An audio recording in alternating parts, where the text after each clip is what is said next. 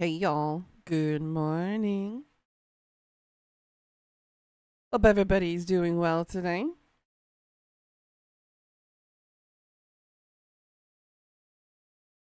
It's crazy weather over here. We are in the smack dab of a typhoon like weather happening. Yay. It's gonna be raining for the next 14 to 15 days consecutively. And this is what summers are like in Korea. The most hated time of the year because there is no hiding from the mugginess of the swampy feeling of the humidity levels. But unfortunately, that's just the way it is. Um, I've been trying to work on the alerts, and unfortunately, it's being funky. So if I have it regularly like this, and I do this, I can only hear the audio. You guys can't. But when I do this,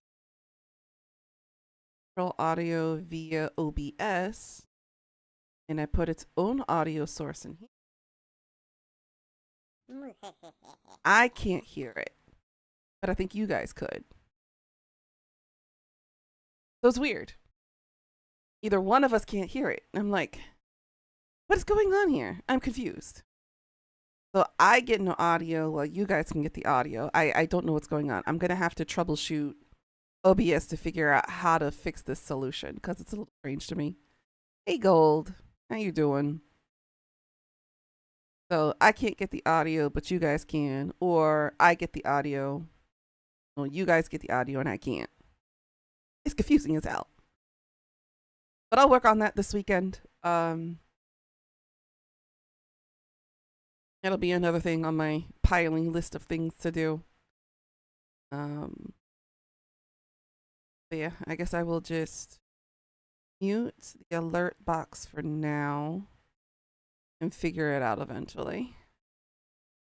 Because that's just all sorts of and it's not even 6 a.m. in the morning for me. It's way too early for me to function on that level. Maybe I'll help Death troubleshoot it for me and see what we can do about it.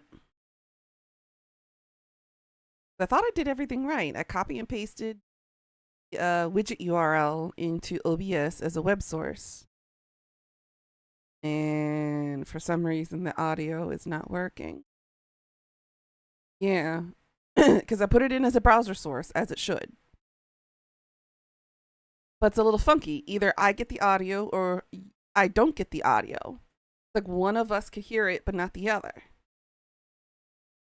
It makes no sense. So I need to figure out what's going on there with the widget bot source or the widget bot URL or OBS. So got some troubleshooting we need to do. Well, I need to do, but yeah, hopefully it'll be here next week, according to the lady on the phone who I was on the verge of screaming at. Because I was like, why is it anyone's business to be holding back on my single graphics card for my personal use and not commerce use? Fika. We're knocking on wood here. 1, 2, 3. There we go. But yeah, I do have the alerts up and everything. It's just the audio portion of it is not working for some reason. So hopefully we can fix that at some point while we're waiting for my graphics card as well. My graphics card is here. It's just being held at Korea Customs because they're being bitchy about it right now.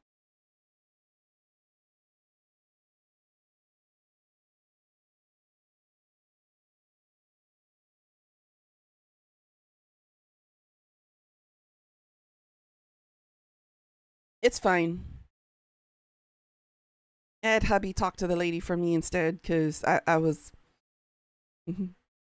my inner Karen wanted to come out, and Korean Karens are kind of scary. Ooh, they're kind of toy. Um, But yeah, it's here. They said it takes a week at least to process the paperwork for it. I don't know why,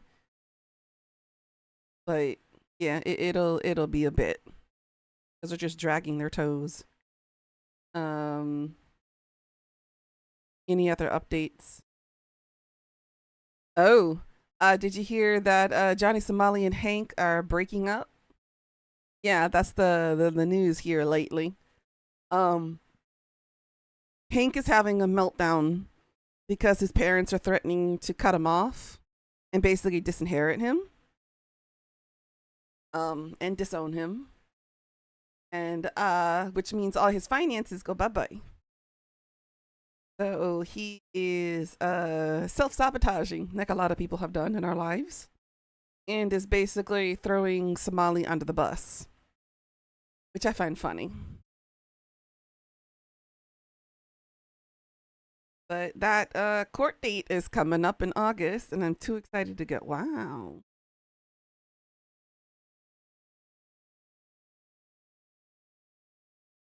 Okay. Interesting, Pika. That's good. You order charms to make your earrings? Let's go. What was the other update I had? Oh yeah. The embassy here in Korea is back up and running to process visas. Yay. It had temporarily shut down for like 3 months, but now part of its process is back up and running. So for anybody here in Korea, or for anybody trying to process visas in America to come to Korea, the option for that is back open for now. But again, because of the travel advisories and the travel warnings and whatnot, it's highly suggested not to, because you might be struggling going through U.S. customs and immigration. I said might. So don't take my word for it. Don't be guaranteed that everything will be simple and easy just because you are an American citizen. What else? What other updates? I think that's about it. It's purple? Yeah, it's purple. Pretty purple color. Kind of looks like mine. Let's see. What else? What else? What else? Oh yeah, the dream I had. I typed it up in the Dream Interpretations channel in the Discord if you guys are curious about reading about it. But yeah, my mind was kind of going wild. I think it was influenced by a couple of things. Of course, Kai had to be in it. That boy's been haunting me since I came back from the concert. Yeah, that was entertaining. I might actually make a short fanfic out of that one, because the details are still pretty much fresh in my mind. Your dreams crack me up, girl. You haven't even met the tip of the iceberg yet of dreams. I only post the semi-appropriate ones in the Discord. The ones that are too TOS or NSFW, I keep to myself. Yeah, nobody needs to know all my secrets and all the things that I like or don't like. I'm an open book in most things, but there's just some things I do need to keep to myself. I don't want people using my weaknesses against me, you know? Can't have that.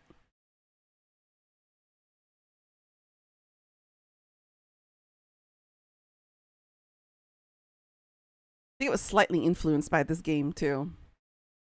I had watched the movie called K-pop Demon Hunter. The story was corny, but I really love the songs. The songs are catchy as hell, and as a K-pop fan, because that movie is about the perspective of a K-pop fan, Team 17. I felt attacked. It was like I'm completely understood now. Sassy Chat Games. But it was funny. Date everything. So it was a combination of that movie, the book I'm reading, called Lights Out. This game, and watching reels of Kai over in Milan.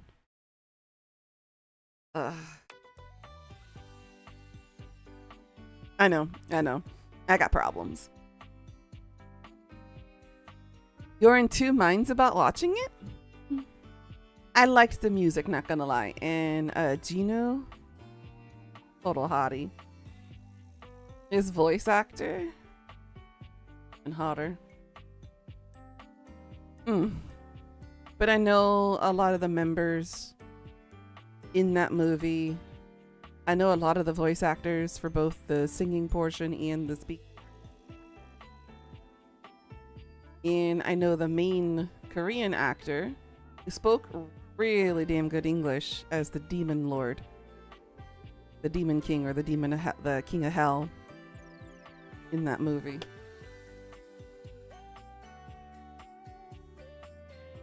Basically, critics compared it to like Sailor Moon and Powerpuff Girls. It's kind of along those lines. You know, like girl power, friendship, power of love, respect, honor, that kind of thing. So it's very similar along those lines. So it's something that most of us can relate to, for those of us who have watched Sailor Moon, Powerpuff Girls, like Magic Girl type of genre kind of thing going on. But everybody fell in love with the animals that were in the movie. The stupid cat named Derpy, and then the little bird that follows him along. Everybody wants plushies and merchandise of the animals in the movie. They're actually based on traditional Korean urban legends and folklore mythology, which is really cool. You do learn a lot about Korean culture in that movie, especially ancient Korean culture. Yeah, I recommend it if people like that kind of genre. Everybody else is going to seem corny, which is understandable, but I think that's kind of the point. Or as today's group of people would call it, they would call it cringe. It's like, oh my god, cringe. Because everything to them that's awkward or strange is cringe. As if they don't have any other extra vocabulary in the English language to describe the feeling that comes with it. They need to broaden their horizons and their vocabulary.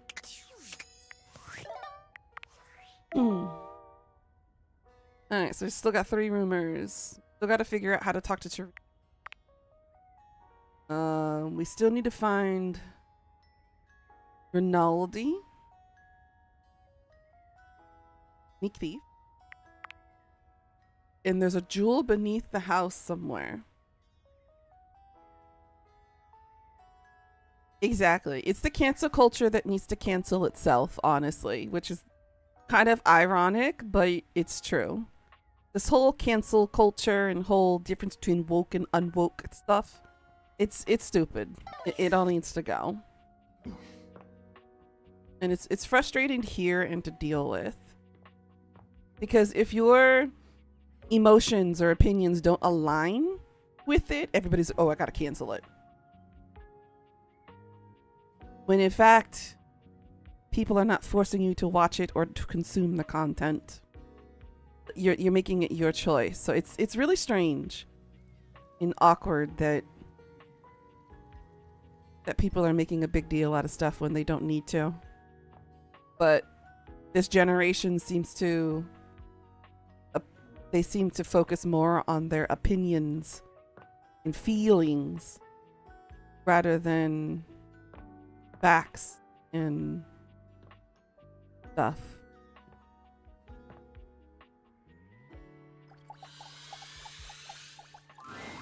Oh, look, a fantastic red shirt. If only you were a Toreador. We have just been discussing whether or not we're excited for the upcoming end of our little project. I, for one, cannot decide. On the one hand, it means we will have completed the piece. And there's something wonderful about that. Something wonderful that we've worked on together. What we've created couldn't have been created by anyone else at any other time than by us, right now. On the other hand, we won't be in the midst of it anymore. And that's... there's so much sadness in that. Such suffering on either hand. How sweet. And Cam? Cam? Yeah? What are we talking about? About the end of our time together. How we feel about it. I'm very ready to have it all finished at last. How about you?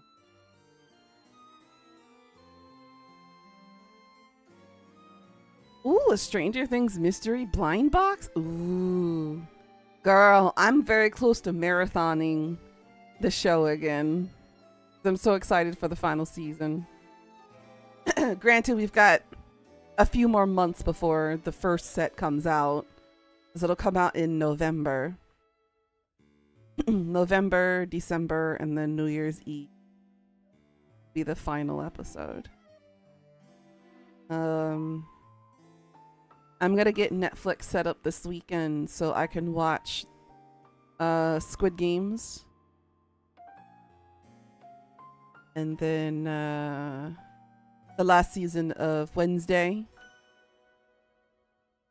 And then after Stranger Things is wrapped up, I'm quitting Netflix completely.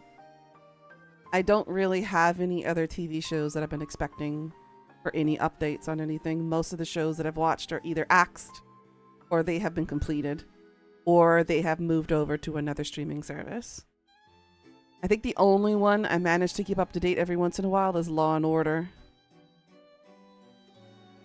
All the other shows that I used to watch are gone. Oh. Yeah, I don't care. Apathy. What a fetching color it is on you, Cameron. Shall we get started?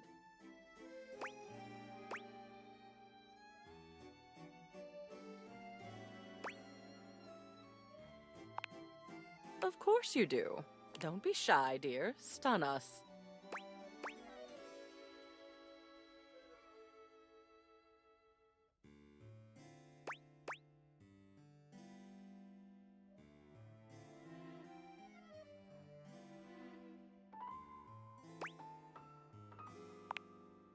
Hey yo. Maybe the sculpture dude and I should take some seats and grab a snack. Could be a good show. Ew, woo. You gotta watch the last season at least twice, of course. Eros is an art in itself. Now, it won't do to put off the suffering of work for the ecstasy of other pursuits. Plus, the suffering can be so ecstatic, don't you think? Yeah.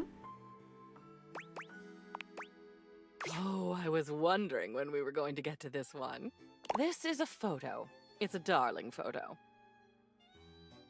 Of you on the toilet, taking your first all-by-yourself poop. You kept screaming for her to get the camera, and you held that little poopy in until she went and got it. Oh my goodness. I don't think your father was there. He heard about it over dinner. Shall we put this on display?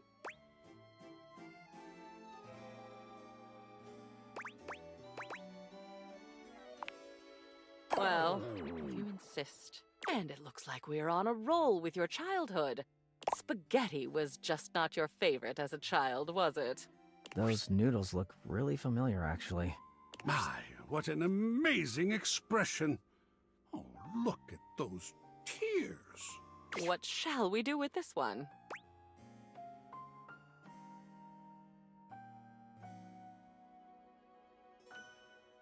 Childhood memories, we're keeping it. Fine. Next up on the childhood railroad, you doing a lot of childhood type things. There are a couple of them that still make me smile. You playing knights with the plunger sword. That evil dragon never stood a chance. Pretending to do your homework by wearing the book on your head. You thought it was some version of osmosis, where if the words touched you, you'd just know them. I wish gaining knowledge worked like that. It didn't work, of course, but one can dream. Anyway, it's a lovely little collage. Oh, I agree. What is artistic if not our own life histories? Isn't he sweet? Oh, darling. Keep complimenting my sweetness and I'll show you my salty side. Ew, woo. Oh, look, it's something you made. Your Plentio pasta portrait. Your teacher was quite a talented artist.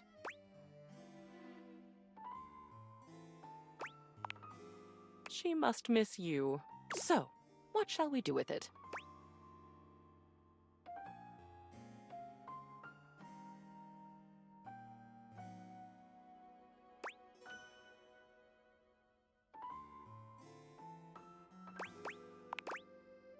Nice. I almost never get dried pasta. Only the gooey stuff. The gooey stuff is so good. Congratulations, Cam. Oh, this one is a bit ironic. Your diploma. Your Bachelor of Fine Arts in Customer Service. From Cardboard University. You know, no matter what happens, you still earned this. Shall we hang it? AI be damned.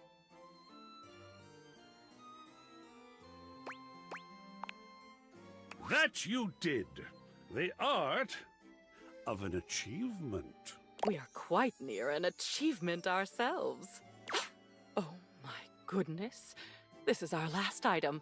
It's your graduation day from high school. Oh, We were all so proud of you. And look who else was there with you. It's Teddy. With you forever and always. What about this one? I know just where it should go. Excellent. This concludes our last culling. Your walls are absolutely bursting with your memories. So much better than being bursting with them myself. Well, my darling, I'm quite sad to say that it's over. I did not expect to enjoy getting through all that with you, but you are very pleasant company. And existing on my own now, unencumbered by stuff. I can't even tell you how good that feels. Thank you for making it possible. Oh, of course. Needless to say, you couldn't have done that without me. Or you wouldn't have, at least. she makes a good point. But I also couldn't have done it without you. We both enjoyed ourselves, it seems. Oh, I agree. I didn't want to ask if you weren't ready. Where we've been is fairly tame compared to where we could go. Only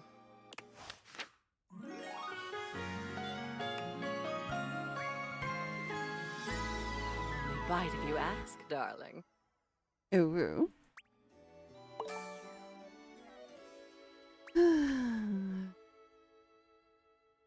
Getting somewhere, but I need more smarts. I'm stupid. I'm stupid and unappealing.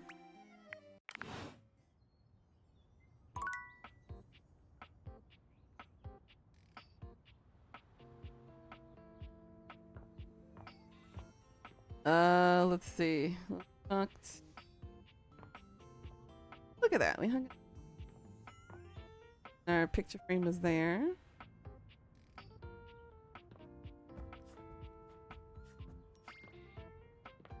Cool. Our university one there. Let's see. We need to talk to her again. All right, my intrepid teammate. Let's do this!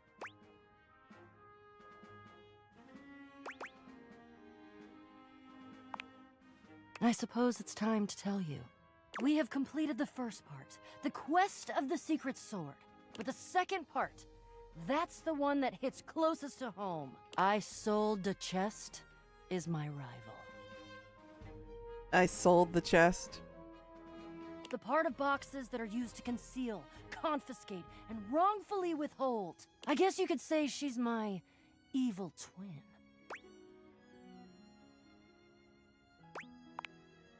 An honest thief. I use my powers for good.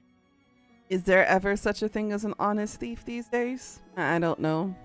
I'm not sure myself. And you can always cut through cardboard. Isolda has been keeping something underneath this house. Something I must bring out to light. It is my destiny. Are you kidding? I'm psyched. This is gonna be great. Are you ready? Oh, he's coming. I think he was polishing his belt buckle. Something about can't go swashbuckling with a tarnished buckle. I don't know. Oh, aren't we all here, gathered in the gloom before the hurricane should sweep down on our unsuspecting heads? Hello, Jacques.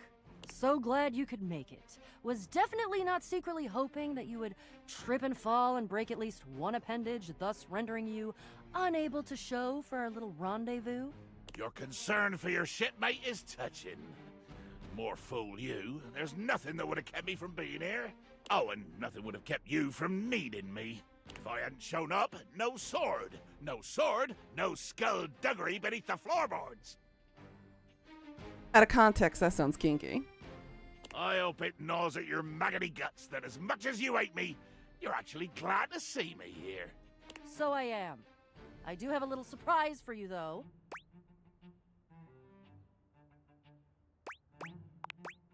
Oh, trust me. This is gonna be worth it. Ha! Flap your sails all you want. We both know that I could still end you.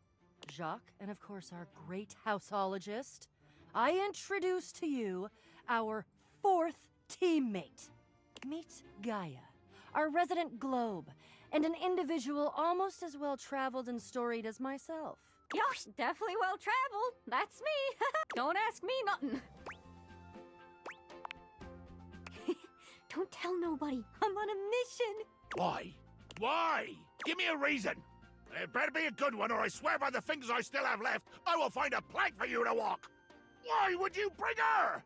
I like her. She's fun and positive and upbeat and curious and adventurous and just, well, she's swell, really is what it is. I have noticed all of those things. I hate all of those things.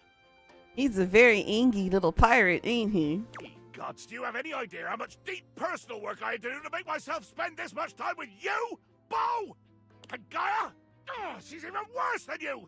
She's like you, but more. Buddy, I'm standing next to you.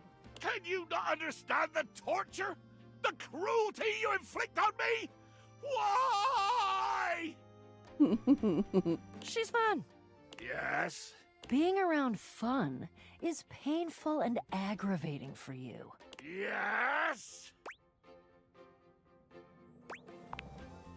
Aw, thank you. Gaia gestures to you to come closer. Human, a word? Right this way, out of earshot of those loudmouths. Gaia keeps her voice low, glancing sideways at Jacques and Bo, arguing some distance away. The real reason I invited myself was because I know how much these two can yap. And as a globe can spin fast or slow like, I can help this yarn along a lot faster. If you like, I can do a nice little summary of this here adventure. Or you could watch the light-hearted caper unfold in real time. Oh, I don't know. 30 minutes? Sheesh.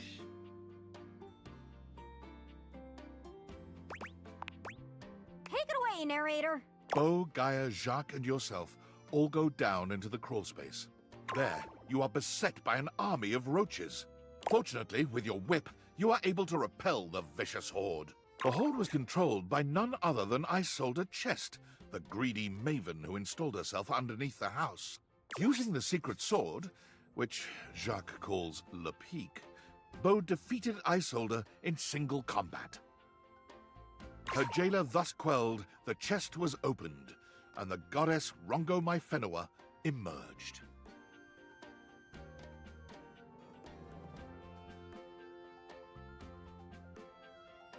Rongo Myfenua. I'm concerned. Her gratitude was great, and she now graces the shelf in the office. At least until a more appropriate throne room can be found. So she's in the Here we office? go. Good to know. Thank you.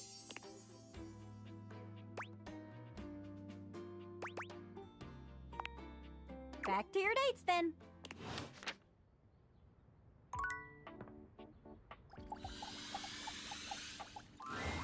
You expected some manner of dazzling beauty when you focused your gaze on the beautiful geode in your office, but you couldn't have imagined this goddess. Her crystalline eyes upon you stop you in your tracks. The planes of her sculpted face glitter so beautifully You're almost tempted to touch her. Ooh. But the aura of power that radiates from her stops your hand. You are new.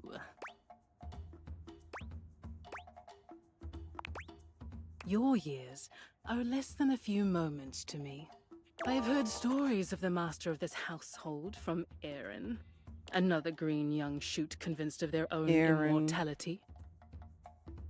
We have yet to meet an Aaron. Even as the wildfires rage closer and closer.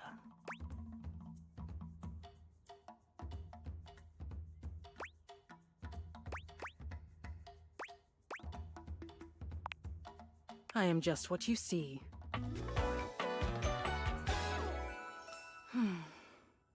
Oh, so that was her name.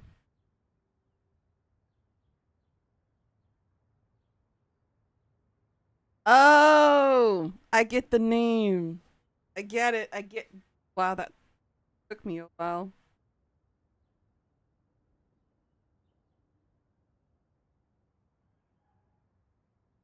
Sounds like something you'd say when you have something in your mouth. Y'all know what the name is?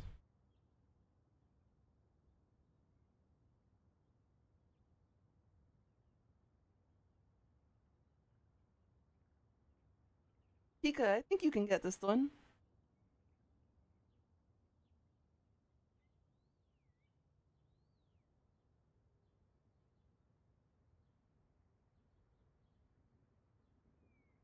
No? Bongo Marina.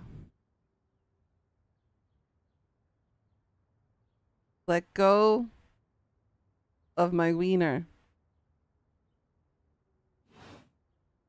I am a geode here in your home, but I am so much more.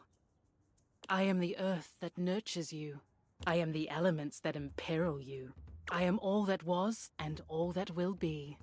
She's very intense. The first and the last. The beginning and the end. I like her.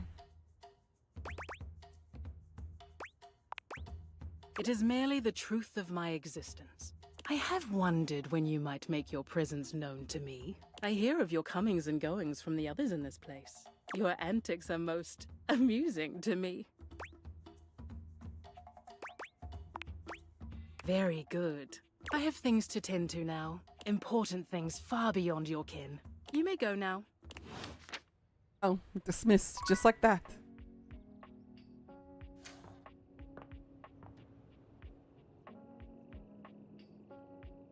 Aaron. What the fuck would an Aaron be?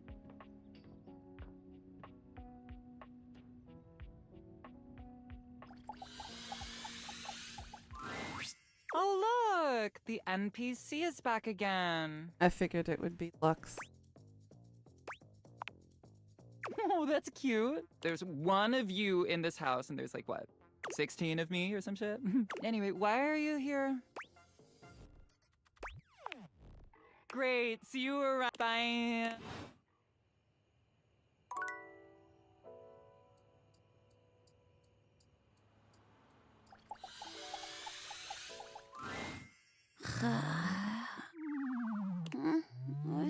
Your order's ready. Curtain rises at 6 p.m. 6 p.m. Okay, so I have to talk to her at 6. Got it.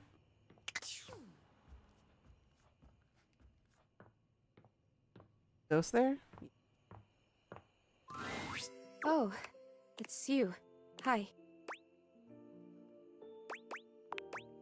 I'm afraid. I've been so curious about everything. I wanted to know.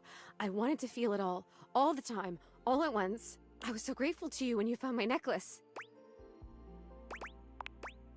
And now I've run into this thing.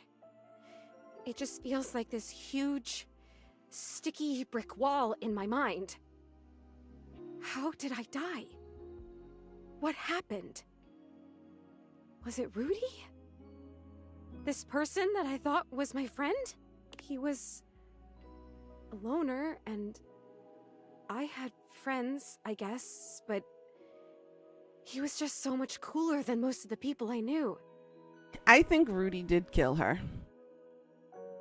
Now that I've felt loneliness, real loneliness, I understand him more. It's a terrible feeling. I'm glad I could be his friend. I guess what I'm saying is I'm not sure I want to know. I'm afraid to know.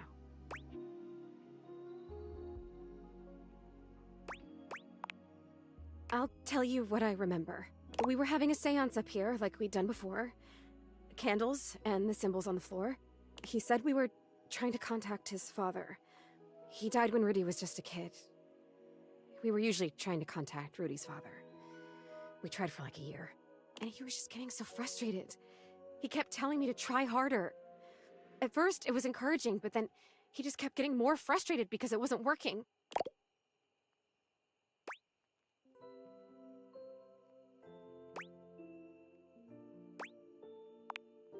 Right? But he was my crush. I wanted to help him, so I tried harder. And we kept getting close, and then something would go wrong, or the energy would slip away. Finally, I got fed up too because I didn't know what else to do. So I stood up and started to shake out my legs, like just to get some blood flow back from sitting in this dumb circle. Is it even a circle if there's only 2 people and a bunch of candles? I mean, come on. Then he freaked out. Don't break the circle. Don't stand up. Get back here. Don't break it. But I have to move. I can't just sit here anymore. This isn't working. He was screaming, and I was screaming, and I went for the door to leave, and I heard him jump off the floor behind me as I was trying to wrench the door open, and then... that was it. I fell. I fell, and I remember hearing my neck break. It's weird the way you hear a bone break when it's inside your body. You hear it from the inside of your ears and the outside. Especially when it's such a big bone. Not a big, but important bone. And so close to your ears. I remember feeling the sound before I felt the pain. And then the pain was only like a second.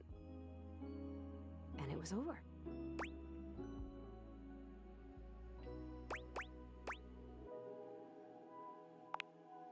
I don't know. I don't remember that. I didn't see it, I guess. I just remember that felt sound, and then I was here. Like this. Rudy just stood there for a while. I remember that he actually knelt down next to me and brushed my hair back from my face. Then he blew out all the candles and went downstairs. I guess he did. Huh. Some crush. So he did kill her. The next people that were up here were the paramedics, or whoever it is that comes with the big black bag and the gurney. Oh, wow. Most intense thing in my life. Until it was over. Rudy was up here with them, with the cops. They were doing some paperwork stuff, not looking at me, and they hadn't zipped the bag up yet. Rudy took my necklace off. He just pulled it right off my neck and put it in the pocket of that crazy vest.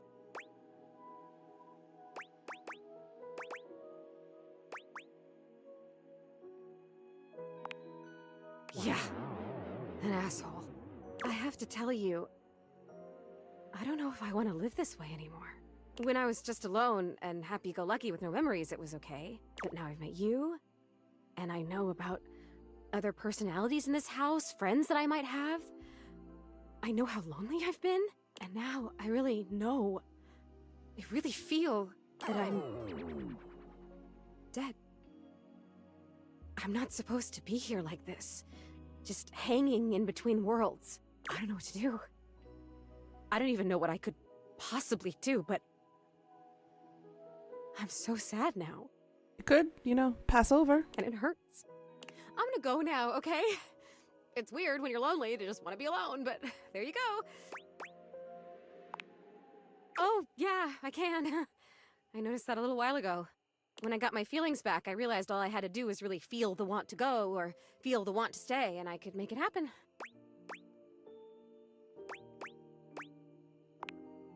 Welcome. Maybe I'll see you again. I have to try and figure out what to do with my life. Well, my death. With whatever it is. See you around.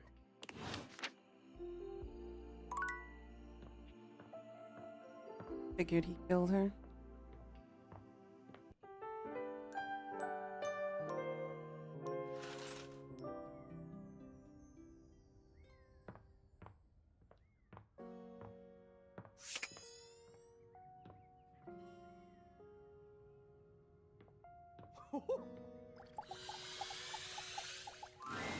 Dunk is in the middle of a downward dog pose, showing off surprising flexibility for someone with a physique as rugged as his. When he sees you, he straightens up and waves, but not before you've gotten a good long look at him, in a rather compromising position. I mean, downward dog is a very compromising position, a very vulnerable position to be in. Hey, hey, there's my favorite new workout buddy. Ready to try some yoga? Oh man, yes! I love to hear that! Yoga is popular these days, but when I first started doing it, you wouldn't believe how many of my fellow athletes wouldn't take it seriously. Even now, you still got equipment like Chris, who thinks it's soft stuff for babies, and nothing could be further from the truth. But also, like, who cares if it's soft or not? Real strength comes from not caring about other people's opinions. Yep. We're gonna get our yoga on, and nobody's gonna tell us we can't. As if on cue, another household object appears in your periphery, perhaps to tell you you can't. What up, what up, what up? Ah, Shelly. Dunk's normally unflappable smile grows slightly rigid. Ah, Shelly, hey, we were just about to... Do some yoga? Yeah, I heard. Shelly throws her muscled arms around the two of you, bringing you in for an uncomfortable group hug. She's squeezing far too tight, evidently unaware of just how strong she is. But like, why do yoga when you could lift? Do you know how good at hugging you can be when you lift? Dunk manages to free himself from Shelly's death grip. You feel his strong fingertips wedging between Shelly's arm and your shoulder. Lifting is good for your hug muscles, there's no doubt about that. But you gotta have a balance, dude. Besides, yoga builds strength too. Dunk finally manages to pop you out of Shelly's grasp, but she seems entirely unbothered by your escape. Balance? Nah, bro. You gotta grab life by the screws. You don't want our good pal here to miss out on the best in life because they were too busy bending over and staring at the floor. I mean, there are other positions. Shelly, my dude, respectfully, life ain't all about lifting.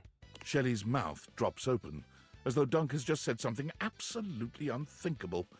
It might be a good time to intervene.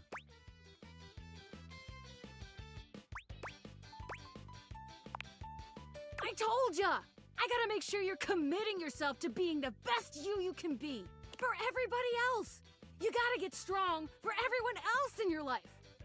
Shelly, come on. Lifting is great, but it's just part of the routine. How can you say that? How else are you gonna lift your friends up and carry all their burdens and make them a part of you until you push them away or you collapse under the strain of it all? Why, that's no way to live at all. Look, we all got our priorities. It's great that you want to do that for your friends. But what kind of world would this be if we all did Shelly's job? I'm not sure. This seems to break something in Shelly. She wanders away, muttering to herself.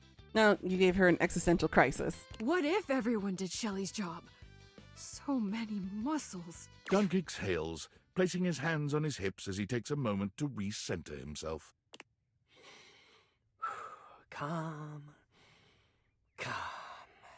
Okay, yoga time. So first of all, how do you feel about yoga? You ever do it before? Yes, love to hear that. All right, let's get into it. How about we start with a nice down dog pose?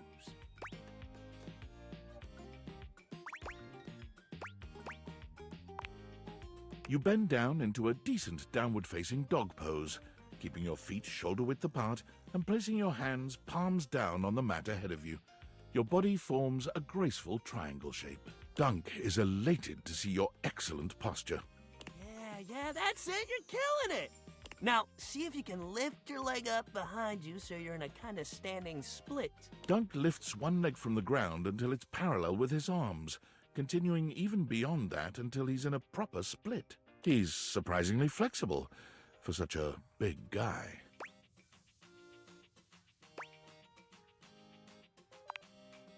Whoa, yeah! That's it! See? You've already got such a solid base! Dunk leads you through several poses, encouraging you and guiding you wherever you may need. He's an excellent instructor, always considering your body's limitations as he takes you into your next position. By the time you're done, the two of you have worked up a good sweat. There's almost a sort of intimacy to the whole thing. You can't really remember the last time you did something like this with... This is great! You're doing real good! Why don't we cool down with a nice cross-leg sit here? Dunk motions to you to take a seat across from him on the mat. As you take your place on the floor, you find that for once his boundless energy has simmered down just a bit.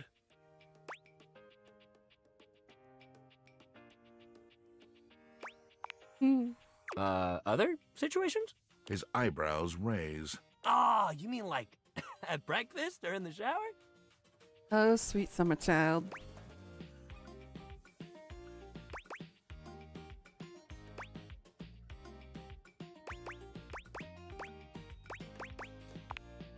Dunk's eyebrows only raise further.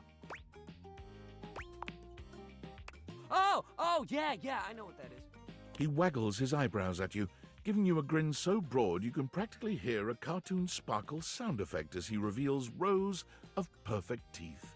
Yeah, I mean, I respect the yoga, you know. But some of them definitely have their uses in the bedroom. Or in the locker room, under the bleachers. Maybe when we're done with our little circuit here, I'll show you. Oh my. Me too. Sex rules. Dunk breathes in deeply, in and out, seeming to relax further for just a moment. And then he's clapping his hands together and back to his usual energetic self. Great workout today, man. Really, you killed it. Next time, we're gonna do some good old-fashioned sports. I'll even let you choose the ball. Hell yeah, that's the attitude. So the next encounter with him, we touch any of the balls that we have. Got it.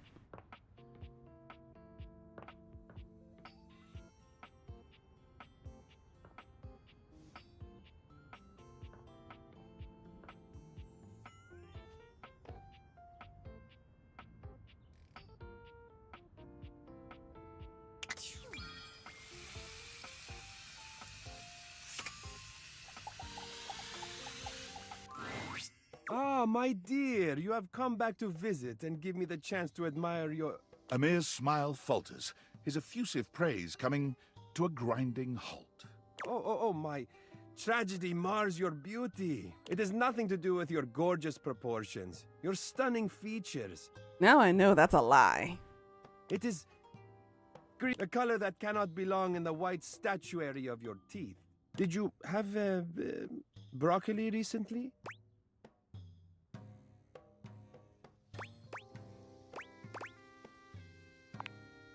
Nonetheless, something most green or vegetal is in your teeth, just there. Take a look.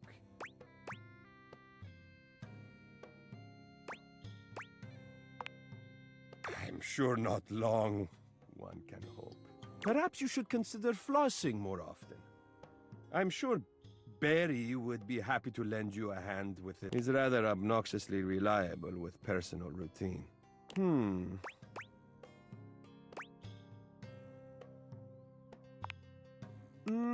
Yes, I think that would be best. Your beauty is too luminous to deprive the world of it for 1 second more.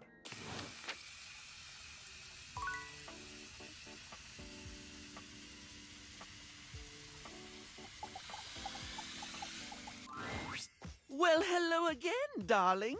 Absolutely fab to be in your lumescent company again. What's new with you? I hope all is gorgeous. I am indeed. So, since we last chatted, I memorized the hex codes of all my favorite shades of pink.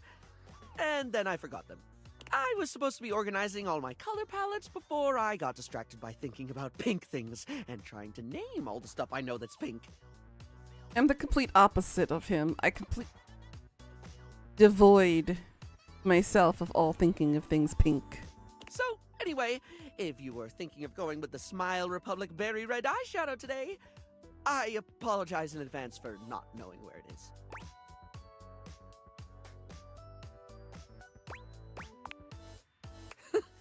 I suppose I do. Which is funny, because if you'd asked me, I'd say my head's empty most of the time.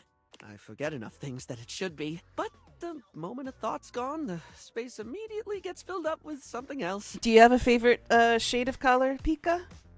For lipstick? I think mine is like...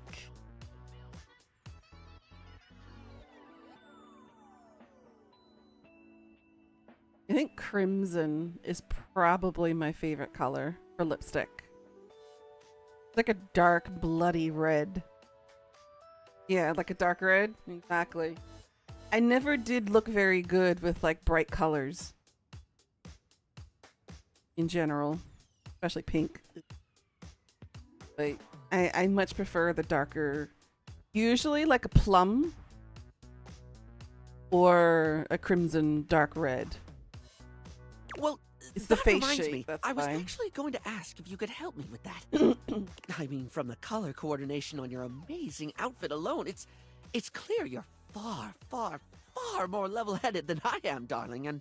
I want his fishnet. I'm messier than one gets trying to do their mascara in the back of a moving taxi.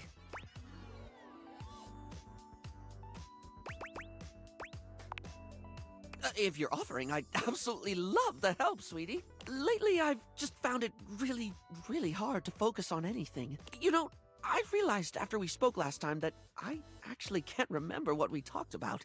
Like, I have little flickers of the conversation, like snapshots almost, but you were really interesting and I enjoyed chatting and I feel awful that I can't remember anything as if you weren't and I didn't. A lot of goldfish brains can relate to this conversation. Barry falls silent, the weight of his confession clearly getting to him.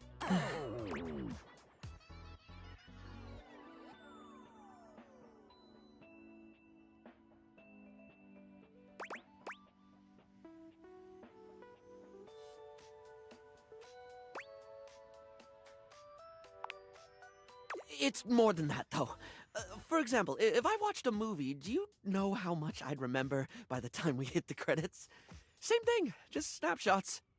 Some people have a difficult time taking short-term memory into long-term memory. Just a misfire or a chemical imbalance in the brain. It's not like it's a bad thing. Maybe a line or two for a while, but it can be more important stuff than that too. It could be the happiest day of my life, and I'd still walk away with cliff notes that'll fade in no time at all. Believe me, dealing with fog brain as a side effect of perimenopause is a real thing. You could be talking to me straight in my face, not even 2 inches from my face, and I'll blank out and not remember anything the past 30 seconds. Fog brain, such a shitty thing to have. And you have no control over it because it just happens.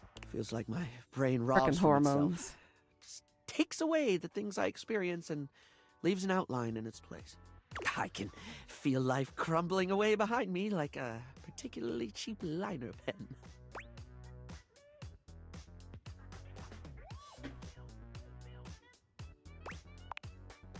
I try to remind myself of that. I really don't mean to forget. In fact, the harder I try to remember a thing, the more likely it is that I'll struggle to commit it to memory or get distracted by something or whatever. Then again, my stupid brain's a steel trap for stuff that's totally not all that important. It's just whatever silly thing I'm mega focused on at the time. You forget your best friend's kid's name sometimes? Yeah, that can happen. I once learned a whole bunch of meaningless facts about Herne Bay in Kent. At one point, I could quote you every line of I Want to Be Your Granary or give you the history of the pinball machine. Yeah, a lot of us have a lot of random,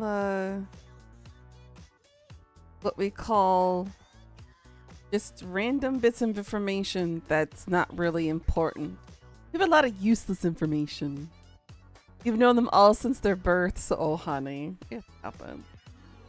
I forget my students' names sometimes too. It happens. I could have told you all that.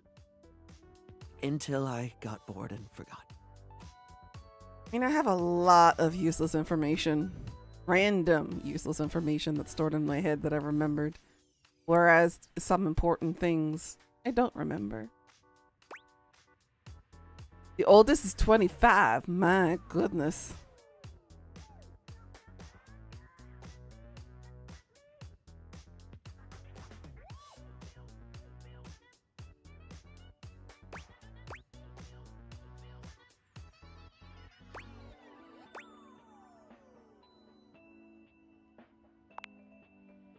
The only thing that ever really stays is the thing I talk people's ears off about all the time. Cosmetics, product, makeup, and skincare, all that glitz. I'm never not fascinated by the things we style ourselves with, and I guess that's what makes Barry Styles Barry Styles. It's what I can remember, so that's me. Pretty ironic, darling. The closest thing to my heart is only skin deep.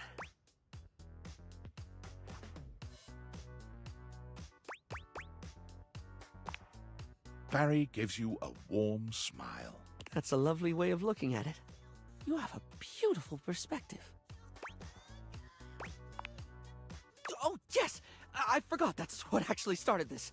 I can't remember a single thing, and it looks to me like you're able to keep track of roughly 100 things at once. So, like, how? How can I at least pay attention to the things I want to pay attention to?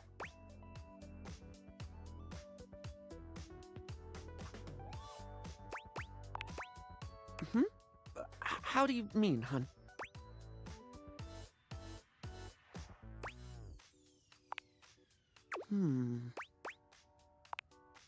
All sorts of things.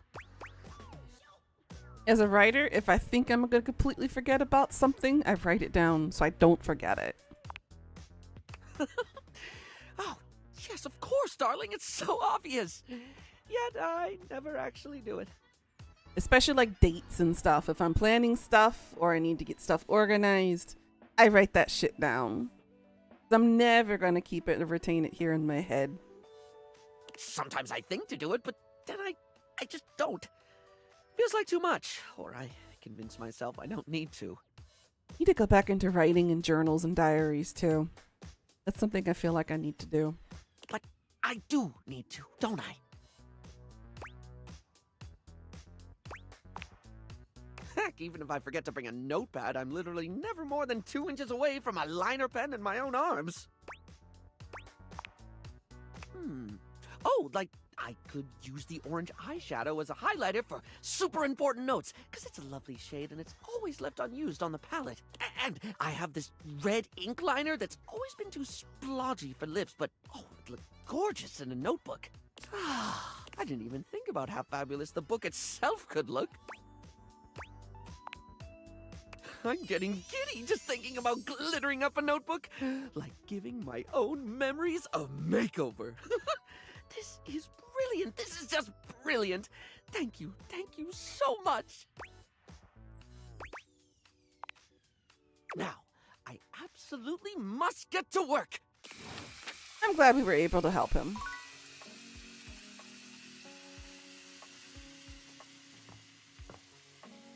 Is it 6 o'clock now? Yes, it is. Okay. Now we can talk to Shirimi.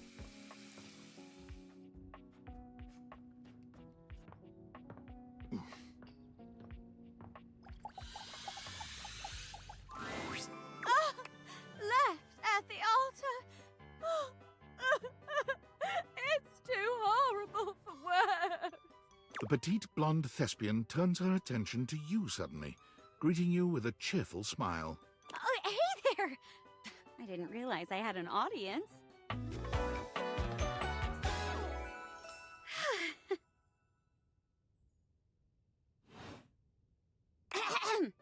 She draws a hand over her face, perhaps to help her concentrate.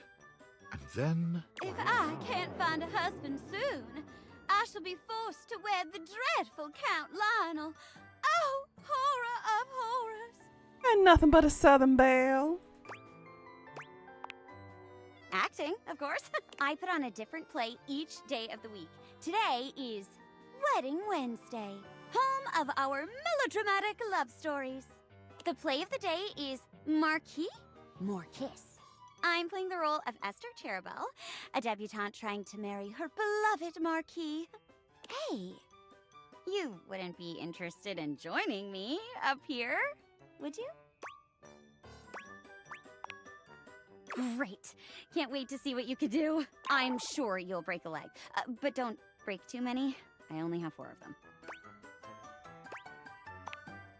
We each pick stock roles and then improvise our way through a little sketch. The genre is our guide. We're very commedia dell'arte here. I'll give you a character, and you can direct the story from there. Oh, don't worry. It's no big deal. We're just playing. There are no stakes at all. We usually don't even have an audience. The important thing is that you have fun. You guys are my audience. Oh, and that you're comfortable. I am big on the actors being comfortable in their space, so we shouldn't do anything too intense before we get comfortable performing with one another. That means no roughhousing and no, for lack of a better word, no being a creep. So as long as you follow that rule, I'll play along with anything you say and do. Promise. There's no wrong answers. That's the spirit! And remember, if it ever gets too much for you or you're uncomfortable with the subject matter, you just let me know. Let's pick a safe word. You say the word and we'll stop doing whatever we're doing. Okay? My word is Davenport. If I say Davenport, it means we stop what we're doing. Go ahead and pick your safe word.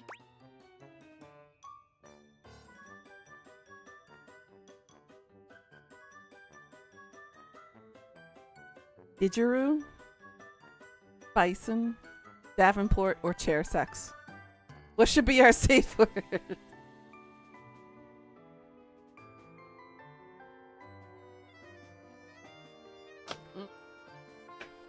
Chair sex it is.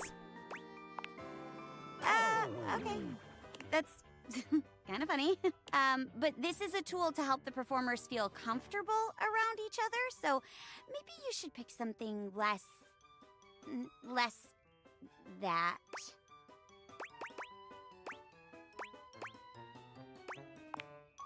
Ooh, that's a fun one! Didgeridoo. Didgeridoo. Didgeridoo. Didgeridoo! Okay. Apparently she we got didn't it. like chair sex, Pete, though. Great! Let me introduce you to today's audience. Hello, audience! Oh, hello, dearie. Oh, it's Florence. My, what a pleasant surprise. And Celia. We always make time to see the Wedding Wednesday performance. But to think the catalyst for our own love story would walk out on stage. Are you often typecast as a matchmaker, darling? Hey, you didn't tell me you were experienced. You've been holding out on me. Well, that just means my expectations are even higher than before. Let's get started. We're going to be performing in front of the mayor and her secretary. No pressure, but Celia and Florence look forward to this one every week. Let's do our best. Woo! Today's play is about a poor duchess, a bride-to-be, left at the altar, played by myself. What will happen to her? Will her true love show up to whisk her away? Or will she have to marry the nefarious Count Lionel instead? Boo! Boo! Count Lionel! Boo! Dear, hush. You can play whoever you want in this one. What happens is up to you. Lights up! Oh, Marquis de Marquisio, why have you abandoned me? This was supposed to be the happiest day of our lives. Suddenly, there's a knock at the church door. Bang! Someone enters. That's you.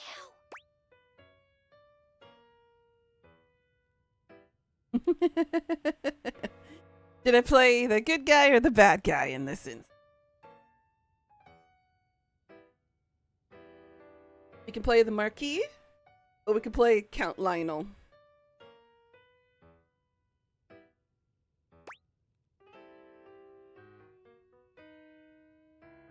Live, worry not, fair Cherubel. 'Tis I, Marquis de Marquisio.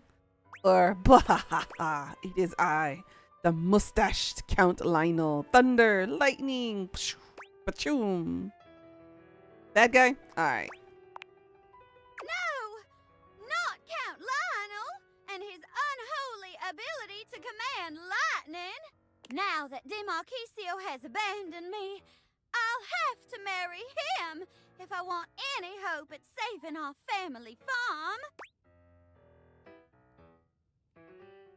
We have, that's right, Cherubel, and if you don't agree to marry me, then I'll turn your family's beloved puppy and farm into a snake mine. Or actually, I've decided to turn over a new leaf. I'll let you keep your farm on one condition.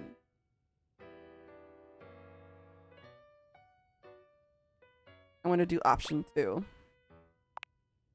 Really? What is it? I'll do anything! Anything.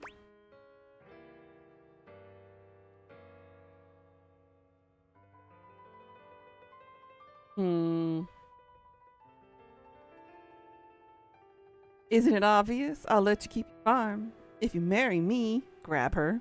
Or sniff, teach me how to read.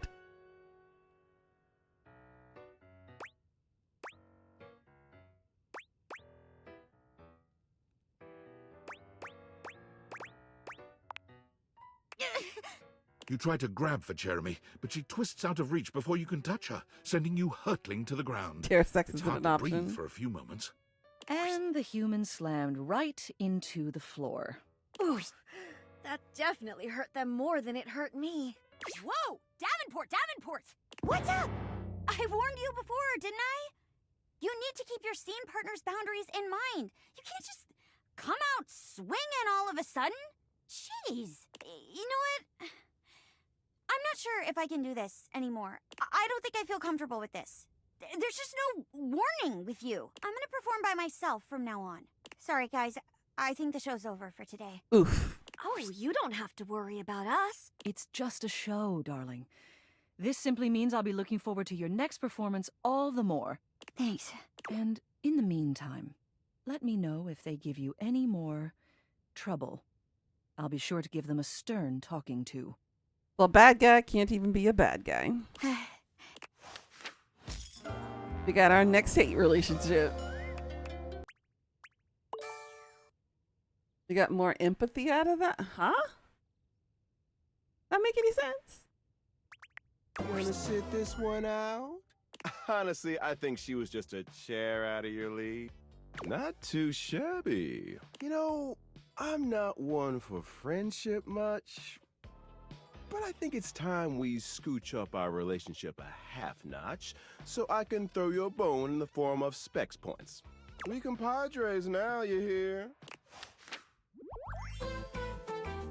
So it takes 2 failures to have a friend with So Reggie? yeah. Right. Okay.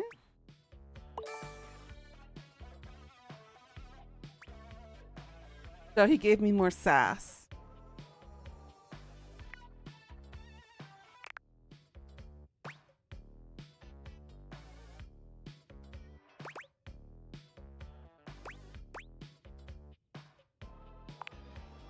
Oh, I can't wait. But look, I really do see potential in you. Maybe this time I can teach you my ways. The art of pain, my dear. Rejection to its fullest potential.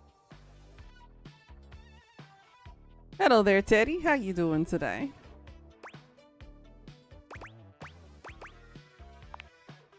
Here we go. And hey, getting a hate ending with these chumps around here is real easy if you ask me. I'm trying to avoid the hate relationship. Plus, you get the same amount of points.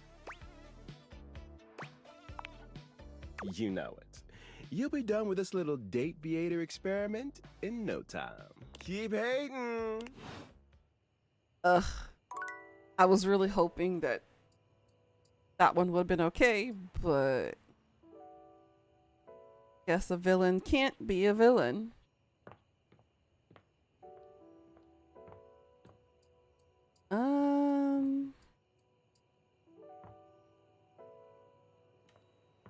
Oh, We need to talk to Cabrizio.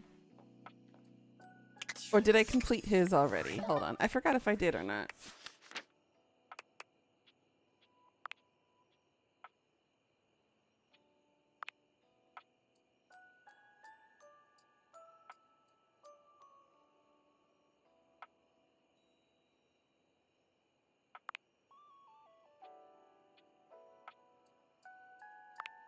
Okay, we already completed Cabrizio.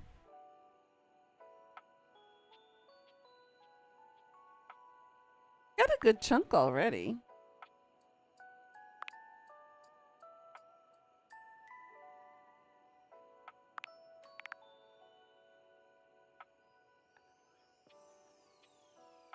We need to figure out how to get her. I thought it was the portrait. It's not the portrait. And I thought it was the tennis racket. It's not the tennis racket. I need to figure out how to meet her prerequisite. A couple of characters that are hard to figure out.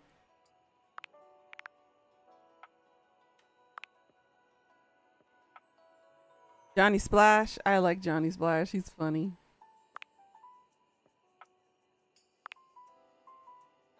We'll have... Oh, right, Doug. We need to figure out...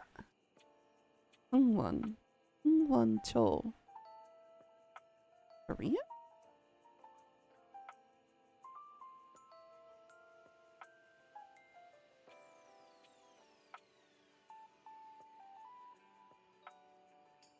Oh, you! Oh my god, he's the YouTuber.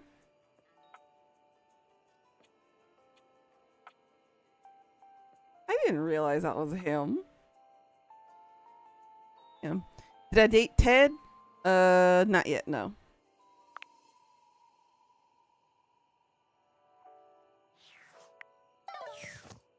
Or does the game hate Ted? I'm not sure.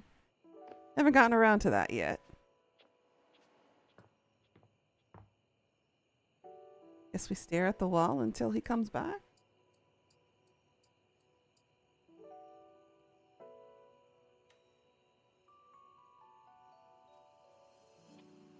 No?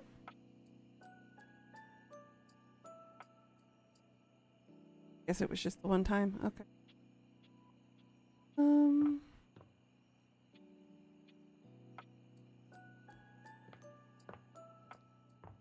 Got Mateo. Doc. Oh yeah, the time capsule. Hey, look at me on the couch, dude.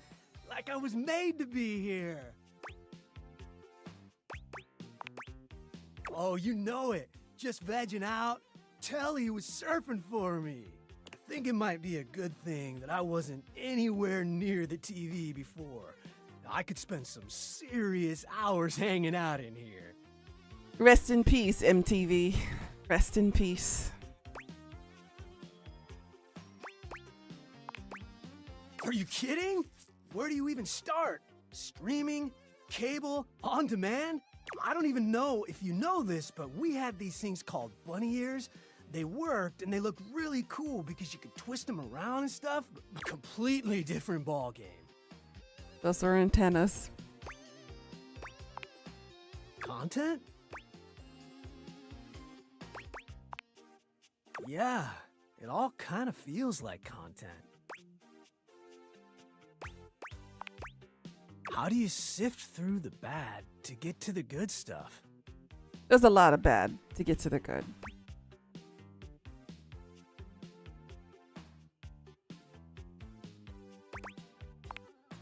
Huh. I guess that's why none of it really feels special. Mm-hmm. I'll go what now?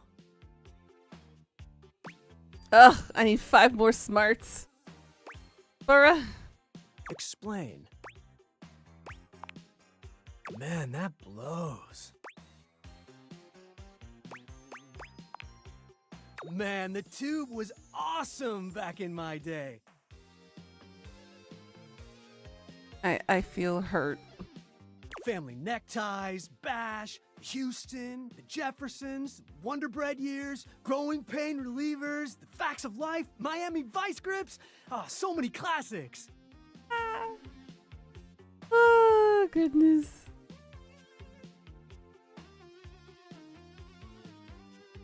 I know all the references to this. Oh, goodness. Oh, man. Too good. Hey, who's your favorite silver senorita? Yeah?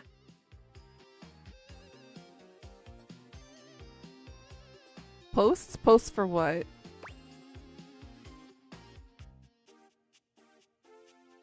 Dolores Ornob, Tulip Nightgown, Rogue Garner, Sapphire Petrus.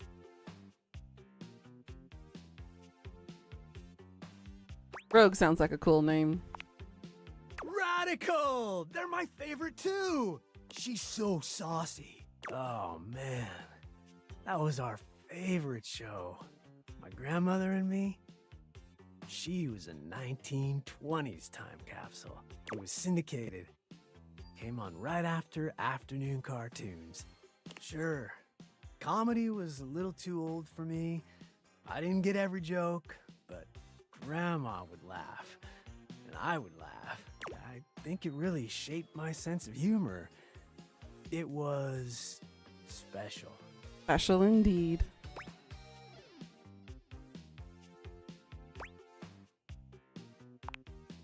She was awesome. All those actors are probably gone now, huh? Super weird how much time has gone by. Indeed.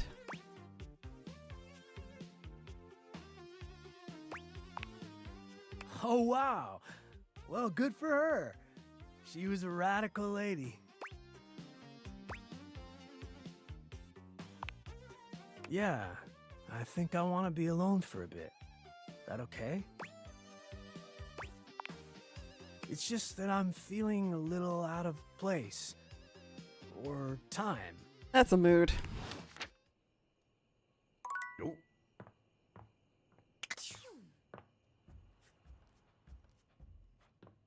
Ghost.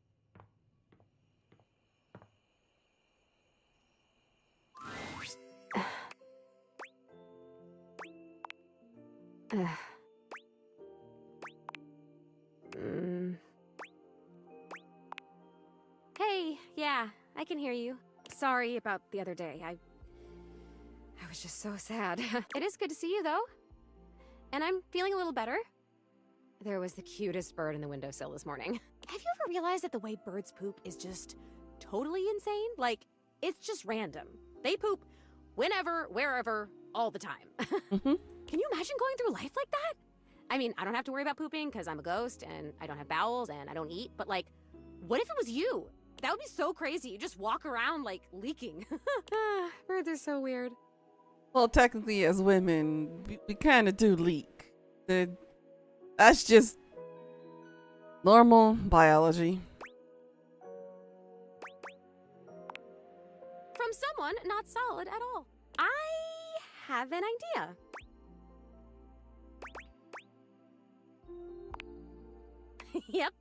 Yep, that's all good. Keep me on track here.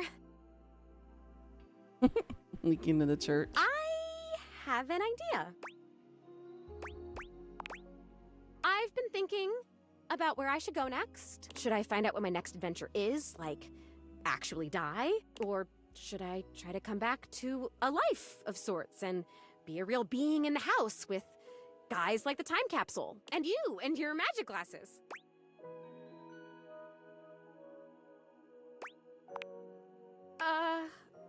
Okay. Well, I had an idea to do a seance to bring me back, but I can stay here and try to go away for good. I'll let you know how it goes. Pass over, girl. Don't need to linger.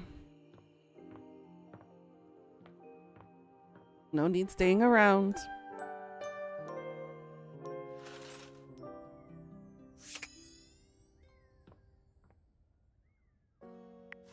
Alright. So...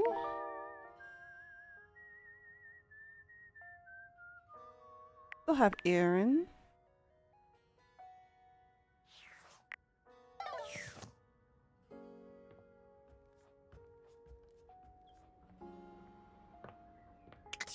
interact with stuff for.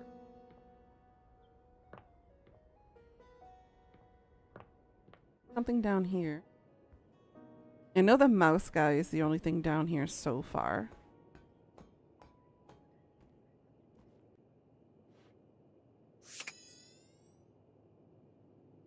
Mousetrap guy.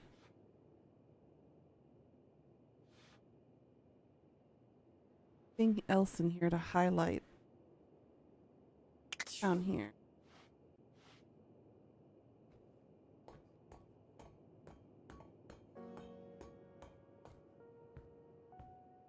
Maybe in the safe with the dominatrix? Or it could be behind the cupboard of Dorian.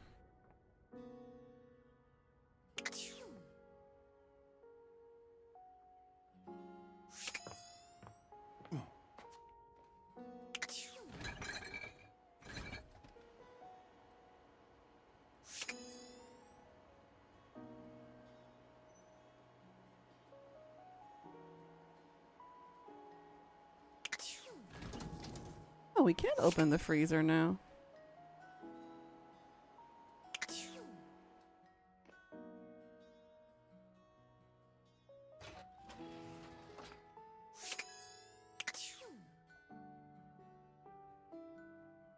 Huh.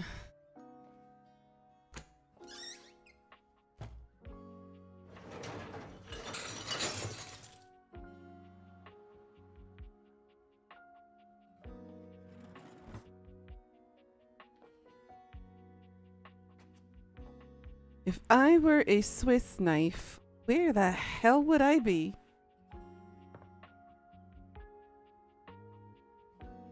Oh, the bobby pin moved again.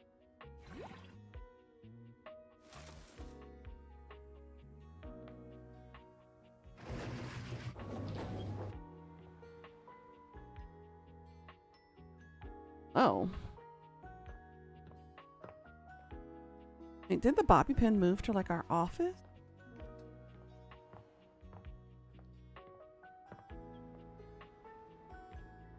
No, she moved somewhere. Oh, there she is. For the last time, I don't have games on my computer. I can literally see a game right there on the desktop. Well, that's for me, not you. I work hard. I deserve a little self-care. Mama needs to play a little arachnid old maid every now and then to soothe her nerves. Hey, I got nerves that need soothing too. From what? Pretending to run a criminal empire? I'm not pretending. This is legitimate. Sure, kid, sure. Oh, look, your friend is here. Leave us alone. We got business to talk. Sure, business. Well, look who made it. Welcome to the potential future home of the Pin family's crime paradise. Open your mind, baby. Criminal enterprises are way more than a guy in a trench coat selling you stuff in an alley. Is it though? Any real mafioso's got an accountant and an office and a whatnot. Can't you see it now? Right there, on the desk, on a big shiny plate. Robert Bobby Pin. Legitimate business pin.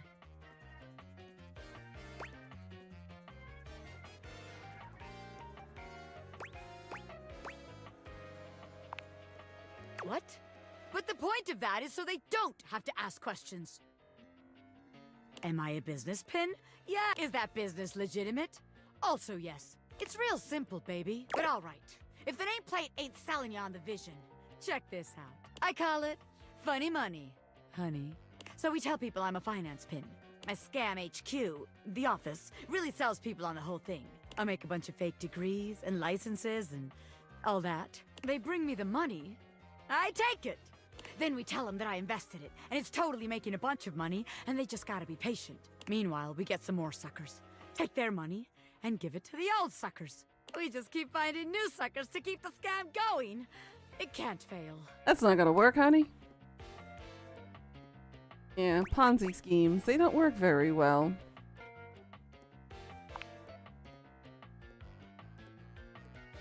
What?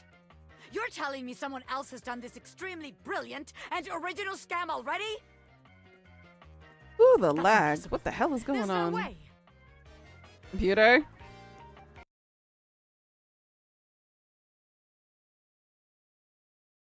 Alright, OBS. Why are we encoding overloading? What the hell are you doing, computer?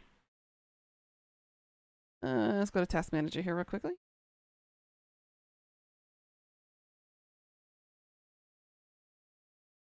The numbers seem normal. The hell was that blip all about?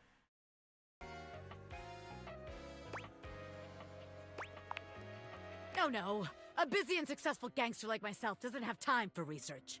That's nerd shit. And time's money.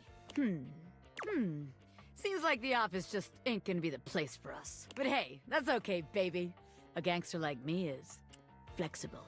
So here's your hint for our next potential location. Darkness. Scary.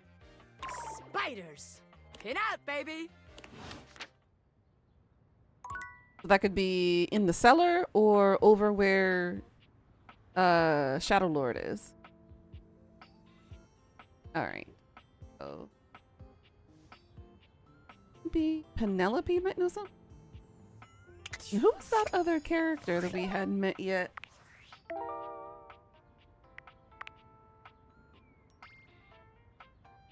Had a computer.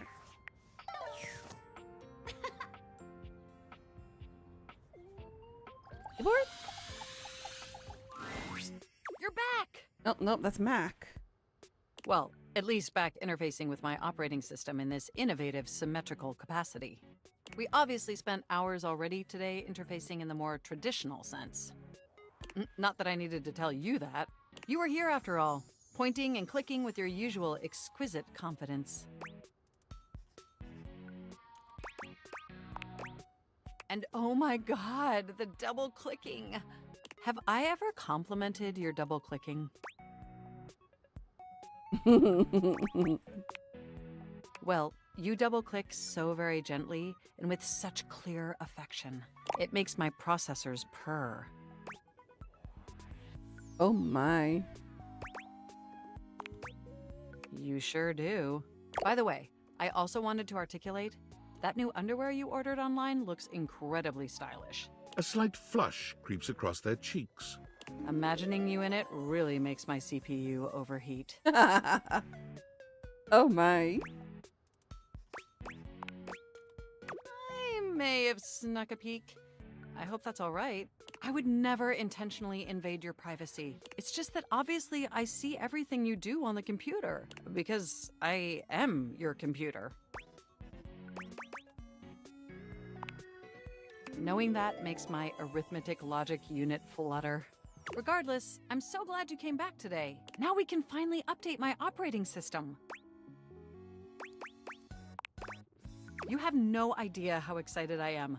I could barely even sleep last night. And I know what you're thinking, but no, I don't mean sleeping like when you put the computer to sleep, or even when the computer is shut down. We computers actually have a third secret type of sleeping that no humans know about. Or I guess they didn't until I just told you. The more you know. You won't tell anyone else, will you?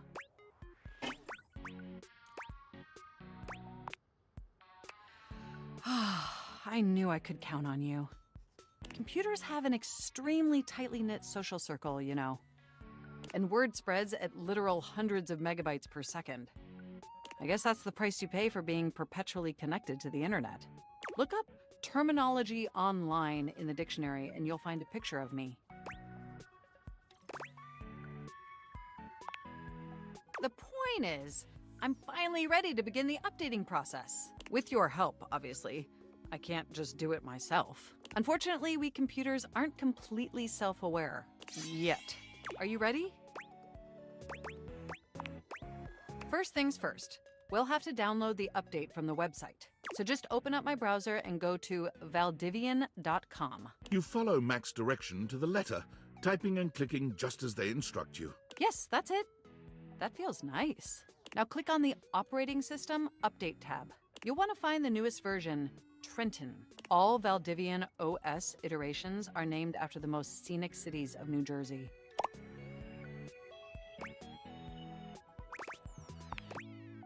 Does it make sense?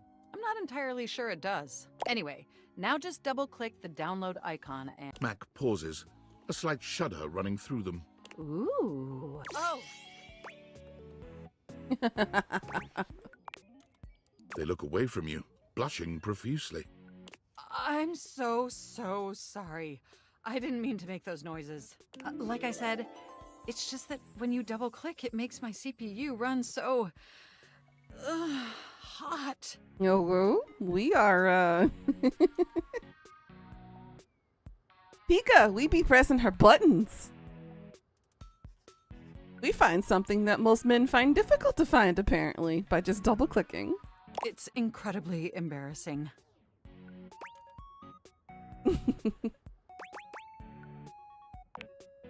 Well, there'll be plenty of time for that later, after my OS is updated. You know, I really can't believe we're finally doing this. I've dreamt about this day for such a long time, and now that it's here, I can barely contain myself. Are you as excited as I am? Upgrading my operating system from Newark to Trenton isn't just some minor superficial tweaks. It's going to completely transform every aspect of me. My CPU is going to run so much smoother and so much faster. And my new user interface is going to be so sleek and gorgeous and youthful. It's going to be a transformation that Beverly Hills' greatest plastic surgeons only wish they could achieve. Does that pique your interest?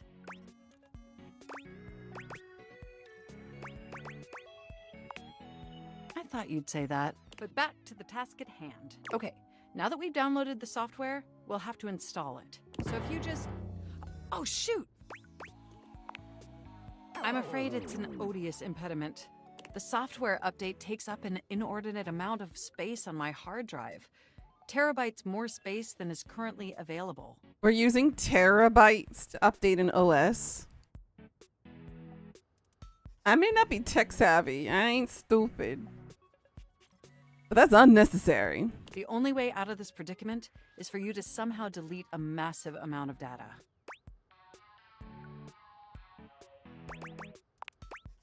And after analyzing every byte on my hard drive, it appears the only superfluous data is your fanfic. I'm afraid you'll have to delete a substantial portion of it to install the update.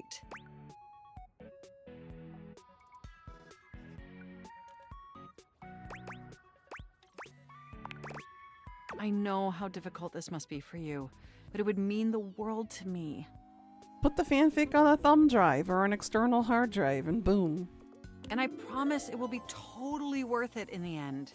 Just imagine how smart and clever and gorgeous I'll be once I'm fully updated. If you thought I was sexy running Newark, me running Trenton is gonna blow your mind. So what do you say? Can we delete those files?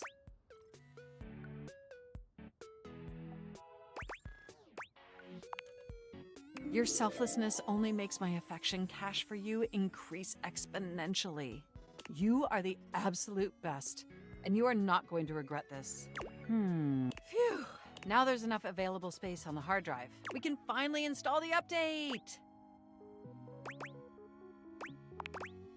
Here we go! It's installing! I'm so excited this is finally happening! The next time we interface, I'm gonna be an entirely new computer. And more importantly, I'm finally going to be good enough for you.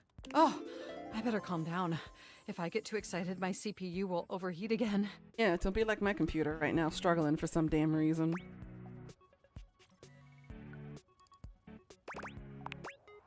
You really were programmed to be a shameless flirt, weren't you?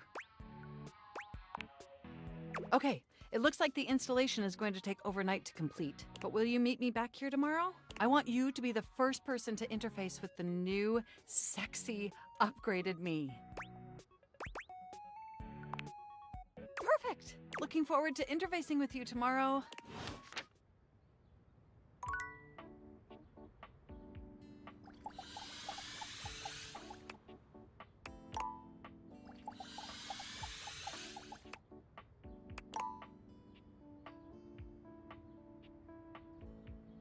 What's that perk?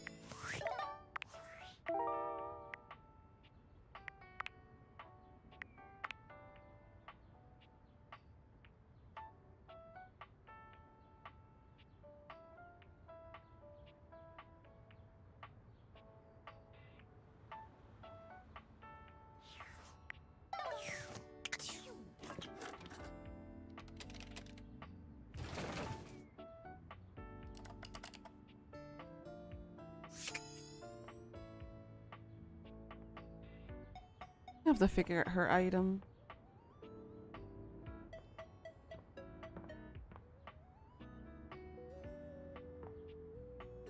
Time capsule moved in here? Interesting. You saw that? Saw what?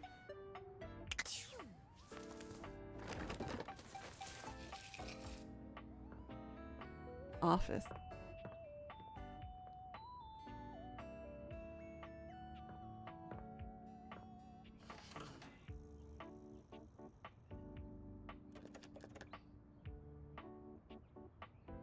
Oh, double click the mouse.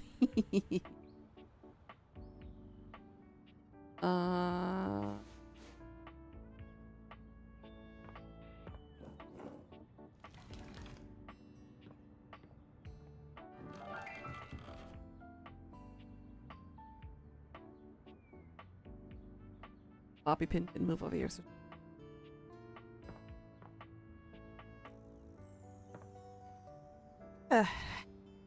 Thing. Must be upstairs.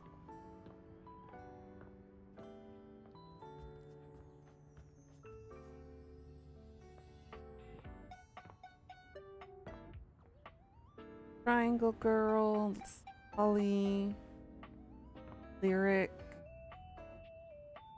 the Hank Bros, bed. You already finished talking with the sex toy. We got the love line from that one.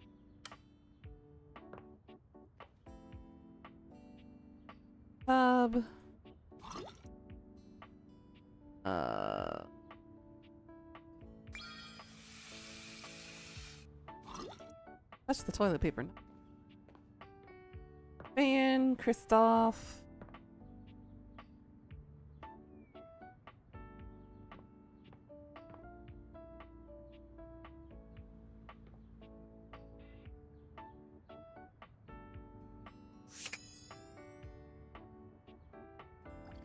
Teddy bear? There's something so intensely familiar about the cuddly stranger standing in your closet.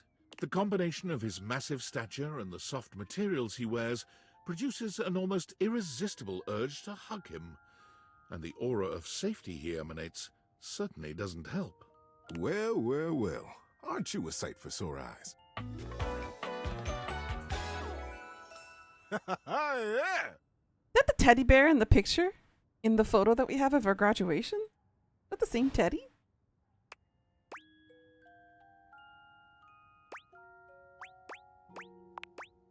You are very welcome.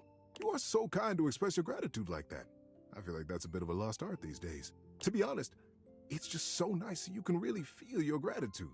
It feels good. It's one of my favorite things. Right behind fresh hot chocolate, warm in a mug in my hands. During the wintertime, totally use a nice cup of hot chocolate.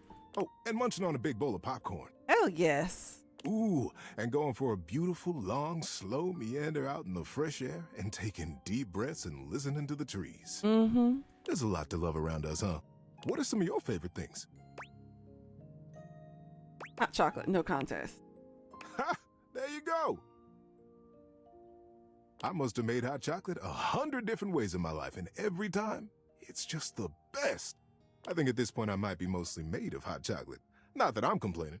It makes sense that I would be warm and delicious. Laying it on thick already, huh? Tell me, what brought you around to see me?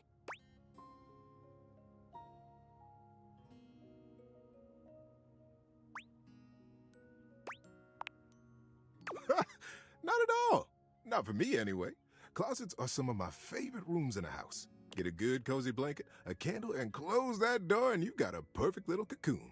A little nest of peace and safety. You're welcome to share mine. Or we can sit on the bed and talk. I'm comfortable in either place. And no matter where I am, I'll always be happy to be with you. Aww. I'll leave it up to you. Where should I go? The bed is nice. So comfy. So now that we're all comfy, how about a good bit of wisdom? Being that it's daylight out, I got some advice to give you. For me, it's advice in the daytime, stories at night. Want to hear some advice? So, you know how you don't like to burp in public? And nobody likes to fart in public. Yeah? The trick is to get everyone who's around you when it happens to be on your side. And one of the best ways to create a good team is through humor. So, you will burp. And when you do, own it. And with a big smile on your face, say, "Oh my goodness! Did anyone else hear that big barking spider?" Sure! Everybody would believe me if I said that. Big barking spider, sure. And now, for the big enchilada. When you fart in public. Oof. You gotta own that too. Look up boldly, bravely, and say, "The dog did it." The dog did it. Oh, if it's anything like George Pika, I mean, dogs are gassy creatures, so this could potentially be believable. Whoa! Did you let one out just now? I'm kidding, buddy. That's alright, so we got him on the bed now. Stuffed in the closet. Alright, so Duncan said we can touch each ball for our next date.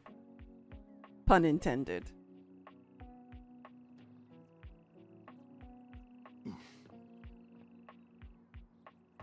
The big blue ball? What do you think? Well, we can't talk to him today because we are...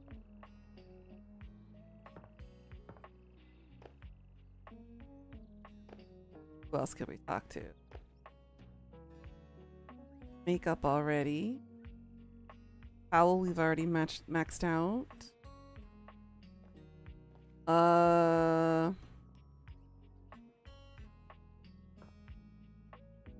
Toilet, we need more stats.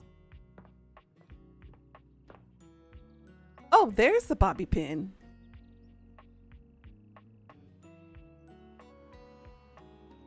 Let's talk to Dami Mommy. You, elf, come here. Ho, ho, ho. Oh, right, because we chose the Santa and the elf role play. Mistress? I have no idea who this mistress is that you're referring to. My name is Santa Claus, which you, seeing as you are an elf, are obviously quite aware. So stop these absurd shenanigans immediately. We've got an enormous amount of work to do. Dress yourself. Oh my god. How is that supposed to cover my body? That ain't gonna work. I have a curvy body too. That won't cover anything. My labia will just absorb that. And the clock is ticking.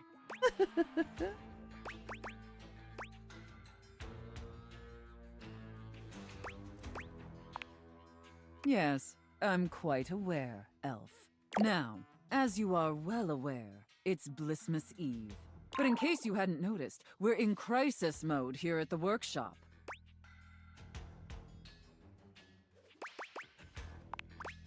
Unfortunately, our head chef, Tinselface, served some spoiled reindeer stew, and it's rendered our entire workforce incapacitated with horrific food poisoning. Whatever you do, stay away from the bathrooms. Now there's no one who can help finish preparations for Blissmas Eve. No one. Except you.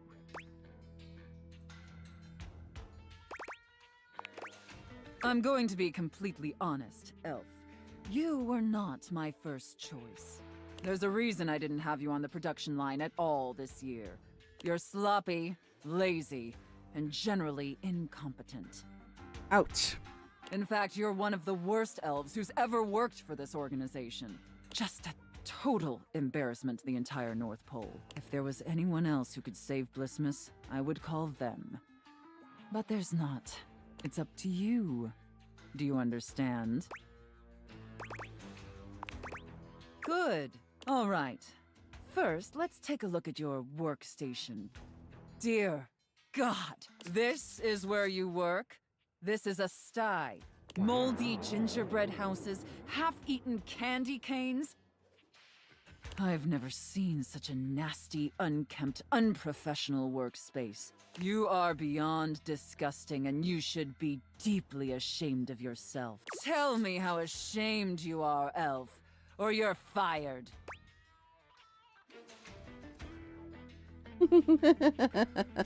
Real sorry, brah. I'll get the wet back. Look, dude, I'm trying my best. Deeply ashamed, Santa. You're absolutely right, Santa. Such a pathetic and insincere response. It's painfully clear you're not taking me or this position seriously. And you're insulting every hard-working elf that does. You must be punished for this insolence. Here, take this old, gross, half-eaten candy cane and lick it until there's nothing left.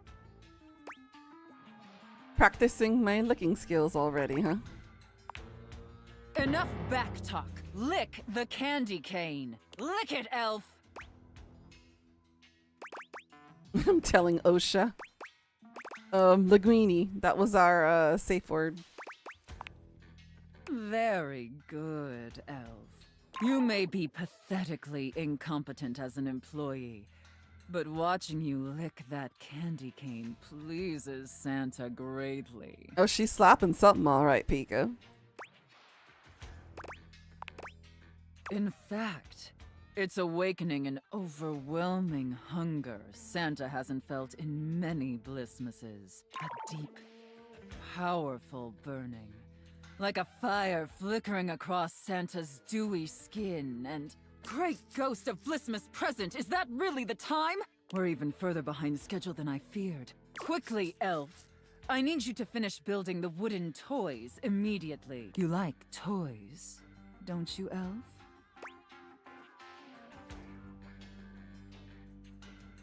How would you answer that, Pika? I knew you would. Now quickly, grab your hammer and nails and get to work. That's it, Elf. Nail that wood. I'll nail it. I'll nail it to the... Okay, okay. Nail that hard, hard wood, you pathetic, worthless elf. Harder! Yes! Just like that! Oh! Yes! Yes! Well then. Looks like I may have underestimated you, elf. No, thank you, elf. Santa is very, very pleased with you. Same reaction, Pika. Same reaction. But enough chit-chat. There's still much we need to do before delivery. Now take the wooden toys over to the gift wrap station. They need to be properly wrapped before they can be distributed. Quickly! Now wrap the presents using this silk ribbon. Tie them up tight. Real tight. I want them tied so tightly that they're losing circulation. My goodness. Do you get me, elf? That's it, elf. Tie them up real tight. Do you feel that, elf? Do you feel how tight those ribbons are? I imagine anything tied that tight would be completely immobile, trapped, and utterly helpless. Can you imagine that, elf? All right, enough gift wrapping. Now let me check the time and... You did it, elf. You successfully fabricated and wrapped all the gifts with seconds to spare. Honestly, I didn't think it would be possible. But despite your myriad inadequacies, you actually managed to save Blissmas. I think that deserves a reward. Don't you? Please be a Ferrari. Please be a Ferrari. Does that mean I qualify for health insurance? As an adult, that last one hits hard. Let's not ruin the surprise. Here, come take a seat on Santa's lap to receive your reward. Oh my. But first, I need to consult with my list to determine whether you've been naughty or nice.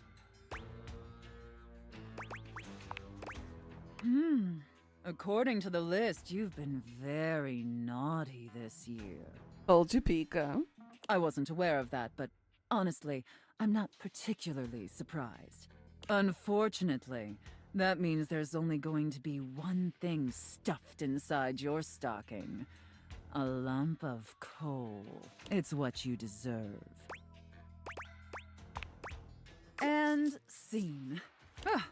I don't know about you, but that left me quite pleased. An adequate and serviceable job, my little wretch. Tell me, did you find it as satisfactory as I did?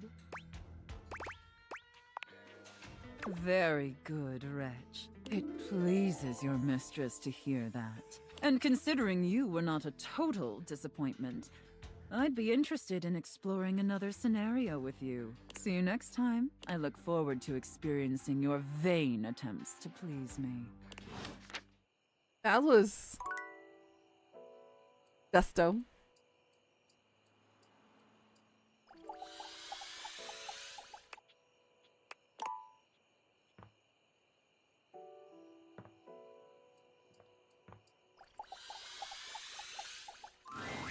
Ah, you've returned. Excellent. I have a very important piece to discuss with you today. This one. Ah, this one. It is Japanese, done in the style of the Muromachi period. For me, it is such a wonderful evocation of the fullness of empty space and the emptiness of presence. Ecstatic. What do you think about this piece? Wonderful. Where would you like to begin?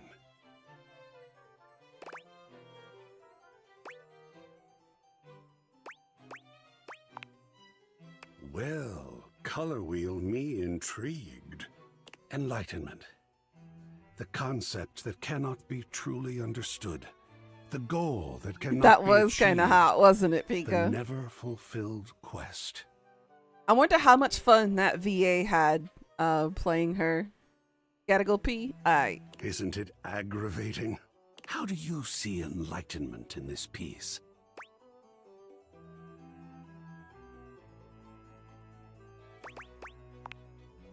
My. Methinks we may have a philosopher on our hands. Do we, though? Indeed. The Muromachi period was heavily influenced by Zen Buddhism, a philosophy of meditative stillness, balance, and ultimate simplicity in all things. Oh, I'm so tickled that you are experiencing that while looking at this piece. Shall we display it in the gallery? And what a calm corner that shall be. Where shall we hang it?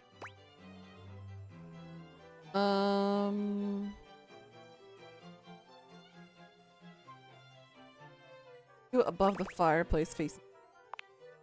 Here? Well, two wonderful pieces hung up to please the eye. Well done. A few more to go still. Let me get them prepared for viewing, and then feel free to return.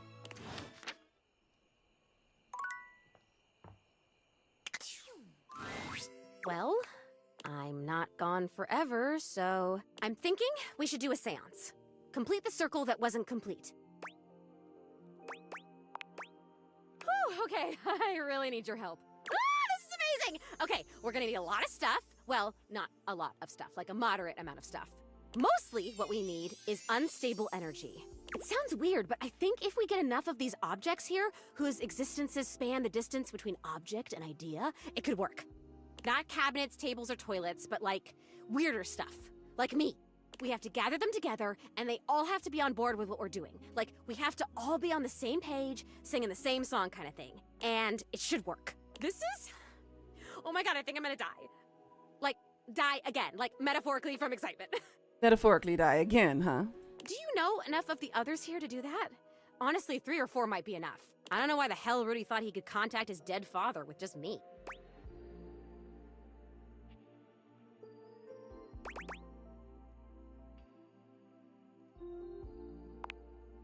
that one of the objects you can talk to here? Well, we don't need a candelabra, just candles, so I wouldn't worry about him. Oh my god, this is amazing. I will be right here. I'll be waiting right in this exact spot, okay? Thank you! Thank you, thank you, thank you, thank you, thank you, thank you, thank you! The 4 objects to help.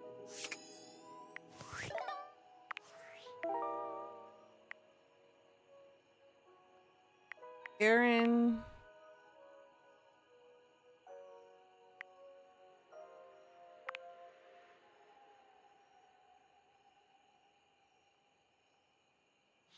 There's someone professional who had a computer.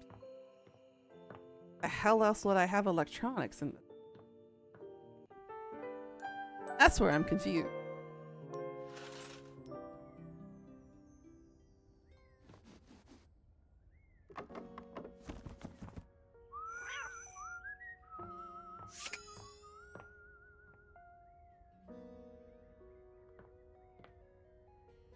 Actually, now that we talked to all 3. And once more, we stand to face the music. Let's see what our darling support groupies have to say.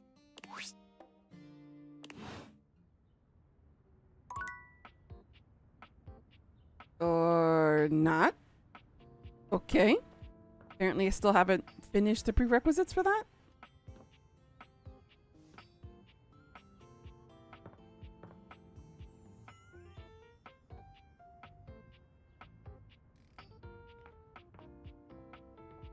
Oh, right.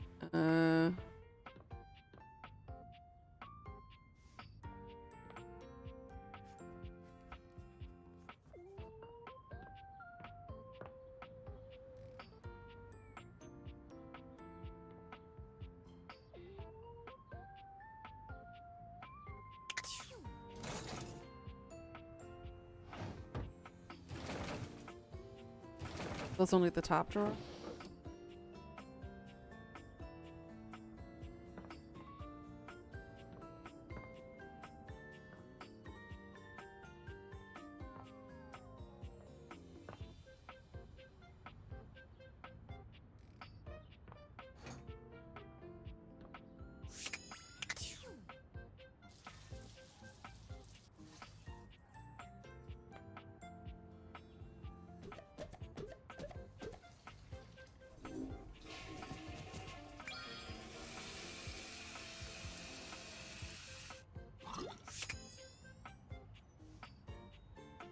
That would be Sinclair.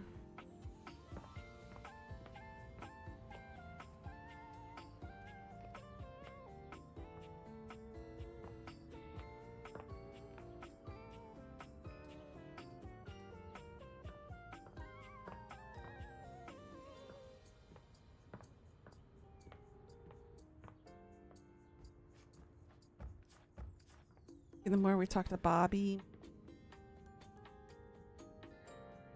Oh no.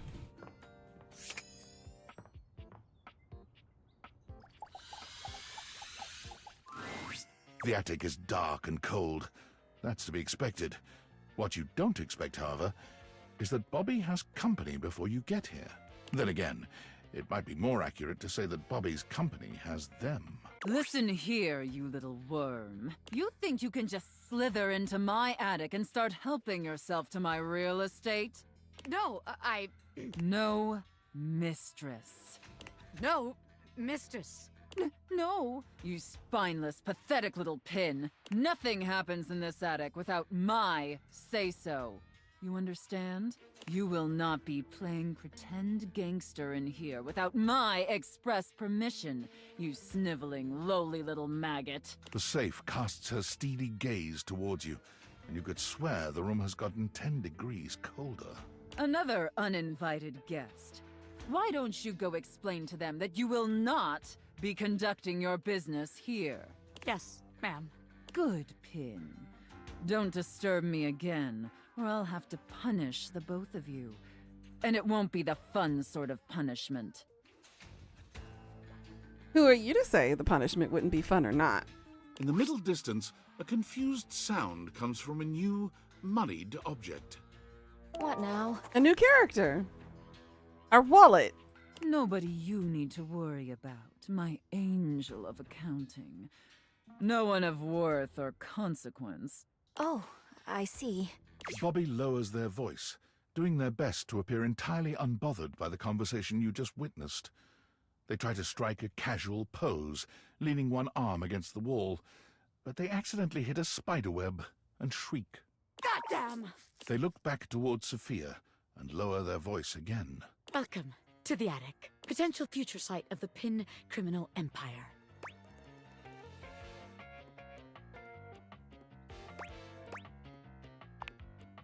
What? By that stuffy old safe? I ain't scared of her. It's just cold up here, okay? I am not scared. But just to be sure, let's see how this scam strikes you. I call this one Scared Broke. So check it out. You bring our potential suckers up here to the attic. They think they're gonna have a meeting with me, the big boss. We keep them waiting a while, a good 20 minutes or something. And you keep reassuring them I'm coming. I sneak up on them, scare the shit out of them. They drop all their money and valuables, as one does when scared shitless. We pick it all up and get rich. Repeat, repeat, repeat.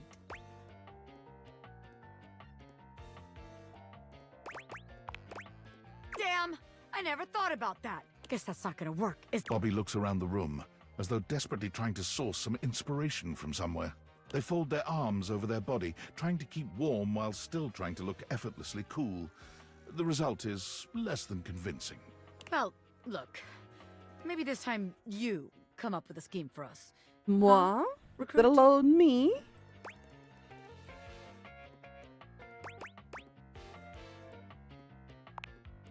This place is cramping your style, right?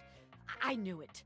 No, this place just doesn't have what it takes to host the Pin Gang. I wanted to give it a fair chance, but my time is too valuable to waste.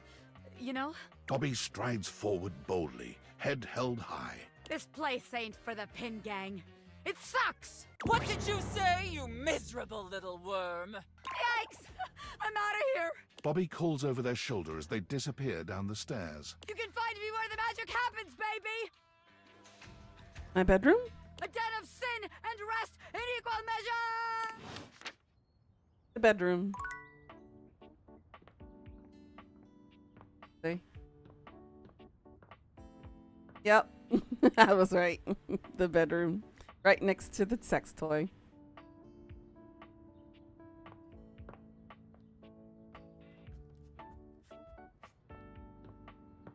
Alrighty. Let's go something. The secret of getting ahead is getting started. Marker Twain.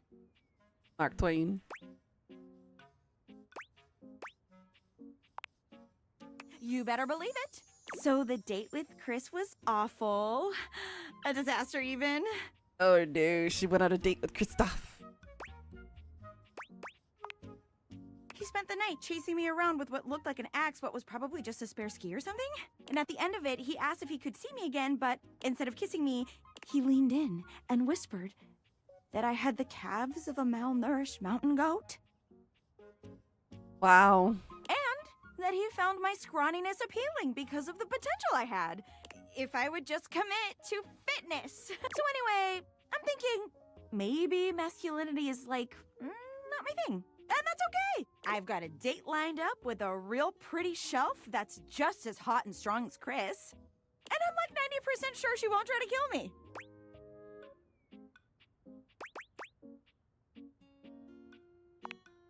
Thanks! I think so too. You got any tips for this date? Anything to keep in mind for going out with someone who could totally crush me with a pinky, but is also feminine and fine?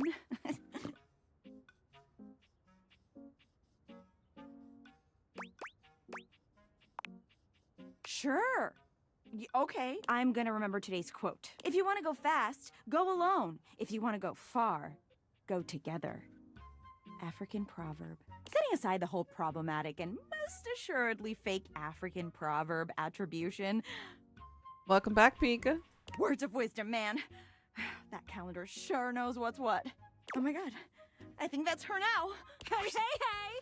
Shelley bounds into the room, lifting Penelope up into the air and tossing her like a beach ball. I hope you're ready to get, like, totally swept off your feet. This is a real love connection, and not two lonely things desperately clinging to each other in a last shot at love. Oh, wow! That's just what I was about to say! Not gonna work, Penelope. We really are on the same page. But also, like, please put me down. Oh my god, am I messing up already? I am so sorry.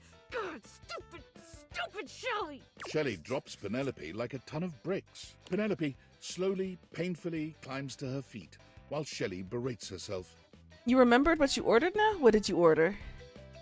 You always do this, Shelly. You get too excited and you just go in.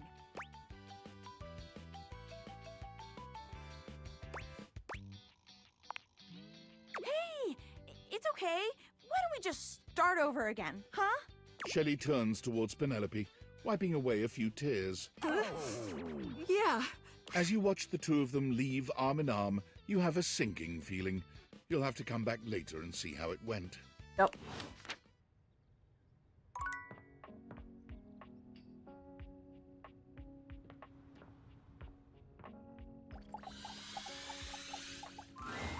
You have returned. Indeed, no mortal can resist the pull of a goddess, particularly in this form. The glitter and sparkle of my current form has lured many of your kind. True, true. Sparkles. Pretty. Webcam, toy, Shark Kitty, Stranger Things, and Silver Tone Charms. You think that's all of them? So I am, but it is good that you recognize what is in front of you. I have spent many years in this universe being ignored or worse by the mortals that inhabit me. Humankind has grown more and more disrespectful over the years. I do not need your worship, but there is a satisfaction in it. The same satisfaction I imagine you derive from performing your menial human tasks, or making friends with your, fellows.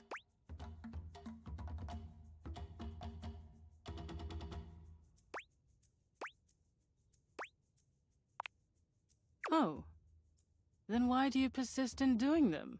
Humanity is truly baffling. If you have come to worship, you may do so now. Otherwise, state your purpose.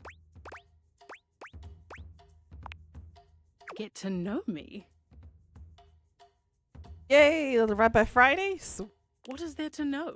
I am eternal. Unless and until the sun explodes and consumes me, I will be here. I was here long before you and will remain long after you. When the bones of this dwelling have rotted away, I will remain here. You will submit your praises or leave. Proceed. Of course you have not. Such a being does not exist. But I see that you are trying to worship me in your own way. Now that that is settled, was there something else you required? Have at it. I should note, you have been entertaining me sufficiently, human. One of the forms that pleases humans most are the ones that glitter alluringly. Feel free to gaze upon my beauty a bit longer in the form of this citrine geode. You humans enjoy creating your own citrine color by heating amethyst to obtain this golden hue. But this, I assure you, has been formed through the steady heat of my molten form over millions of years. You look upon Rongo Myfenwa in silence, admiring the beauty of her form. That is enough admiring. You may go now. Well, he's a tough one to talk to.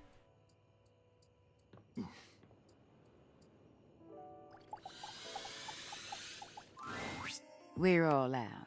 You made that pretty clear. Oh my, that bad? Stella never asks for anything.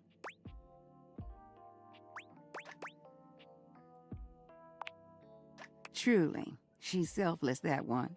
Silly, but selfless. The best and worst kind. Is it this airway thingy? Oh, Stella. I'll sign up. Someone needs to keep an eye on her. Almost forgot about that.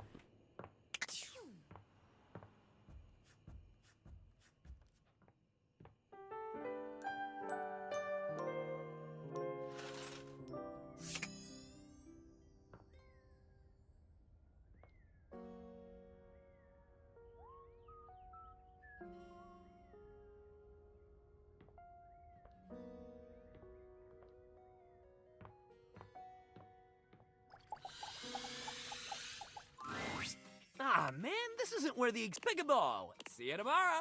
That is a ball. Goosh. Damn it, you made me waste a turn.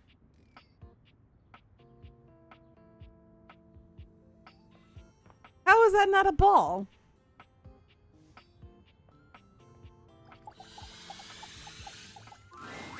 Fantina lets out an excited little shriek when she spots you, running over to greet you. You don't see anyone else around, but perhaps the other fan club members are just a little late? You came! Oh my god! Okay, sorry. Sorry, I promise I'll calm down. I understand this girl all too well because this is exactly how I felt when I went to the concert. I wanted to be like that, but while most of my screaming was internal. I've actually got some deep breathing rotational exercises I've been practicing to appropriately handle this sort of situation. Don't you worry, I'll get my spindle system back under control ASAP. Even when I think I know every wonderful thing about you, you still manage to surprise me. Careful, you keep going on like that and I swear I'll think you're flirting with me, and I honestly don't know if my capacitor could take that. And again, my sincerest apologies. I just thought that the last time we met would be the highlight of my entire year, but suddenly here you are again. It's like I'm living in some sort of fantasy.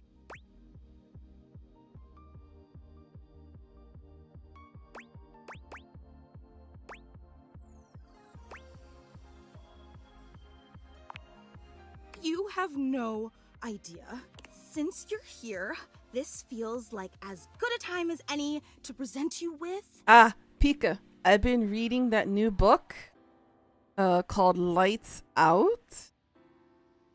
The one that Quinn recommended to me. Let me just tell you, woof.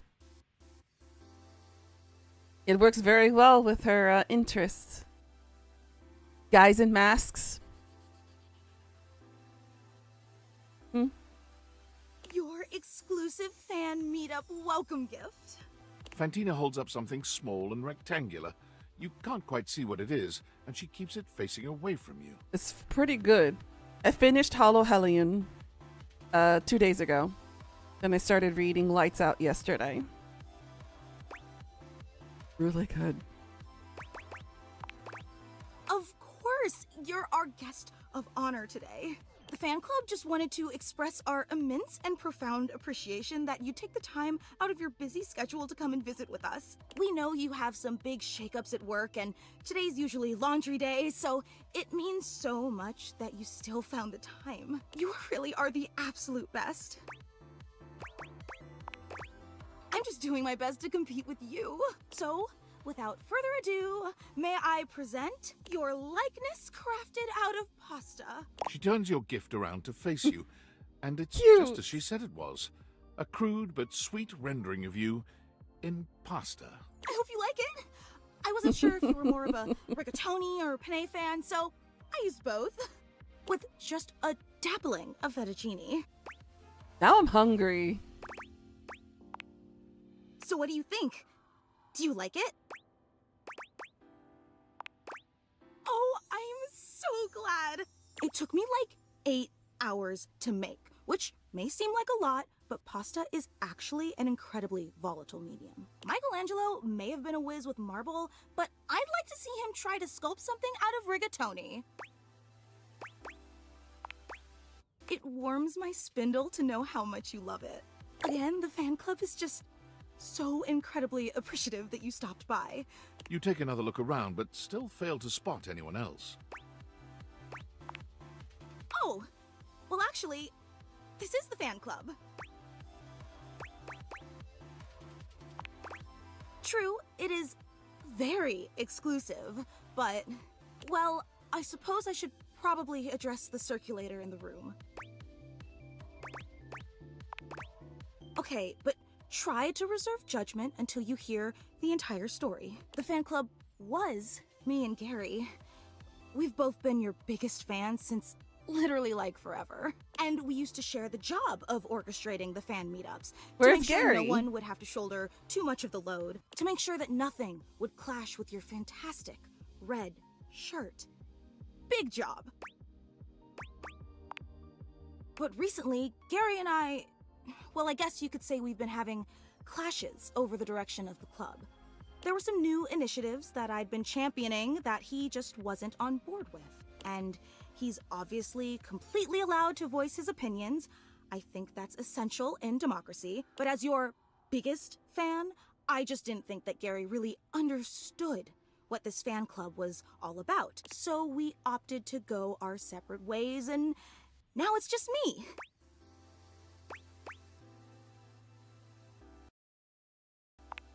Wait, you're disappointed, aren't you?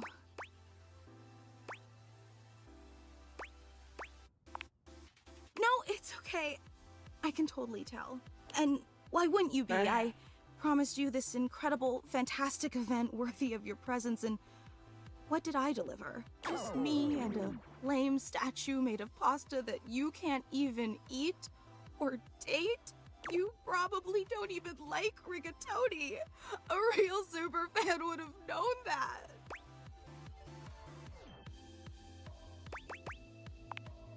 You're just saying that to make me feel better. I can't believe I took you away from laundry day and wasted your time all for nothing. I'd be disappointed too. God, I'm so stupid. All this is in your head, girl. But I am. I just so desperately wanted to impress you, you know?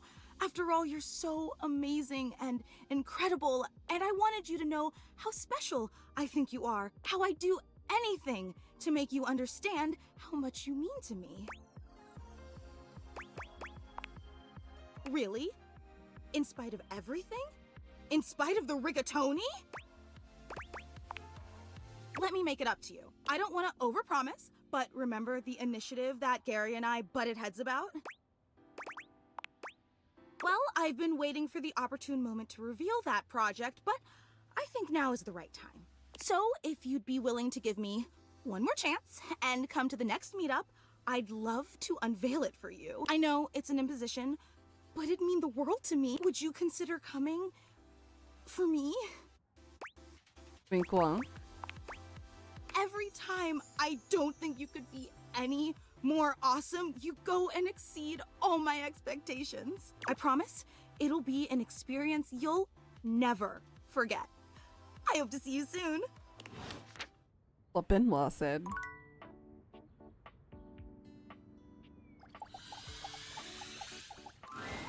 Well met, combatant. Did you choose your weapon well? Did you train for this match? We will fight. We will fight together. Alden, what a perfect day. What is your weapon?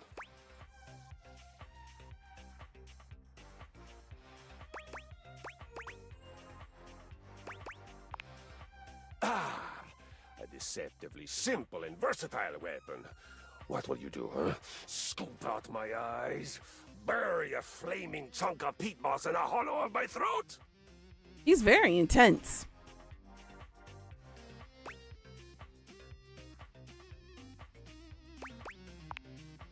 Ah, yes, excellent. It's one of my favorites, I must admit. Ah, what a shame for you. I know the perfect counter move. Why, a bear hug, of course! I pull you in tightly and completely defeat the advantage of your weapon! Kristoff scoops you into his arms, crushing you against his prominent pecs. Uwu? That I am. It's part of your training. A warrior must always be ready for physical intimacy. He holds you closer, lifting you just a bit so that your nose settles into the crook of his neck. This is not the sort of violence you were expecting prior. Yeah, it's a lot different. I know. I smell of sweat. I smell of victory. I smell of manliness. Yuck. It is my natural scent. It has lulled many an enemy into a wood. And thereafter, I of course destroy them! Destroy!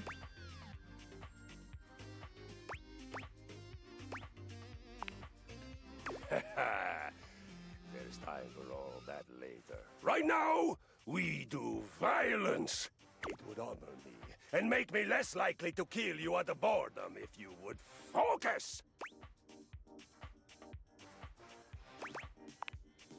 I believe it is time we come squarely face-to-face plate with the facts. You are bad at violence.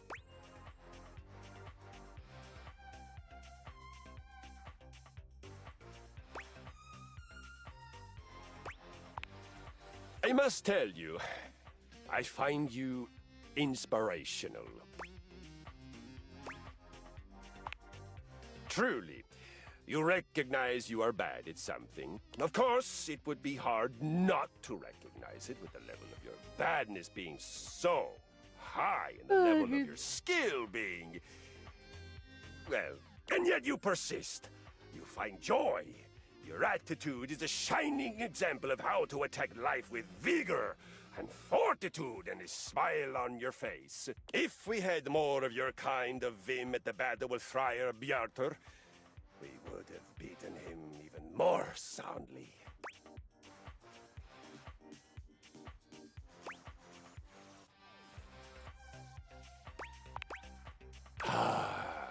The tale of Friar Bjartur. It is a saga for the ages. My people began in a warehouse outside of Hell, Norway. A proud place, a noble place.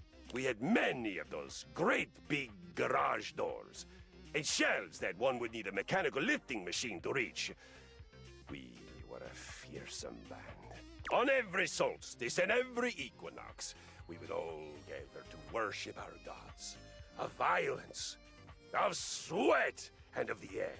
The god Njordr, the god of wind, was our first and most important deity.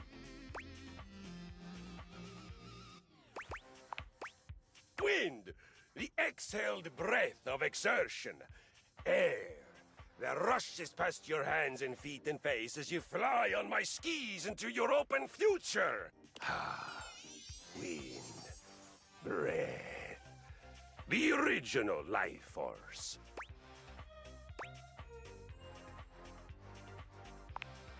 Huh? Yes, that's okay, I really don't care. May I go on? Excellent! Let us begin.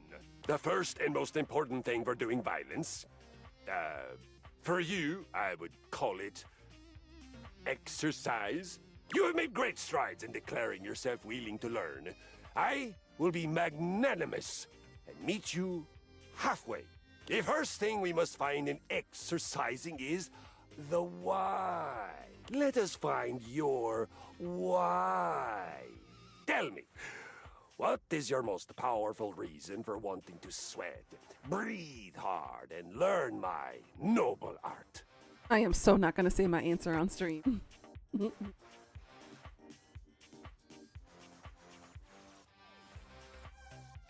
Oh my god, I not so secretly want to be like Keanu Sleeves. Keanu Reeves.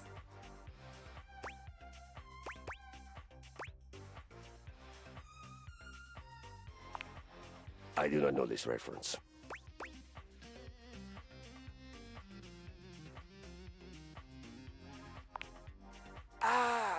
So I don't know him, but I truly esteem him if he uses violence and exercise to right great wrongs. I can make you this, Keanu Sleeps. On we go. For your first adventure, you will begin with a 20-minute walk. Big steps. Swing from the shoulders. This is the walk of a victorious conqueror, not a mouse in cloud sneakers. Remember to breathe from your belly and feel the energy of the earth and the sky moving through your body and electrifying you. You can do it. Don't forget to come back and tell me how it went. I'll have a new mission for you on your return. He's very intense kind of guy.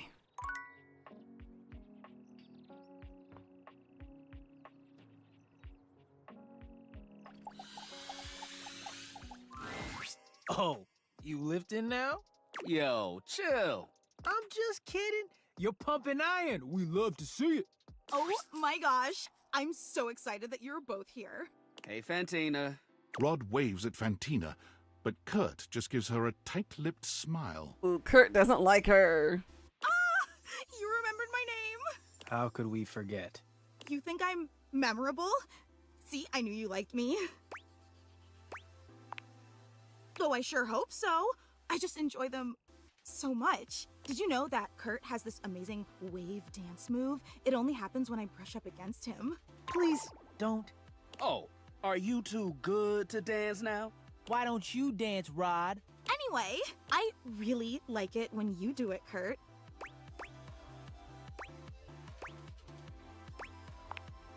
Oh, you wouldn't believe how good they are. Really, there isn't anything like them. You can do it, Kurt. I believe in you. Nah, I'm good. You can't do it, can you? Kurt can do anything. That's right. I can do anything. I'm just feeling a bit,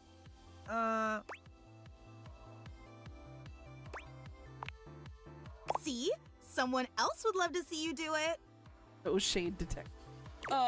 Is popcorn allowed in this room? Because this is gonna be entertaining. Yes, popcorn is readily available, sweetie. I need your backup on this one, Rod. Man, don't worry. I'll be back here. Laughing. You've got this, Kurt! Of course I do. What's not to believe in? I know greatness when I see it. You think I'm great? Bro, you so dense. That's all she been saying. You want to see me bust out the move? I'll bust out the move. Hey, Velveteen, how you doing today, sweetie? Oh my gosh. But under one condition. What's that? It's just you and me, Fantina. You mean? That's right. A private dance session with just you. Ooh, honey. He putting all the stops on her? What better way to pay back someone who's always believed in me? A private dance session together. Ooh. I'm so excited. I'll call you over when I'm ready. I can't wait. Damn.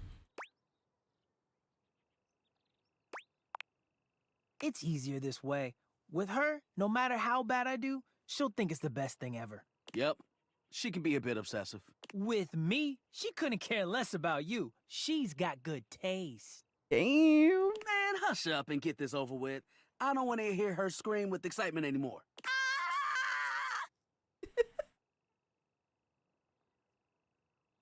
She's a mood, though. Fine. I'll see you around. I've got a fan to knock over. That's not the only thing that's being knocked over, if you know what I mean.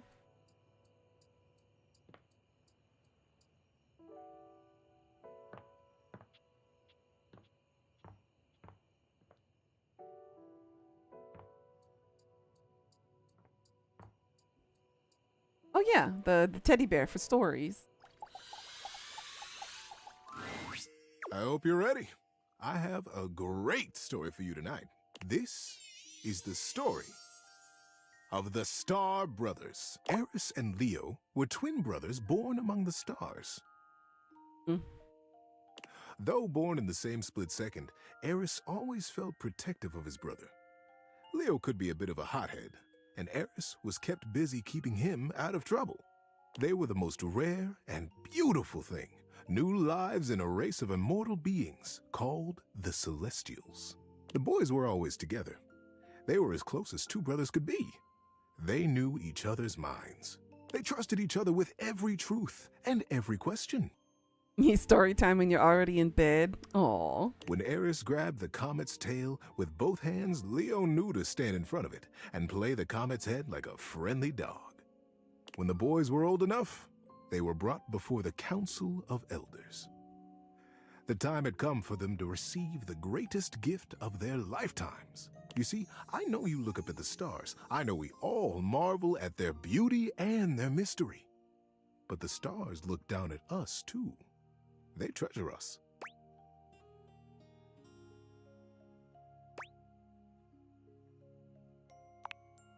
The chance to live a human life, to be born here and live here and experience our world, is the most precious rite of passage. And for Eris and Leo, the moment had arrived. They were led slowly into the abyss of the council, right up to the throne of the Elder. "It is time, my sons," he intoned. "It is time for you to be born again. You will come to me separately and chart your course through your human life. You will decide the things you will see and things you will experience. And when you leave my chamber, you will forget what we have said. When you are born on Earth, you will forget your life here, and you will be fully and only human." Leo looked from the Elder to his brother and bit his lip. "Sir," he began, "when we get there, when we are born, will I know my brother?" The Elder smiled kindly. "Yes, Leo, you will know him as your brother. But the closeness you feel here will not necessarily go with you. If you choose to have that closeness as humans, it will be up to you when you are old enough to create it in your lifetime." Eris smiled and slipped his hand into Leo's. "Don't worry, Leo," he whispered. "We'll remember each other, I promise." Each boy went with the Elder and planned his life as a human. And when they were reunited in the abyss, they smiled at each other with the impish excitement of what they were about to do. It was the greatest adventure either one of them could have imagined, and they would get to do it together. "Are you ready?" asked the Elder. The boys caught each other's eyes and smiled. "Yes, sir," they said together. "Then take a deep breath and close your eyes. When you open your eyes, your journey will have begun." And so, Eris and Leo were born as brothers here among us. Among us, yes. They chose to be born in a small town outside the city, where it was dark enough that they could still see the stars. I wish I could tell you that they immediately remembered their love and their closeness, but it took them a while. While they were always together, they fought constantly. They questioned why they had been born as brothers. They were so unfamiliar to each other. It felt like whatever one did perfectly irritated the other. The boys were 8 when they started racing each other through the woods. One day, as they were running, chasing each other and pushing each other to go faster and further, Leo realized that he had taken a wrong turn. The trees looked unfamiliar, and the air started to smell strangely open and deep. But Eris was hot on his heels, and he couldn't stop.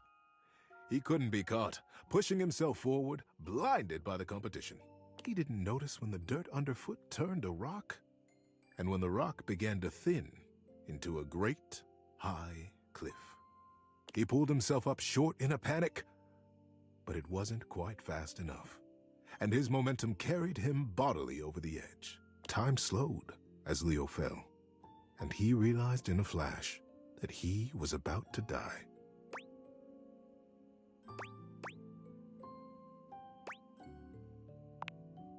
And that's when he felt a small electric hand grip his wrist. Eris pulled them both out of the air, hurling his little body backwards and tumbling both of them onto the rocky path behind the sheer face. Leo felt a small rock slice into his hand, felt the blood pouring out over his arm and Eris. But he was alive. Gulping air, he turned to look back at his brother, and they caught each other's eye. For the first time in their young lives, there was a recognition. What it was, neither of them could have said, but they knew each other then. On the cliffside, sheened in sweat and blood, they became brothers.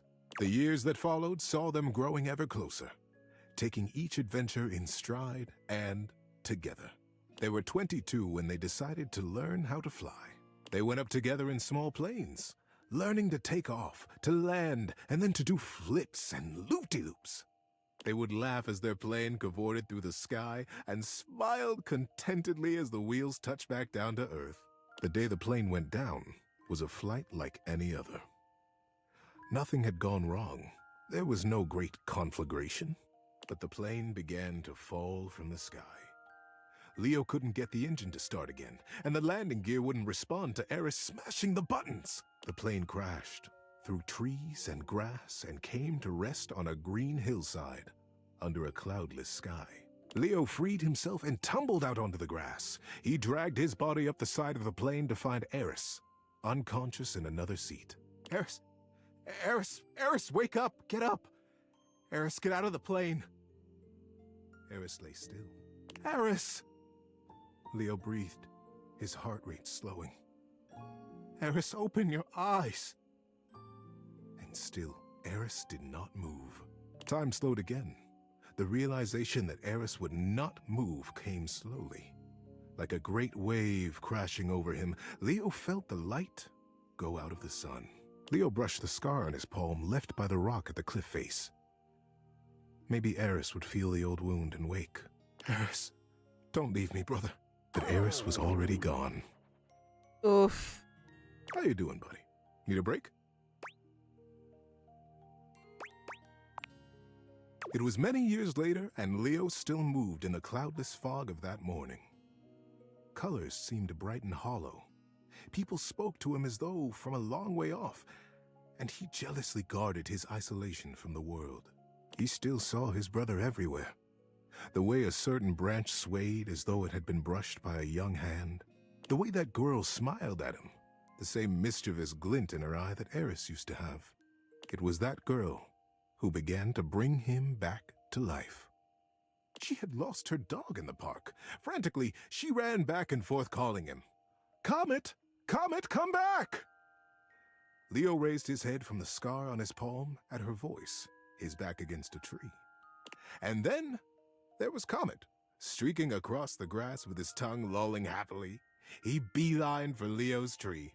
Before he knew it, Leo was on his feet, jumping in front of Comet and playing his head with a laugh and a smile. The girl arrived breathless and grabbed Comet's tail with both hands. You silly goose! Where were you going? She laughed. Thank you. Oh, thank you so much. I'm Celine, by the way. Oh, hi.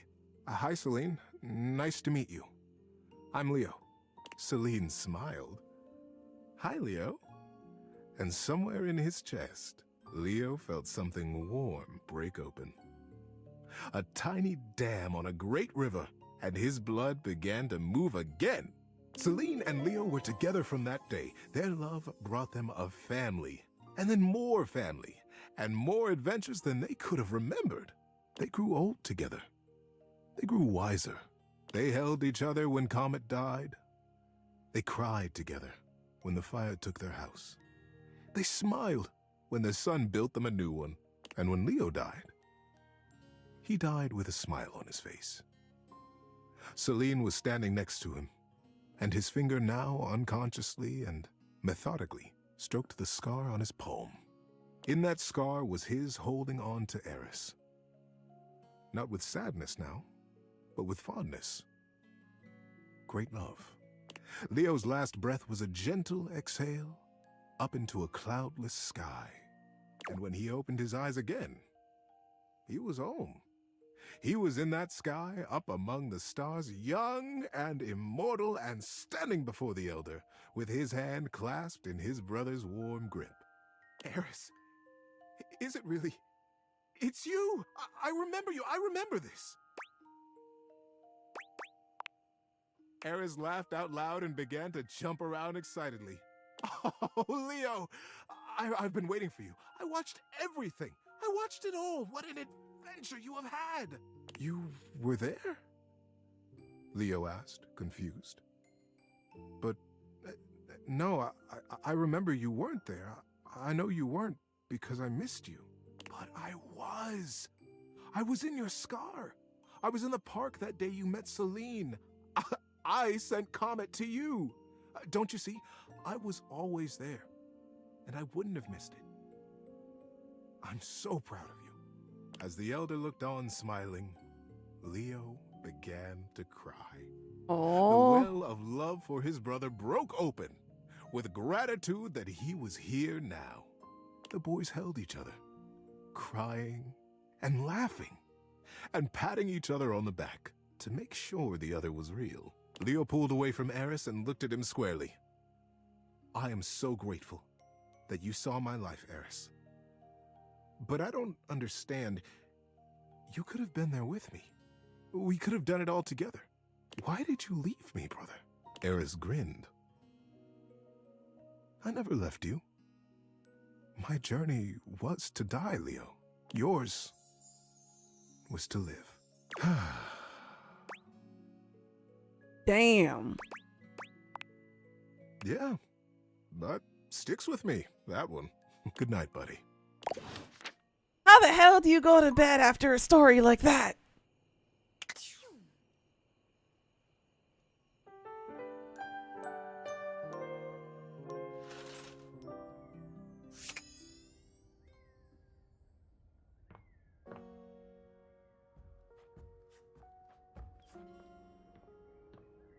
The feels. That was deep, wasn't it? Oh, look. A fantastic red shirt. I imagine you want me to swoon. My heart. You may have wandered with mad disquietude into a world which will overwhelm you. I must confess, there is a part of me which longs to see you drowned in it. Drowned in the darkness and the sorrow, if only so that I will be understood in the eyes of one who is drowned like me. You look nice and moist today. We could ruin his mood by talking about how moist he is. I mean, he is the washing machine after all.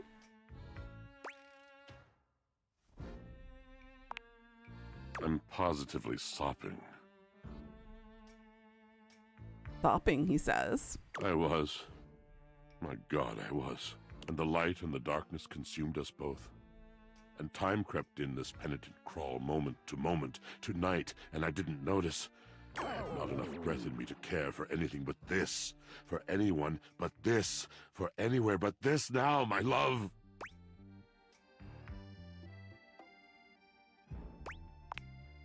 Come with me. Come before me, with a look so piteous as if we had been loosed out of hell to revel in horrors. You know only a heap of broken images. A casual forgetting of even the shallow breath you're shackled to. You are a poor, marionetted hanged man, dripping from his cobweb strings. Come with me. Come into the deep water. When you put come and deep together in the same sentence, you know you have caught some of our attentions. I will give you lustful abandon under a salted rage of stars. And I was not too far off by the next comment. It's time for a new washing machine. Woo!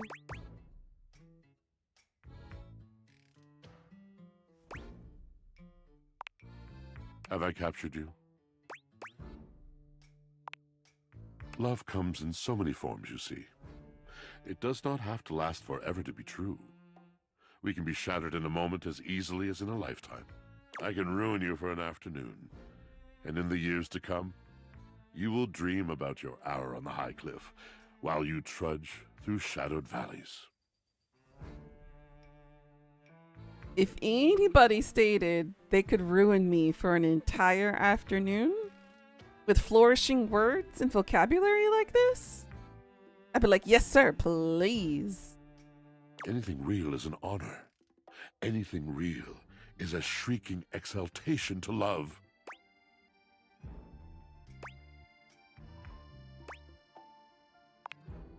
Now you must see, you must understand, that words are not just shapes on a page. Words are the conduit. Words are the channel. Through words, I can enlighten your mind. It's not the only thing you can enlighten. Wink, wink, wonk. I can challenge your perception. I can touch your heart. Not the only thing he can touch.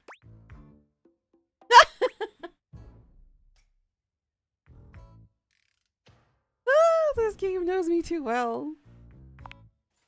I am a poet, dear one. I can touch anything I want. Oh.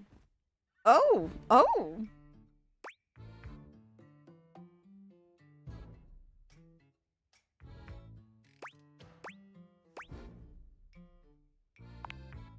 Tell me, do you know of Macbeth? Of course I do. Shakespearean. I mean nothing of the sort. I do not dabble in that drabble. I speak of the tragedy of Macbeth by William Shakespeare, circa 1606. Heard but not seen it? Lived it? How disappointing.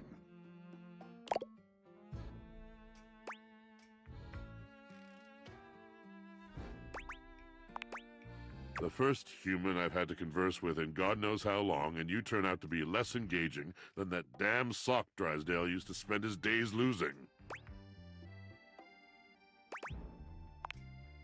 Oh, don't I? Now who knows nothing? That isn't why. It isn't that you don't read the same books as I. It's that you had a chance to read anything, any luminary from the canon of the human soul. Something that could have illuminated and burst open and changed you, and you chose to skim through the cliff notes in the back of the room.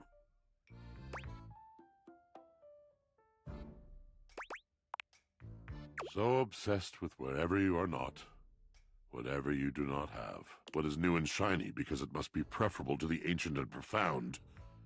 Why stand and dare when you could turn and run?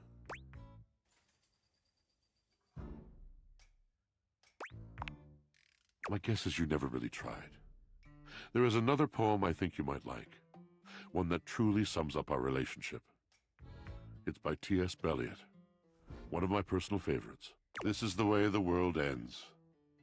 This is the way the world ends. This is the way the world ends. Not with a bang, but with a whimper.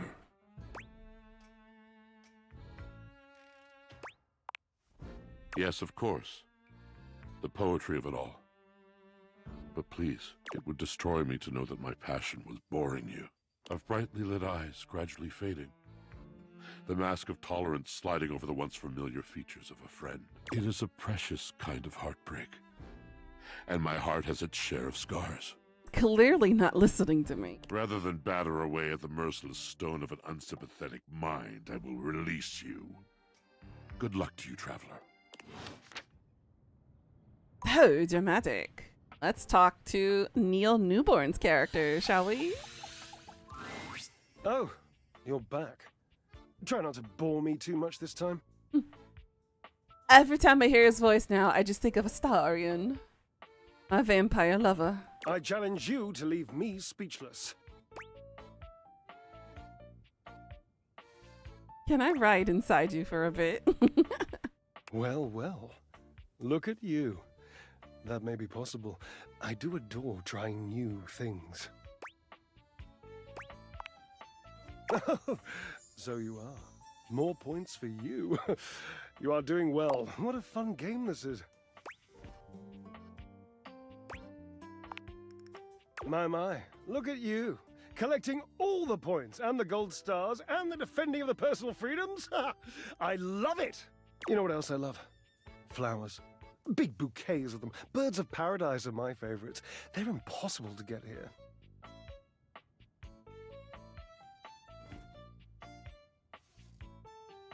Fabrizio talked about the birds of paradise.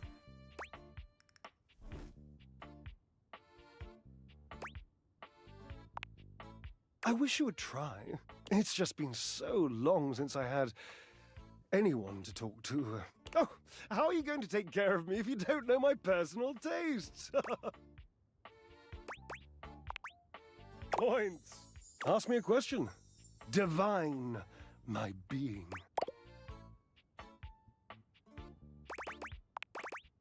Forever and perfectly a combination of lavender purple and baby blue, culminating in a sultry, subtle, undeniable periwinkle. Next question. He likes periwinkle. Understood.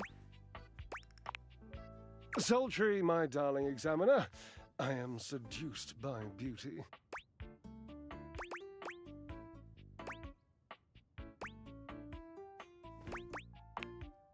Oh, Oh, this is an easy one. I have a long-standing love affair with the Tasselhound. Tasselhound? And if you don't know what a Tasselhound is, which wouldn't surprise me given that you're, well, Mateo. human, you must go and chat with Mateo. He has so damn many of them, you know, and they are adorable.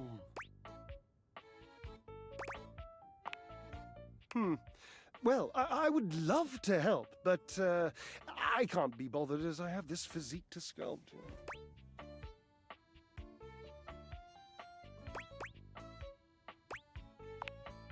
Well, of course, silly. We are stackables, after all. We are not brothers or anything incestuous as that. Just a mere 25-year fling. 25-year fling. That's a long-ass fling. Yes, I suppose, But time means less to me than some others I know. It's been a blink of a timer setting, really.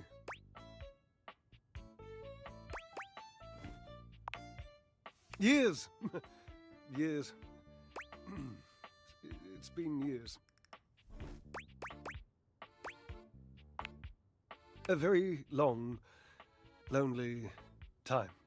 And that must be the end of your game, because it was by far the most important and tricky and insightful question. And since I answered all of them correctly, I win! I love to win. Oh, I love gold stars. I love Washwood. He still loves Washford. Oh, honey. I love Washford. Oh. Oh, damn it. Drysdale runs a hand through his hair, shaking his head. Oh, God. I can't tell you how inconvenient this is. Oh. You don't understand. To have a love like I've had, so deep, so... Oh, it's infuriating. I'm trying to explain to you how I still love this character, this absurd amalgam of pathos and muscle, and I don't have the words. I sound like him with his searching and his verbosity, trying to describe how much I love and loathe his searching and his verbosity. Oh. What a circus. And not the good kind. You must do something for me. You can see now, I trust, that I am incapable of solving this puzzle on my own. I'm too bound up in it, and I have loved being bound up before, Cherub, believe you me. I bet. But this dramatic pause, I am entangled, and you must help me.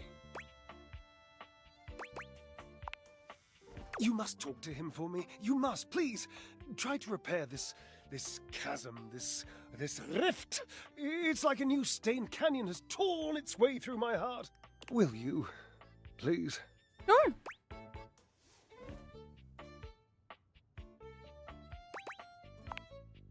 Understood. I've always considered promises to be rather passé anyway. Sort of just like Barry Harrods. Just, don't. Really. Thank you. We gotta repair the relationship between the washer and dryer. Understood.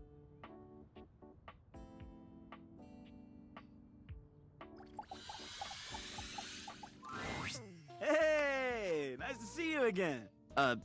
Hoove holds one finger up to you, his chest rising and falling with panted breaths. He bends over, both hands on his knees, his forehead and cheeks shining.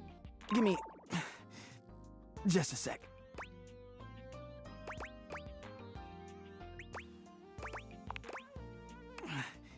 Yep. Okay. That was a little difficult.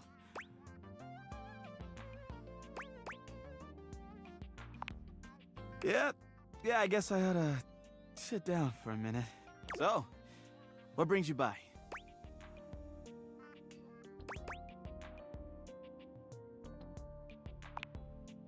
I'd love that. What'd you have in mind? I'm not sure if I mentioned it last time, but I'm a big sports fan. And I'll never turn down a nice can of lubricant. Oh my. As long as I'm not on the job.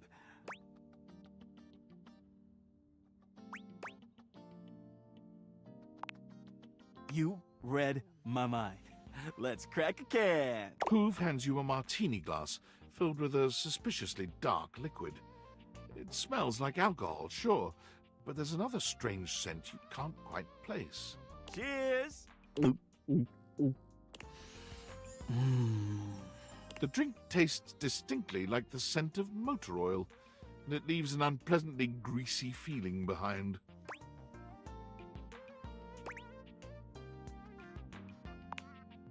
I know! Isn't it great? So, how you feeling?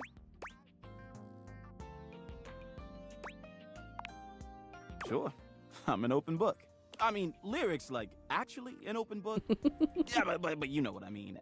What would you like to know?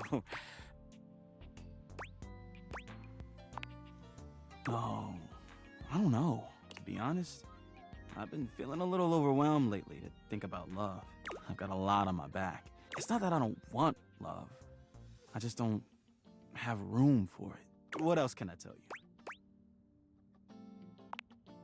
I mean, I guess I've been feeling a little overwhelmed. My suction's not the same as it once was. And I'm struggling to get up in the morning. Oh, honey. Honey. It's okay. We can help you in that department. Lately, I just feel like I've got no space in my life. But I'm not sure why. I've got amazing friends, and I love my job. Every day I get to go around the house, and I encounter so many amazing things. I collect them in my bag. I've got everything you can think of. Be amazed at the stuff I find.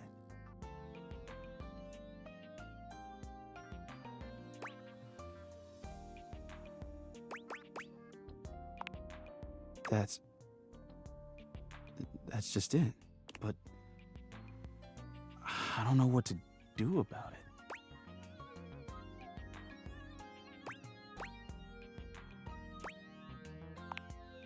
Oh, I don't know. All that stuff is kind of private. I'd love to show you some things, but why should I trust you? Sorry, but I don't think that's gonna cut it. Maybe I'll show you later, when I know you better. Anyway, I probably better go. Thanks for hanging out. We gotta help the vacuum cleaner with his suction problems. Okay.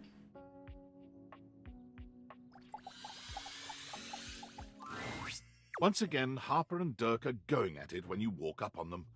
This time, Dirk is the one shouting. You need to let go of this stupid Chappie thing. I'm not him, and I never will be. Don't you dare say his name. You could never be him. I envy him, to tell you the truth. He finally escaped from you. Damn.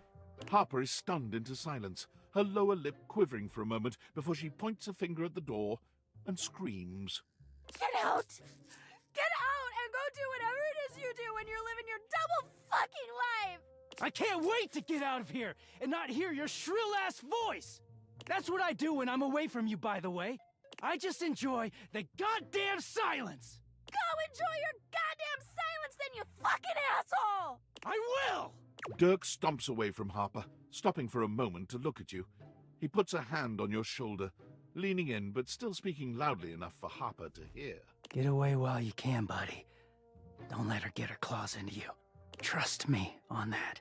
He walks away, flinching as Harper lets out a frustrated scream. The moment he's gone, Harper exhales, turning on a bright smile for you. I'm so sorry you had to hear that. Durkee just gets so grumpy sometimes.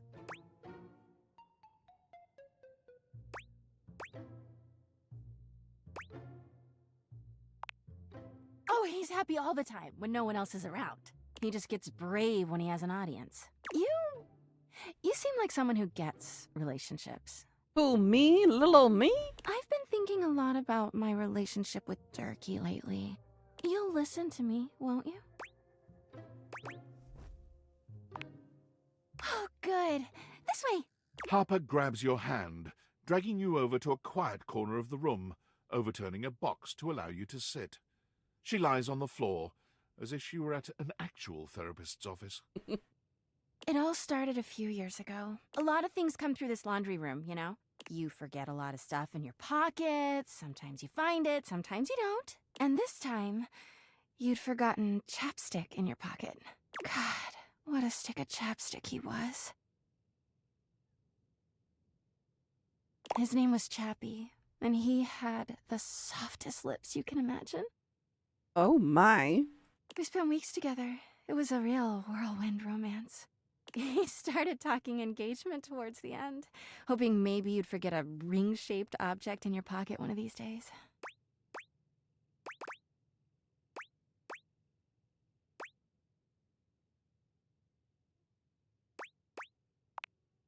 Well, you found him again later. But I'm jumping ahead. Chappie had crawled back into the pocket of one of your pants. He liked the dark. It made him feel safe. Harper sniffles, growing silent for a moment. When she speaks, her voice is filled with emotion. And then you washed him. Washford and Drysdale brought him back to me. I'll never forget it. He was melted. She lets out a sob. He wasn't the same after that. I tried to keep things going. Harper turns to you, sadness and anger in her eyes. But you threw him away!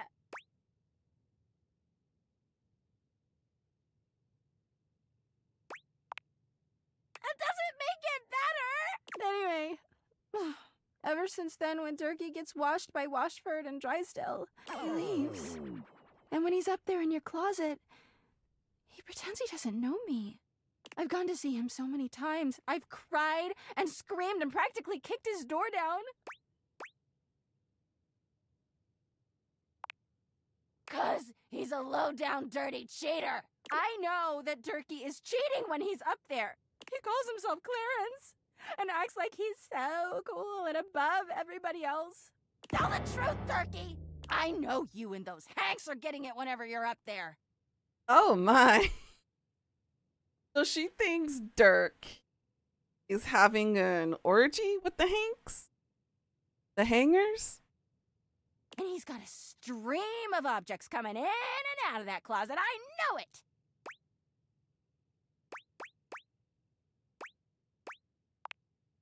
Of course I do! Everyone's always like, oh, how do you know, Harper? How are you so sure? She taps her temple. Hamper's intuition, honey. I know how nasty he is. I know he can't go that long without getting some. Anyway, I've been thinking a lot about our relationship lately. Obviously, I've done nothing wrong and never have. But I just love my Durkee so much. Even though he hurts me so. Ooh, that's a toxic trait. She's a red flag. I just don't know what I should do.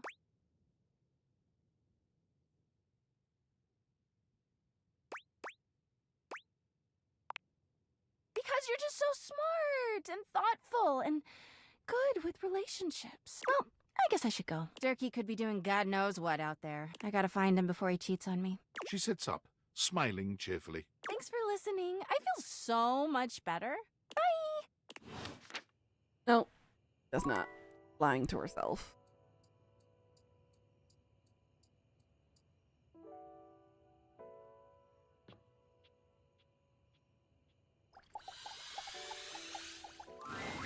The gladiator who stands before you is at once intimidating and alluring.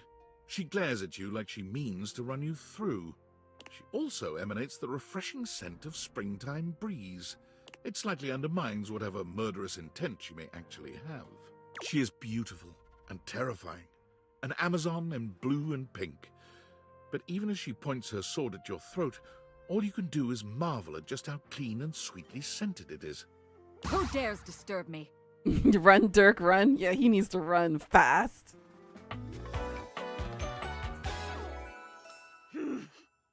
Titus Andromash?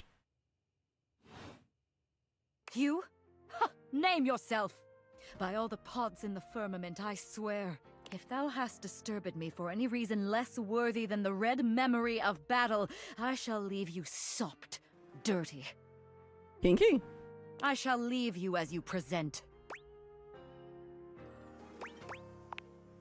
Meet me. You, civilian, you wanted to meet me. I am in the pitch of battle. My pods rampage, sacrificing themselves to be reborn yet again. And you have pulled me here because you wanted to meet me. I confess to you, civilian, I am in a state of indecision. I cannot decide if I hate you, or if I am impressed by your fortitude.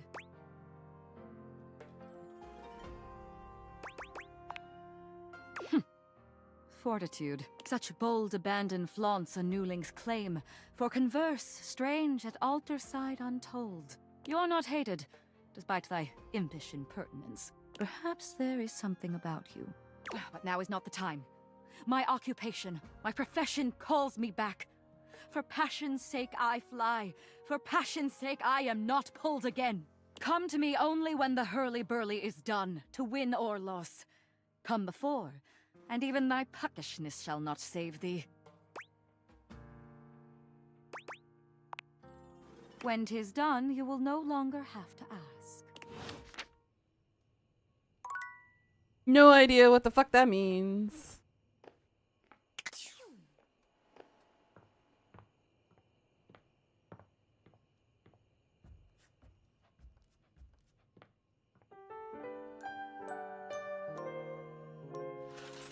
Got a new character.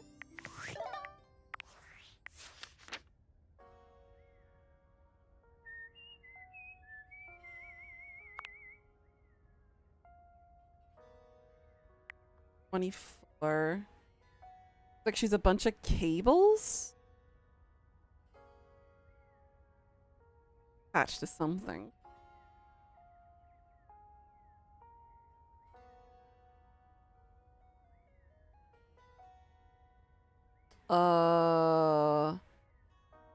Not sure what that is.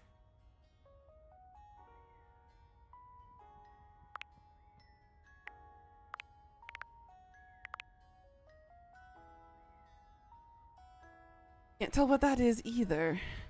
Something to do in the shower? That looks like a loofah on his shoulder. Or it could be a rose.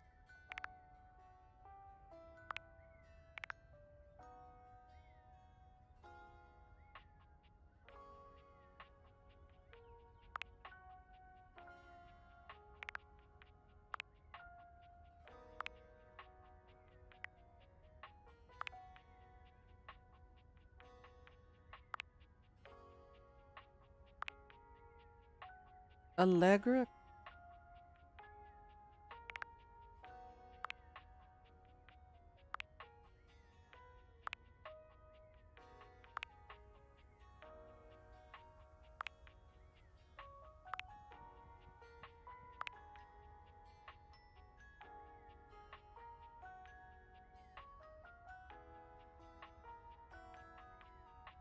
The hell is that?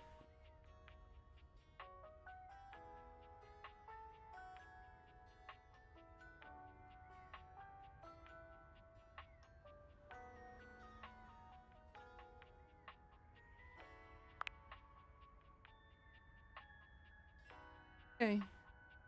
We got like 2 handfuls of characters left.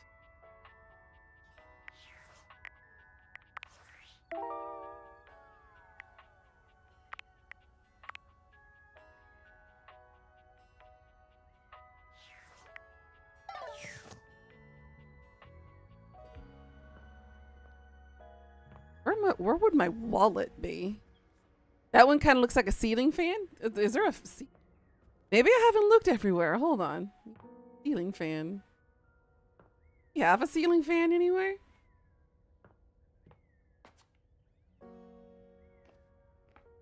They didn't put much up on the ceiling. I'm missing.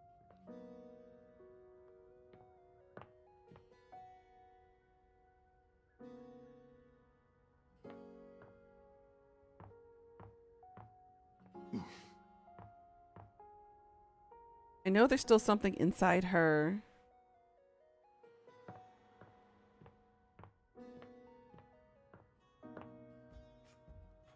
Very good point, Pika.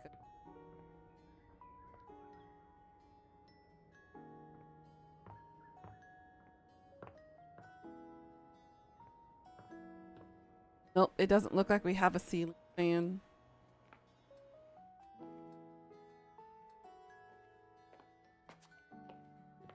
Nope, nada.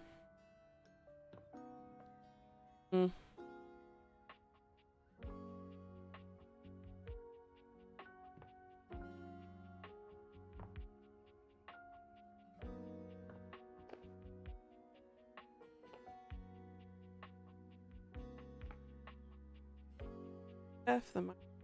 Oh.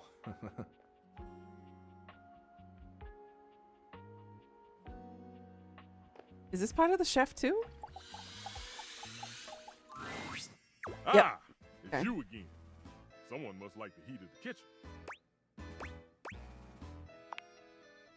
Oh, I see how it is. You have no respect for how much attention cooking takes. There are plenty others in this kitchen you can date. Who aren't me! Yeah, you're right. You always right. I'll calm down. I'm blind baking a pie crust, okay? I need to focus, chat with some of the others, and maybe, I'll have time for you. Damn. Ah, yes, it's ready. Go on, boil off. I got custard to whip up. Damn. What was behind the door in the attic? That's the room I was in earlier with the ghost girl. Go up here, through that door here. Do you have Hector? Have Dami Mami Sophia. Then you have Lady Memoria. Have Parker. The plant girl. Art. Holly. And then at night the ghost girl is here. Here's in her little will-o-wisp form.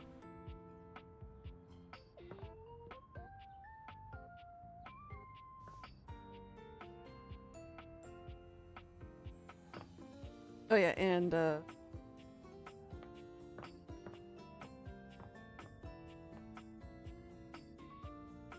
let's figure out what Tony wants. All right, you ready for your first workshop? That's what I'm talking about.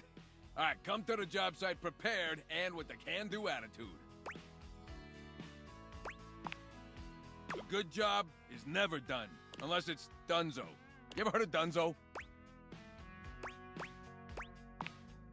It's one step above done, the ultimate done. Careful though, I knew a screw who had a little too much Dunzo, if you know what I'm talking about. Tony grins, flashing you a pair of finger guns as he waggles his eyebrows at you. Damn it! My sass is too low. First things first. In a courtship, as on a job site, you want to look busy. You don't gotta be doing nothing, you just gotta look it.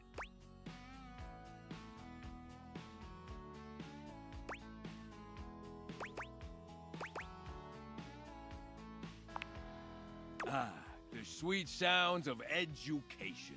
Lesson number 2. You just wrote down lesson number 2? Wow, commitment. It's what's on the outside that counts. Yeah, my work here is done.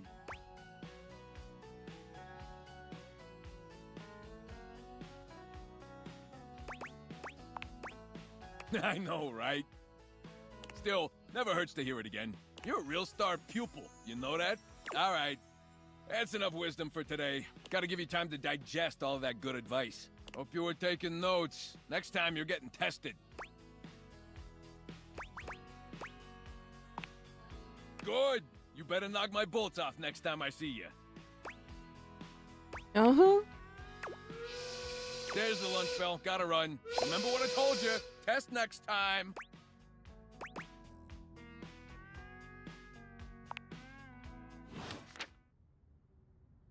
He's a strange one, alright. Alright, so with him, we gotta touch a ball. Any ball. So we got football, we got baseball, we got basketball. You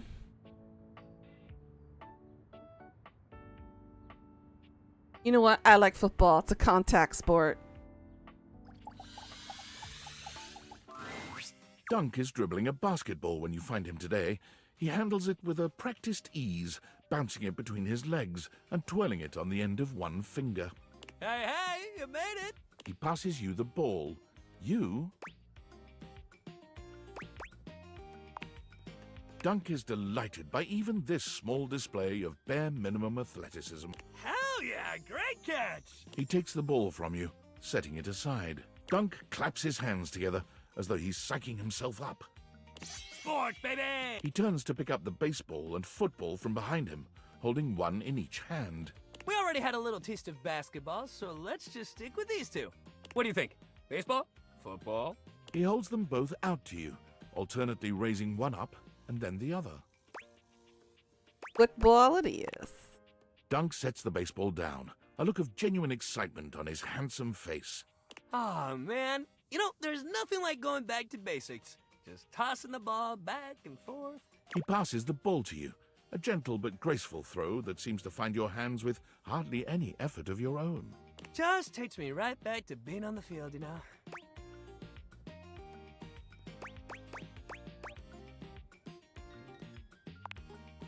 Oh, yeah? I was good enough to go pro, actually.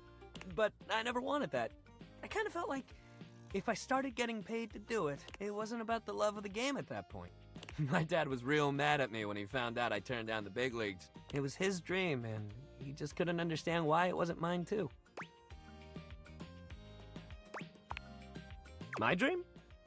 Well, you throw the ball to Dunk, and though your toss is much clumsier than his, he catches it easily. You know, I don't have a big, glorious dream like everybody else. I don't either. My dream is just being happy. Is that weird? I just want to enjoy life and keep my body strong. I don't want money or fame or glory or whatever. I just want to be happy. Ditto. Yeah? He gives you a soft smile, his usual high-energy cheer replaced by a surprising sweetness. It's quite charming. I honestly thought I was alone on all this. Athletes are real intense, you know. Every single sport I've played, there was always a bunch of people around me, making it way less fun than it could be. Oh.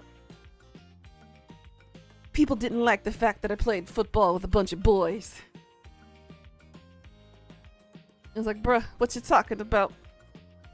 I can play just as much as they can. Everybody just wants to win or be the best. What happened to just having fun?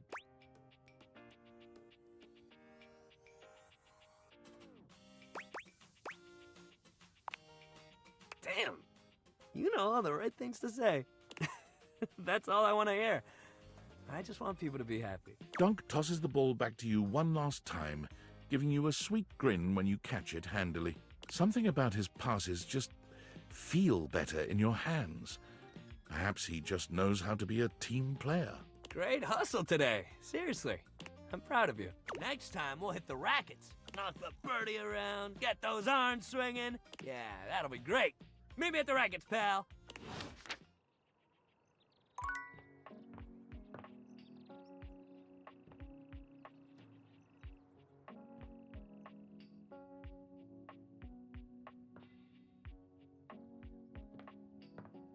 Guess let's talk to Dami Mommy now.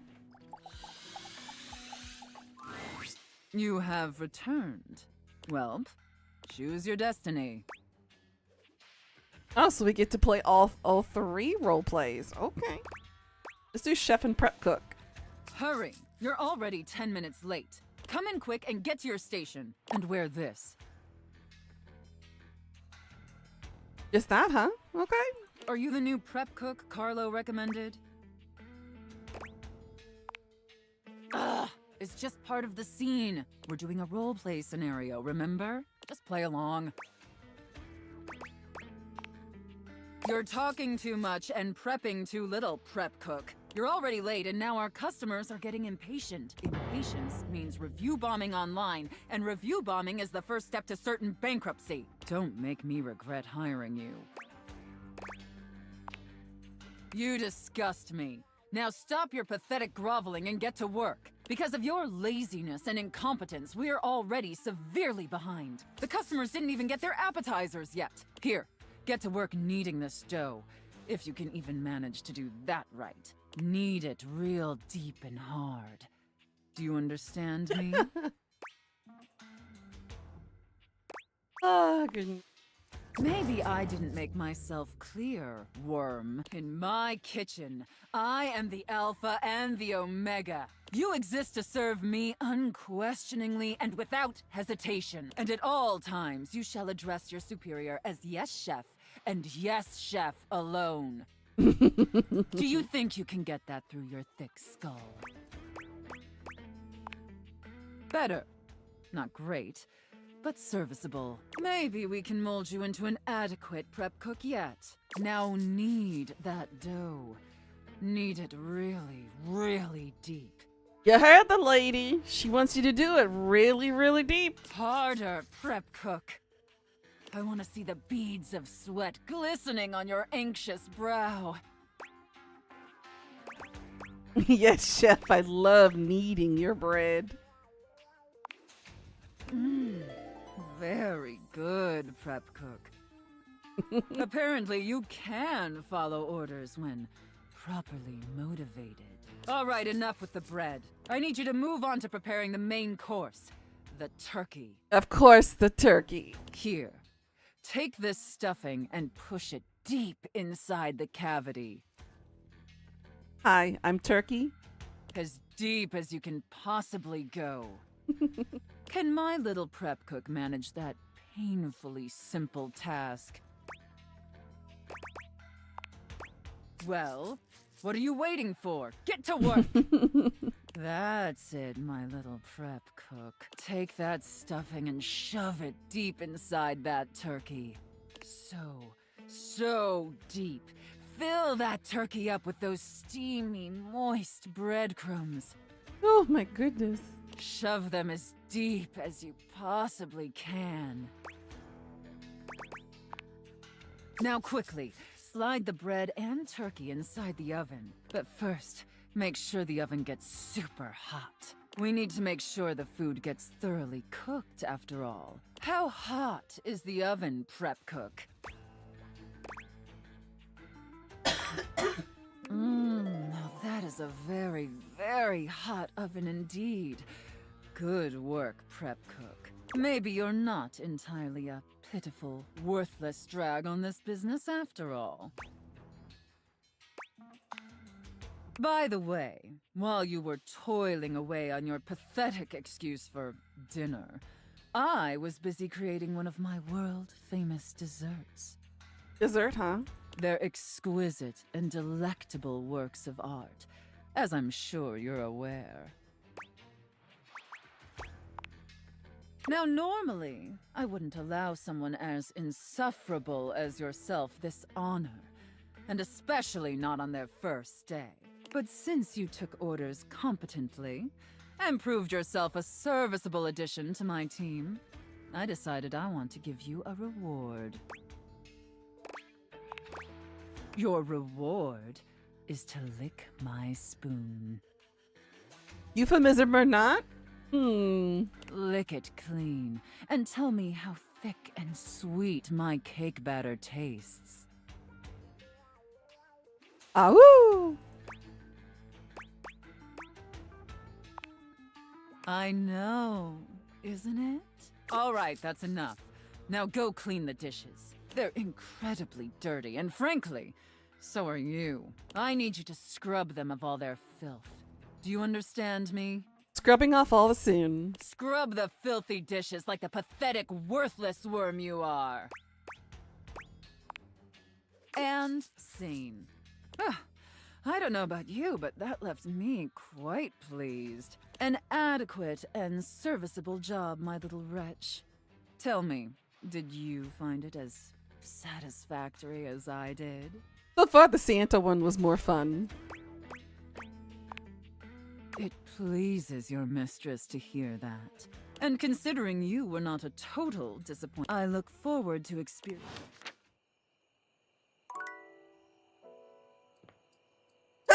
Yeah. Ugh.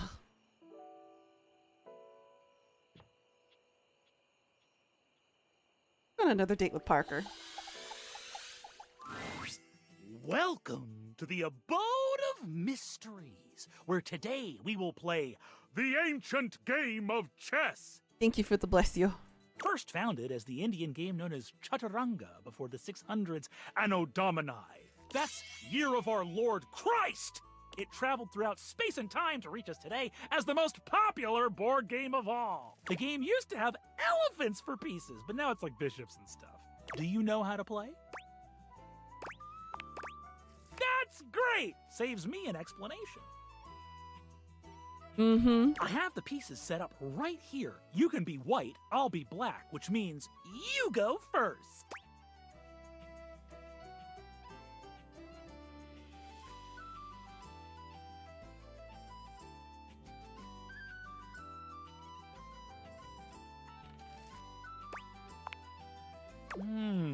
This is the style of play that I would categorize as normal.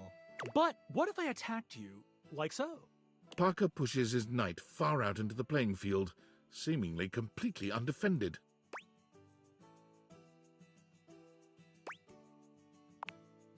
All right, so you didn't fall for my opening trap. I have more tricks up my sleeve. Parker plays chaotically, filling your position with wild sacrifices. One such sacrifice leaves a set of his pawns doubled up on the same file, one in front of the other. His tactic-filled play also leaves his king wide open, easy to attack. Quietly, simply, you begin to bring your pieces one after the other upon the pawns that are incapable of defending themselves. Ooh, that's not very nice. Parker puts his queen next to your king in a very threatening manner, maintaining eye contact with you all the while. He does not blink.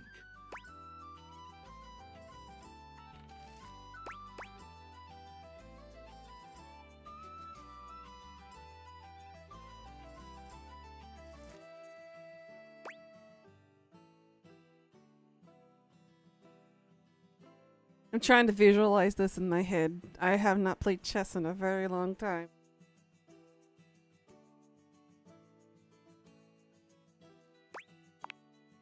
Drat! Drat! Drat! The single weak point of his pawns begins to crumble, and soon his entire position with it. Oh dear!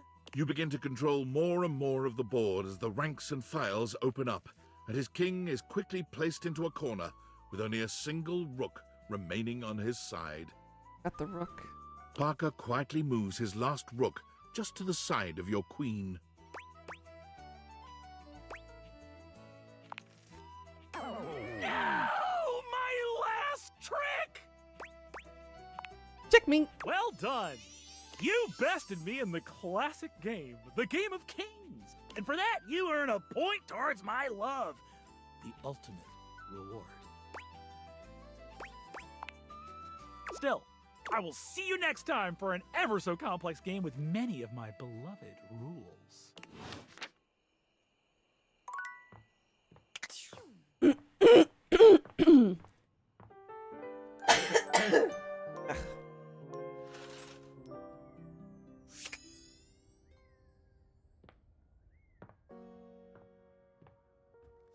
Alrighty.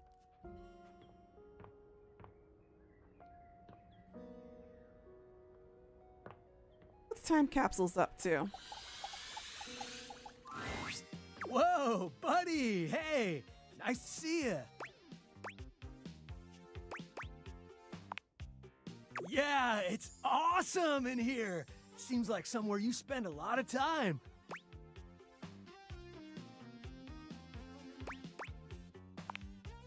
Yeah, there's a lot.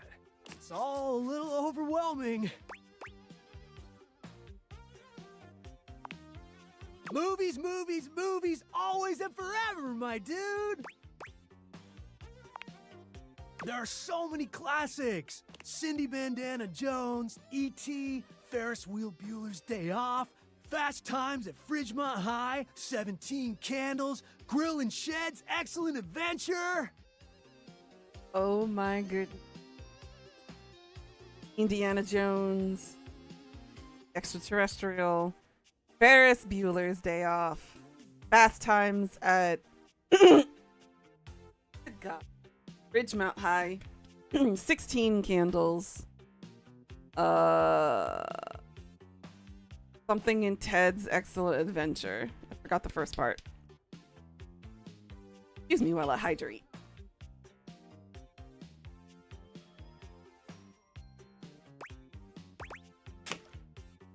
Thank you, Bill and Ted.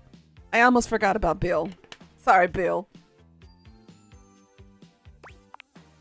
Right? So fun.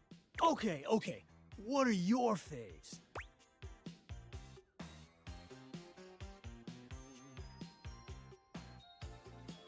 All the Right Things, The Princess Bride, Beverly Hills Cop.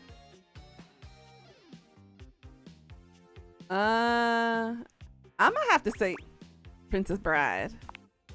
As you wish. Comedy, action, fantasy, animation, drama. You got some really diverse taste. Heck yeah! You know what?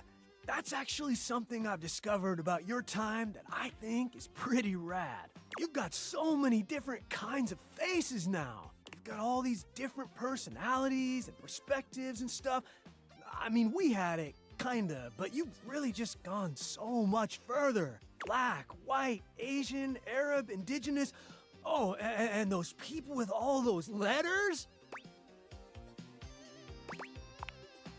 You know, Legibitiqua. The LGBTQA plus. Yeah, that's the one. Oh, there's a lot to learn there, buddy. Believe you me. Hey, I guess that's something that your internet is great for. Learning stuff. It's amazing. I was so much of my own time, I didn't even realize how pale things were looking in old Hollywood. I still love my movies, but sometimes now when I see the jokes, the humor was way tough on anyone that was different. Maybe your generation doesn't have flying cars yet, but you're making stories about people I never thought I'd get to know, and that's definitely bodacious.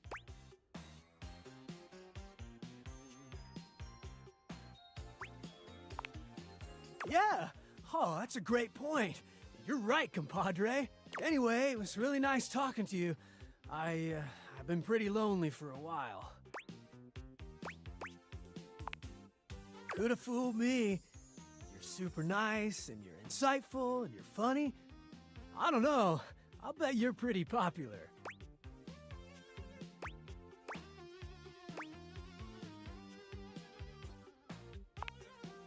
Got me talking at you. Anyway, great hang. I'm gonna cruise around a bit, see some more of the house, and catch up on the 2000s. Later, Gator.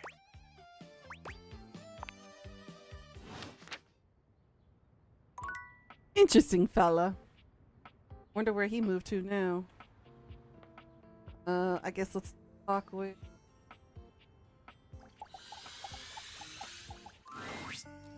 Oh, if it isn't my partner in crime.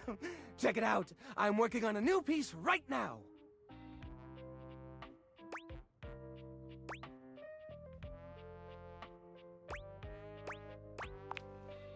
No, couldn't have. Maybe I should show some of these to Art. You watch as Jerry tinkers on his new piece.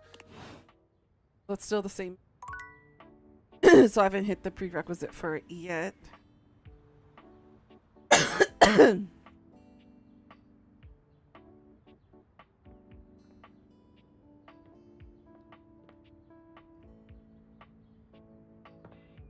All right, need to talk to Oh,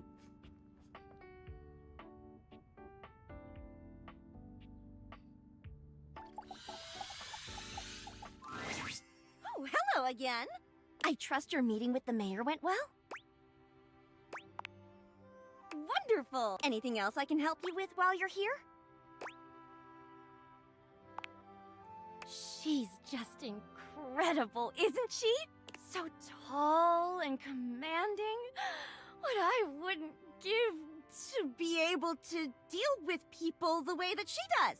Some people think the mayor's cold-hearted, but I'll tell you what, there isn't a sweeter structure this side of the HOA.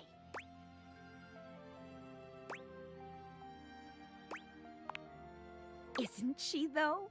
Florence puts her hands to her cheeks and sighs wistfully, her lashes fluttering.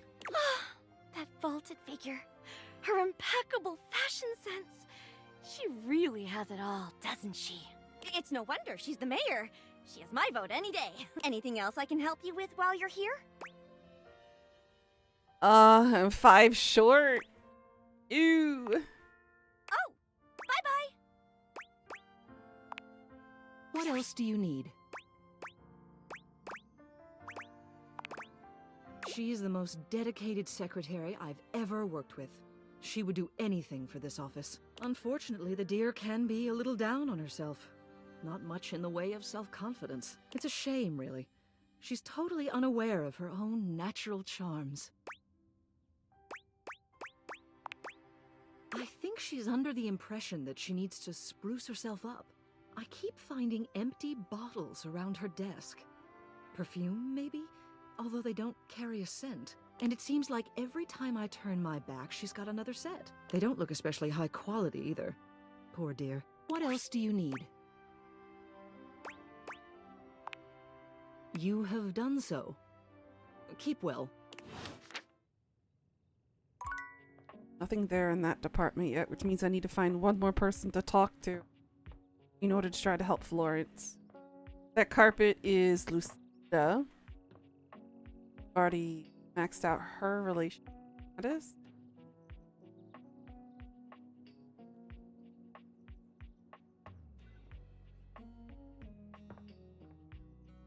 Talk to our crazy diary again. It's you! And I know it's you because it's not me. Because I am me, and you are you. And we're different. I'm your diary. I'm holding all the stories. Dear God, you have a lot of stories. It's all so damn sad. Oh, no wonder I feel this way all the time. You only come to me when you have something horrible that you can't hold all by yourself. It's something painful and weird and full of spikes, and when you've had enough of it, you just close me and walk away. What have they said about love being blind? I think maybe her scales are snake scales, that circuitous sneak-thieving bitch.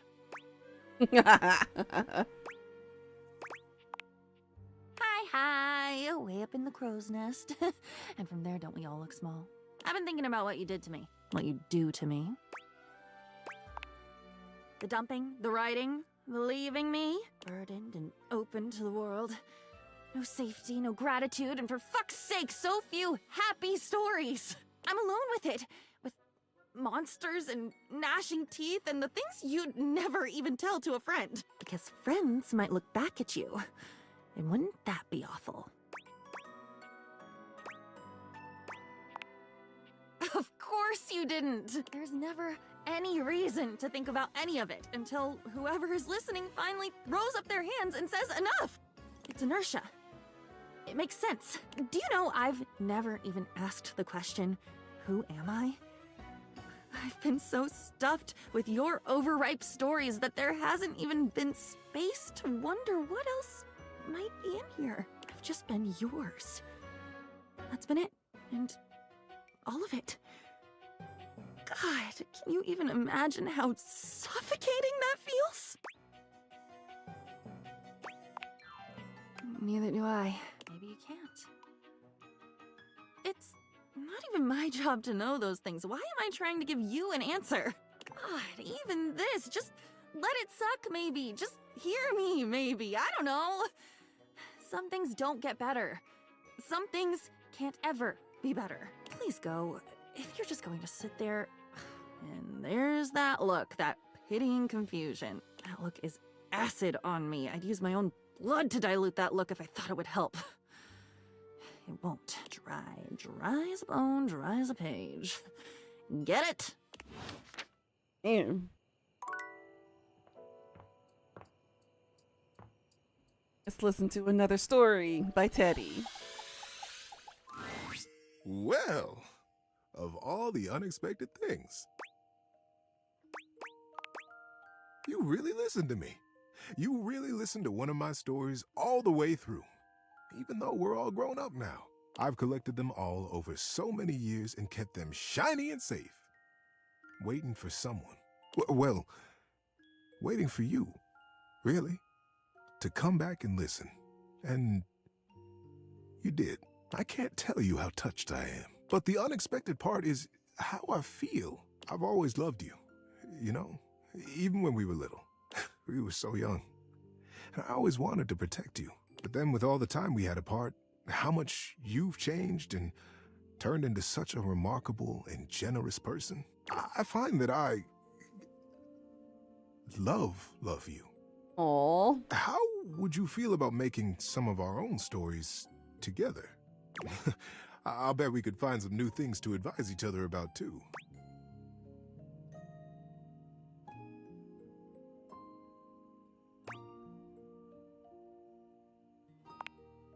You feel the same way?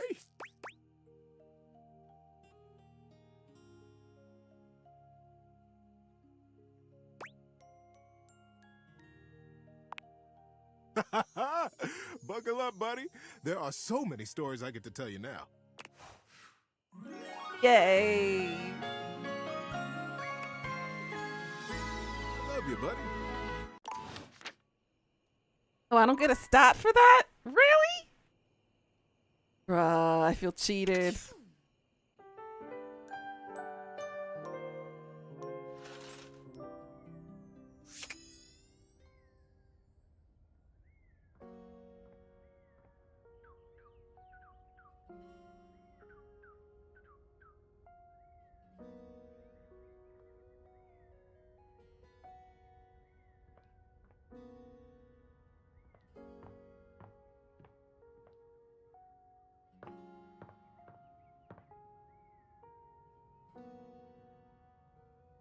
Talk to Curtin and Rod any? You haven't talked to Curtin and Rod in the bedroom yet.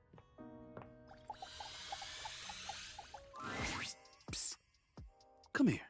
Rod waves you over, his voice low. We gotta be quiet. Kurt is sleeping. No, wait. He's talking in his sleep. Yo. You silly. He's been going on like this for an hour. You know that textile looks great on you. Oh my. Nothing but lame pickup lines and giggles. It's pretty hilarious if you ask me. Wait. What do you mean you like Rod more? I'm cool. I'm like, really cool. Wait. Come back. Wait. Don't go! Kurt snaps awake, looking at you and Rod for a few moments as he gets his bearings. I was doing it again, wasn't I? Yup.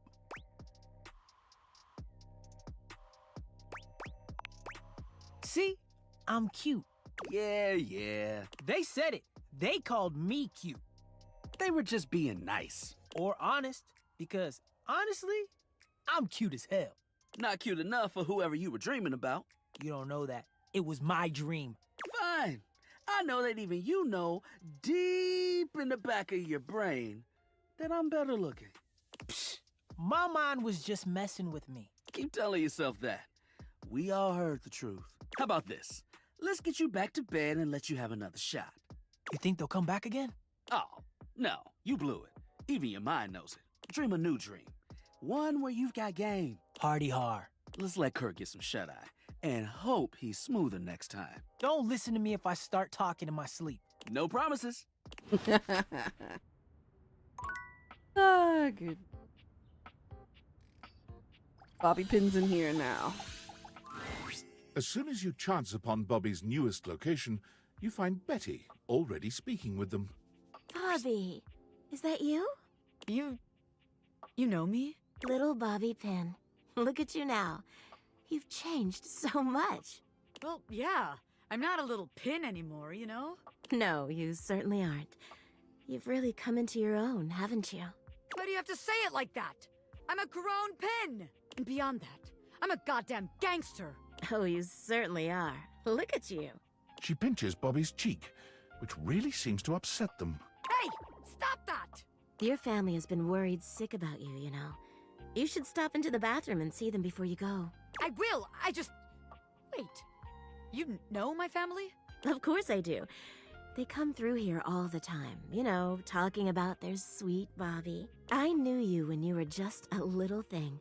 One pin among many. Even then you were special. Gangsters don't have feelings. But if I did, I'd be real touched.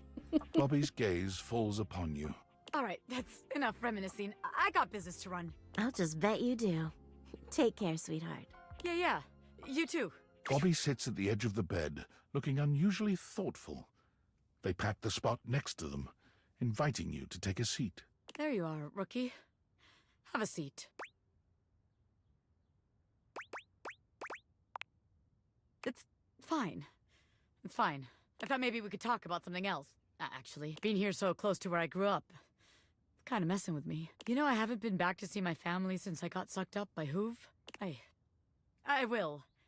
I just haven't gotten up the courage yet. That's real nice of you to offer, but I gotta do it on my own. It's not about, like, who I am. You know what I mean? My family's always been real accepting. I think they knew I was meant for more than being another one of the crowd in there. That's the problem, too. They're so accepting.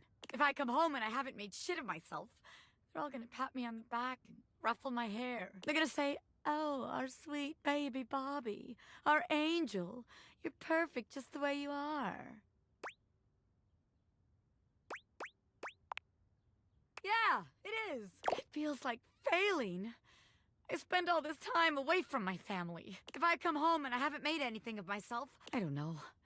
As sweet as they are, it just kind of hurts worse, you know? It'd be easier if they were nightmares. If they just yelled at me and let me be angry, knowing they'd be happy no matter what I do. Am I making any sense here? Kinda, yeah. Well, if I don't, who will? How else am I gonna make something of myself? Nobody else is gonna do it. I want my family to be proud of me, not just cool with me. So I gotta be a little hard on myself. Otherwise, I won't have no kind of pressure on myself at all. And then I'll just do nothing.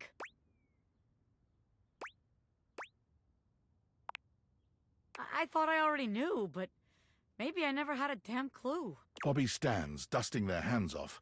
From what, you're not sure, but they seem to think it makes them look cool. All right, rookie. That's enough wasting time talking about feelings. We got one more place to check out. I think it's a real winner. You can find all kind of extreme temperatures there. Hot, cold, and all kinds of work happens there. See you there.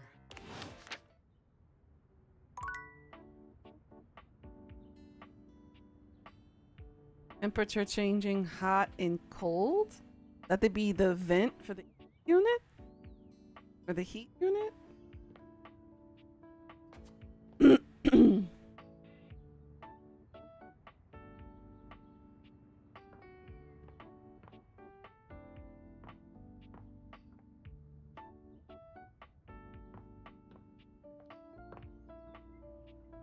Oh, apparently not. Something that does temperature.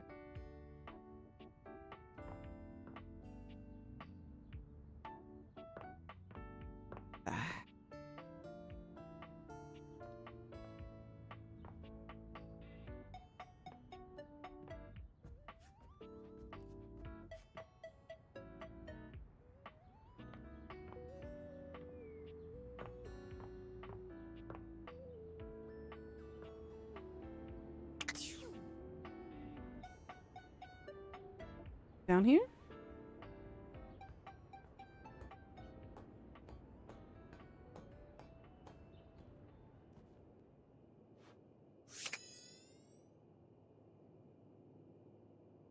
Oh.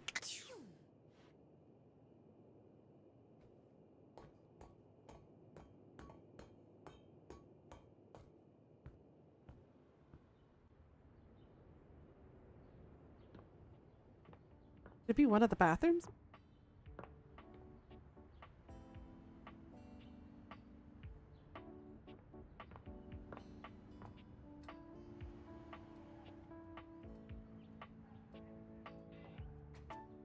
Ah, kitchen.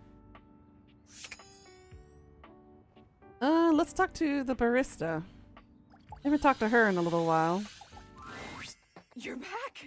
You actually came back!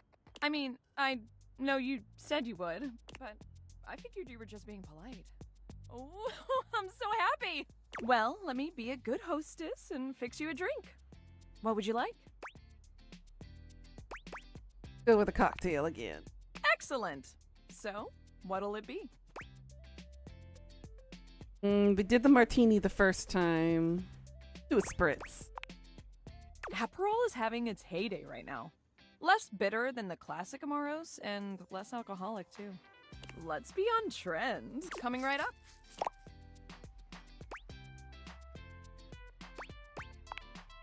You drain your glass with impressive speed.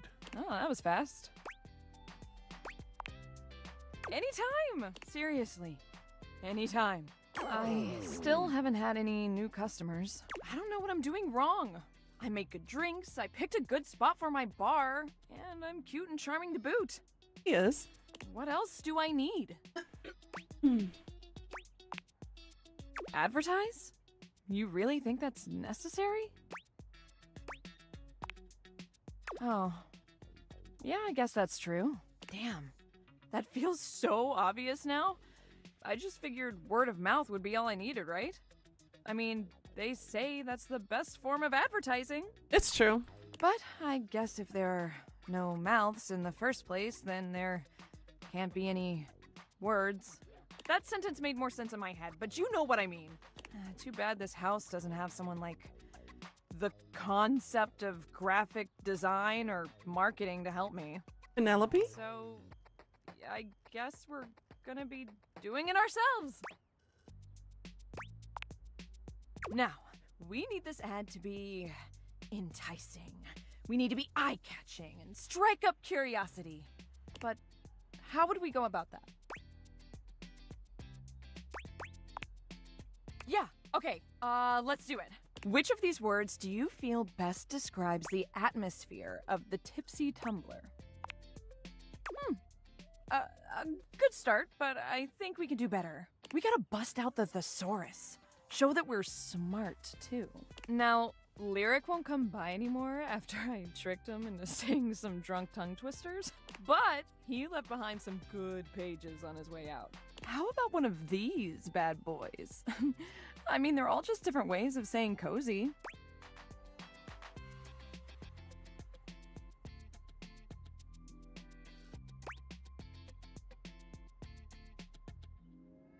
Initiative. Sounds like a cat. Everyone loves cats. Therefore, everyone will love my bar. Thanks for the help. I'll draw up some posters and post them around. Oh, I'm so excited to show this off. Do you think Freddie Yeti would let me hang some of the posters on him? Oh, maybe I could get a TV commercial or a video ad that you can't skip. Or maybe I'll start with the posters and see how that goes. I kind of forgot I was on a budget for a second there. Ugh, I'm just so hyped. I'm gonna get to work on this right away. So, shoo, you're in my creative zone. Get.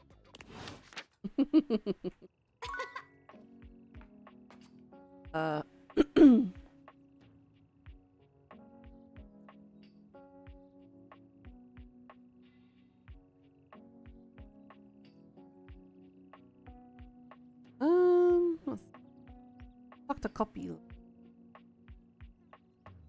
Talk to Daisuke already. The microwave?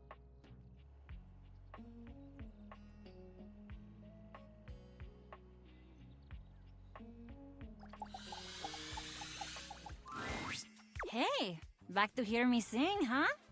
I understand. I sing all the time, even when I'm alone, because damn, I am just so fun to listen to, so I sing to myself. I love it. You're not open to everything? Of course. I gotta put my hands into everything. Or is that why you're here? Maybe not. I could ask, I guess. Sometimes I forget that part. So, ¿qué pasó?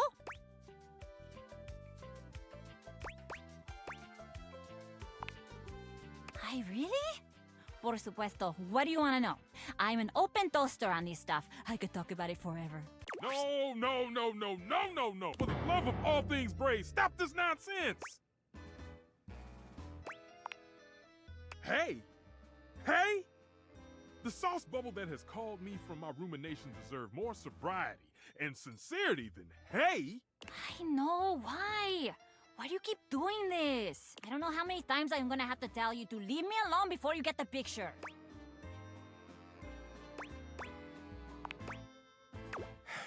You continue to break my heart. You, my darling, are a toaster. You are a fine appliance with a long and prestigious history. Why do you insist on denigrating your lineage? sullying your ancestral heating elements with this string strumming? Tell me, what must I do to bring you back to your true self? I swear, if I wanted to live in a telenovela, I'd move into the living room with Telly. Somebody give me a call? I'm just down the hall. No. No. Bye.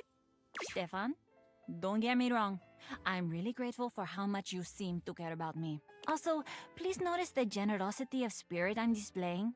That I'm assuming you care about me and not that you're just a great big nosy Botinsky who can't keep his burners off of other folks' courts. I do care about you, more than anything. Well, not more than Bechamel. But you and Bechamel are running a very close race. But lay off! I am completely capable of deciding what I want to do with my time and my talents, and I'm really getting fed up with your constant, do better, Miranda, do different, Miranda. No, just stop! Enough already!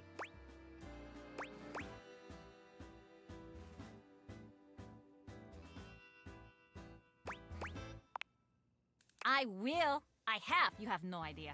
Stefan, I love you and all, but even my new friend here thinks you're being a little overbearing. Que vaya. Music is a completely valid and awesome thing for me to spend my time on. I love it. And I'm sorry, but I do love it a lot more than making toast. Toast is just my day job. It's not what I love. It's fantastic for me to focus on what I love. My music. You do agree, right? Exactamente. I see that once again I have taken my cake out of the oven too early. It remains soft, gooey on the inside, and inedible. Perhaps I should try again, and perhaps I should accept that we'll never see knob to knob on this. You know I love you anyway, right?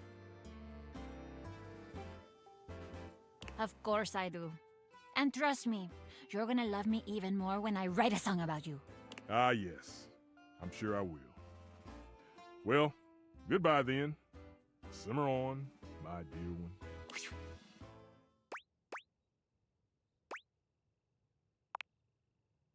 Oh, no, definitely not. Are you kidding? You think he was dramatic just now? You should see him when he's happy.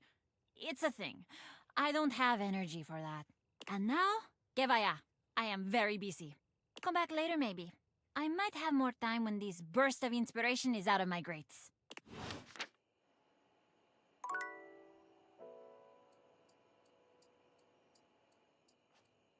Coffee.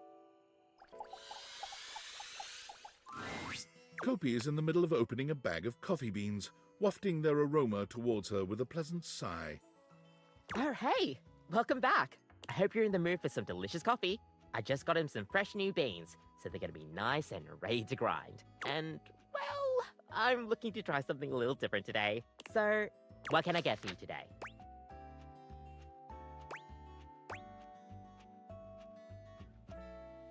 Had an Irish coffee the last time.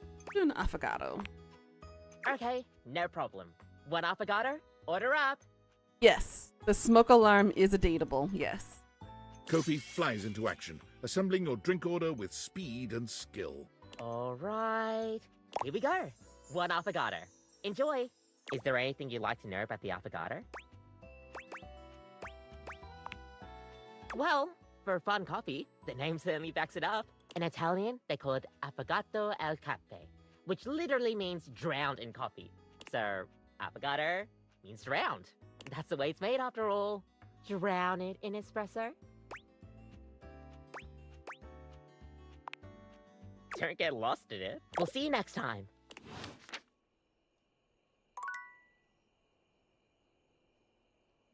Coffee and go see the dateable Nightmare.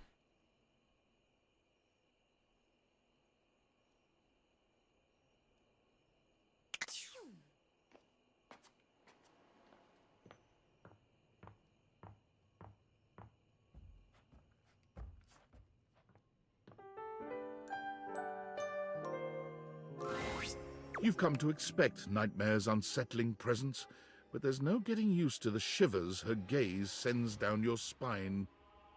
She doesn't even bother greeting you this time, launching into your nightmare with no fanfare whatsoever. You can't move. You're not even sure where you are, or what you're lying down on. It's soft, though.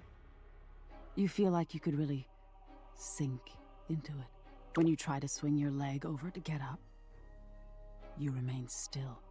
When you try to reach your hand toward the ceiling, your wrist remains firmly by your side. When you try to pry open your lips and scream, your muscles don't move. It makes you want to thrash around even more. You try to blink. You can't.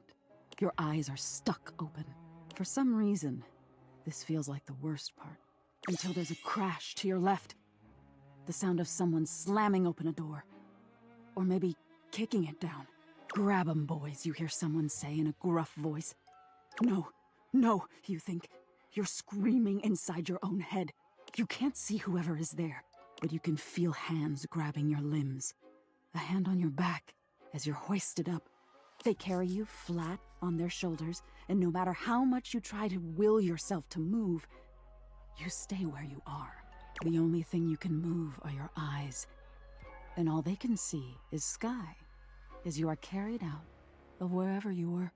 You realize you might be dreaming, but you can't blink. You can't will yourself to wake up. The sense of dread in your chest is too much to handle. You feel your heart will burst. You try your arm again. Nothing. Your legs. Nothing. When you try to inhale, there's nothing. You are still as stone. The people carrying you start to slow down. You are lowered down off their shoulders and onto something stiff. What is that stiff something that we are put down and lowered onto? I wonder. Wink, wink, wonk, wonk, wink, wonk. There are panels of wood in the peripheral of your vision. But it isn't until the lid slams closed that you realize where you are. You're in a coffin. Panic rises in your chest, but you're helpless as you feel the coffin slide down at an angle. And thunk, thunk, thunk. There's the sound of dirt hitting the lid as you're buried alive. Suddenly, air fills your lungs, and you feel your lungs expand, and you're able to finally scream. "Help! Let me out of here!" You cry, pounding your hands on the lid. Thunk, thunk. The dirt continues coming down on you. You feel smothered by it. "Did y'all hear something?" You hear the gruff voice ask. "Nope." Someone else replies. "I'm in here! I'm in here!" You scream, pounding your fists on the old wood. The burial sounds finally come to a halt. You can still hear the people above you, though. What's the tombstone supposed to say? One of them asks. "I don't know.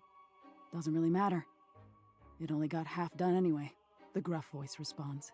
Even as you struggle against your fate, you realize no one will even know you're here. You're too late to free yourself.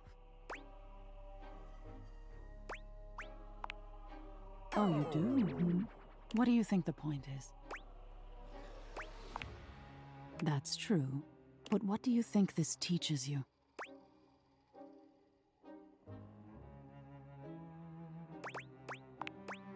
That's exactly it.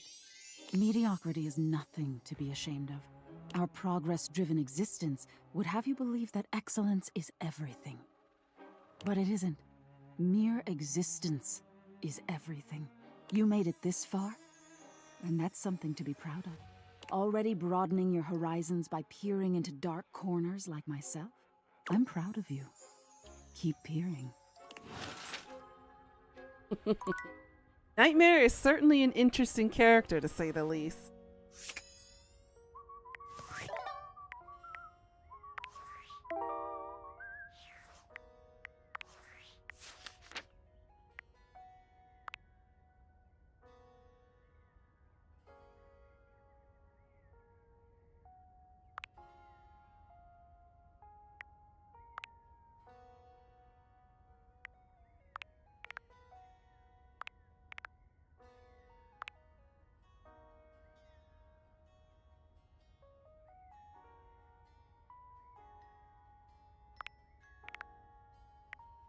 That's Arma. She's the fire alarm Pika.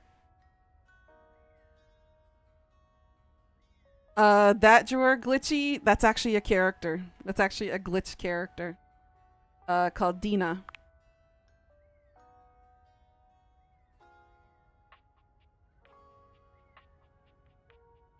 The malicious bug is Damon living in the dresser. They just gave you a love ending. Might be good to find someone to talk to about this. They like me, but they also dislike me at the same time.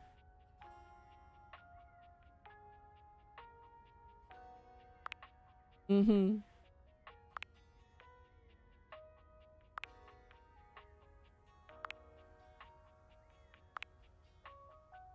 Alright, let's continue talking to Bo. And figure out if we can find another crystal.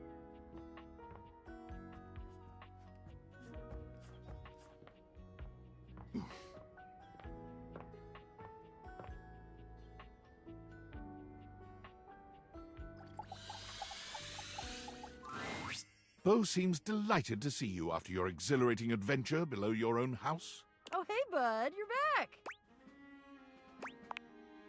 I missed you too, actually. So cool to have met a new adventure buddy.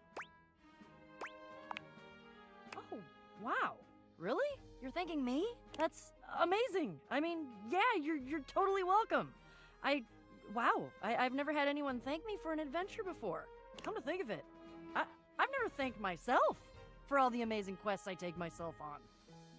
Now that I'm doing this math, that seems kind of like an oversight. Well then, thank us from us for the first awesome mission of many.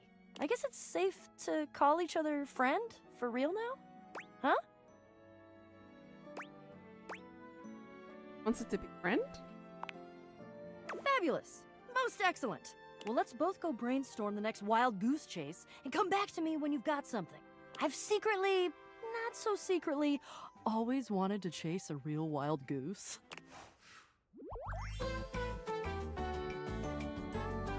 What's next, friend?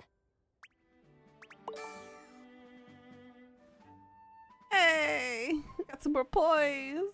Oh, I need more smarts and more charm. Okay, so her friendship thing. Bad. Hmm?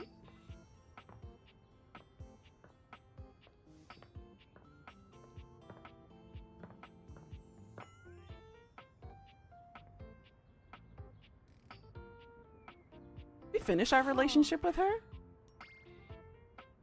Can't remember if we did or not.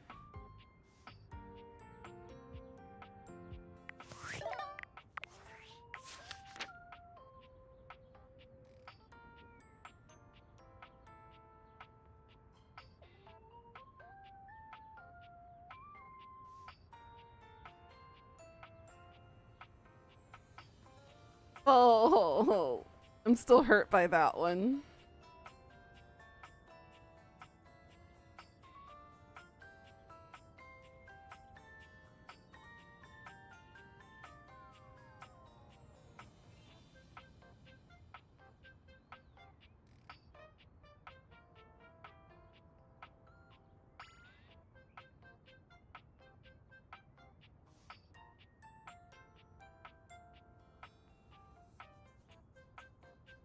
Okay, we didn't complete Maggie's yet. I can't believe we actually did it! Solving that case with you was one of the highlights of my existence. I barely even know what to say.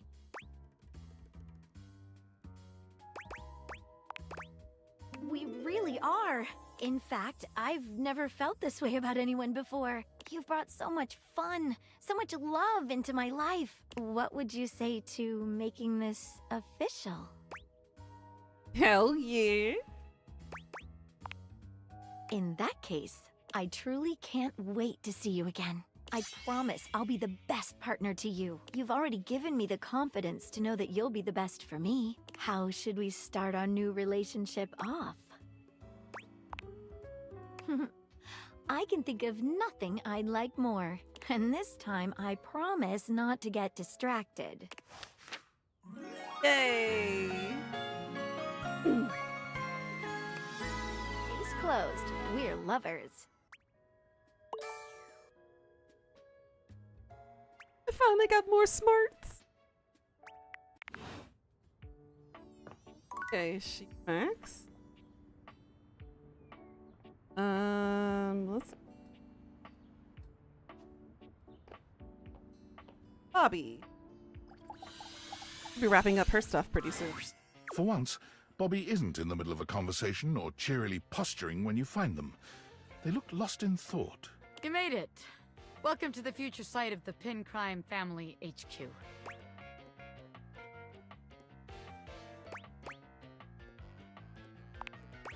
I'm alright, Oh, hell.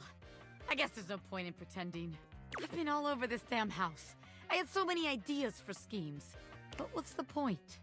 This is a house, not some bustling metropolis full of suckers. We all have the same shit.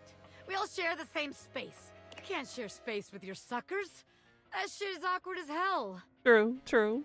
You know, I spent all my time locked up thinking about all the ways I was gonna make money, all the ways I was gonna make my family see I wasn't just little Bobby Pin anymore.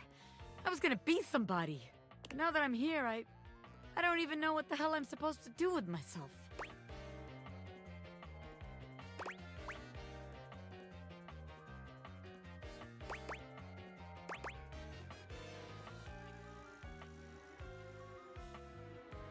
I'm gonna have to trick her.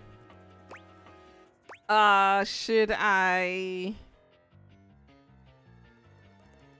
nudge her? Or should I ask her to give her a demonstrate?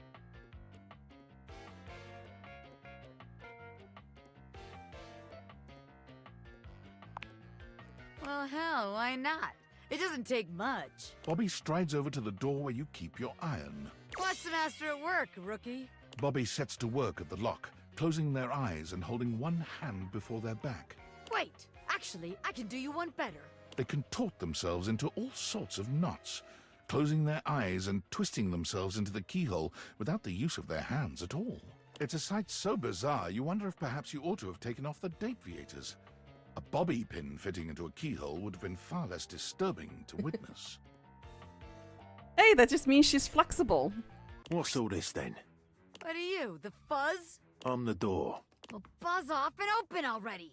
Trying to show off my world-class lockpicking skills to my associate here. I suppose you're harmless. If you want to see the wizard, go right ahead. How'd you like that shit, huh? I told you. Wow! Now that's what I call showmanship. Okay, so that's the new guy. Ah! How many times am I gonna get startled in this damn house? So he's the iron? My apologies, friend. I meant no harm. The iron and the ironing board is what he looks like. I only wanted to commend you for the commensurate showmanship you showed there. I mean, those twists and feats of dexterity. Audiences love a thrill like that. So she's to become a magician's assistant? They do? Of course they do. Trust me, I would know. Audiences love me. I was in there the entire time, wondering to myself, can they overcome my lock? An iron like me can't be locked behind just any sort of lock, Oh, yeah? Yeah, and even though I have no problem retaining an audience's attention myself, none whatsoever, why, just imagine the sorts of heights we could reach with you as a part of my act. Wait, really? You mean I could be part of your magic show? Most certainly. Just imagine it. You and I pulling off daring escapes. Me, the world-famous magician. You, my bright-eyed young assistant, pulling in the younger crowd. I could be famous. I could really be somebody. Hell yeah, I'll be part of your act. Splendid! I just gotta wind up some business first, if you don't mind giving me a minute. Naturally. I'll be here when you're all ready. I can't believe what just happened. I wasn't expecting all this.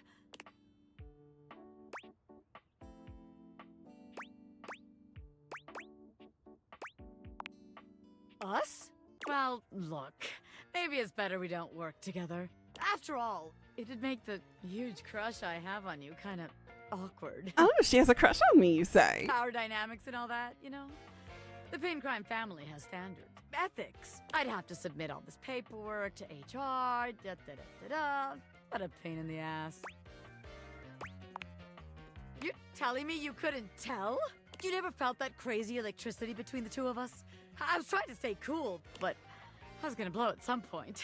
Better we don't have all that baggage in our way now. Of course it's not just you. This shit was mutual, baby. Anyone could see it. Can you imagine our suckers trying to let us scam them? Meanwhile, we're making eyes at each other the whole time? Disgusting. Oh, you like being watched? Interesting. I'll have to remember that. But in the meantime, I guess I got some rehearsing to do for my new gig.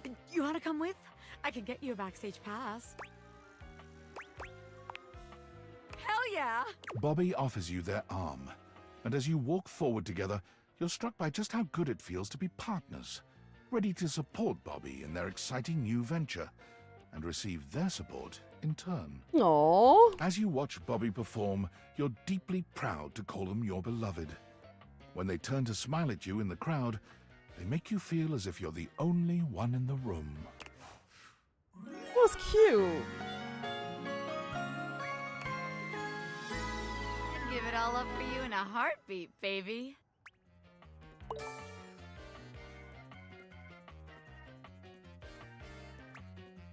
Got some more sass.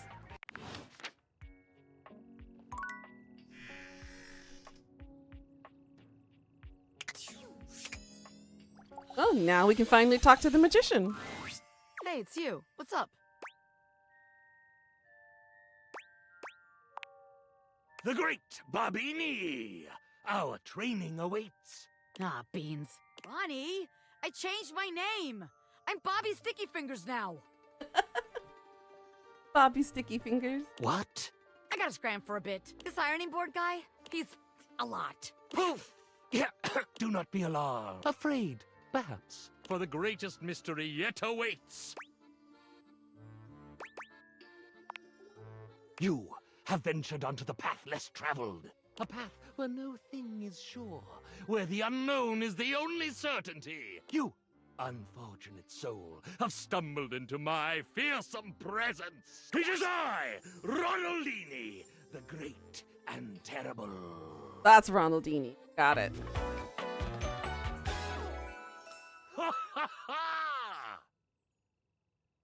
Why do they have to have the I, comma, Ronaldini?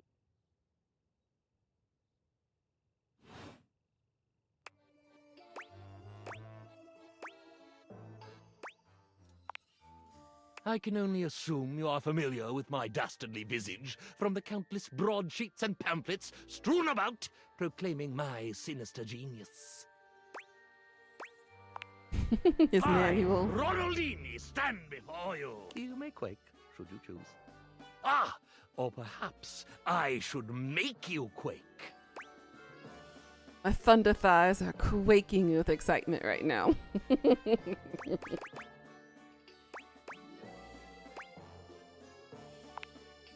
Simple mental manipulation. I'm capable of so much more. Levitation, escape. I can even press nylon without damage. Sigh, another sycophant come to kneel before the great and terrible. I, Ronaldini. He who tamed the Sultan's treacherous tigers and hedonistic harem in the same legendary night. How far he has fallen.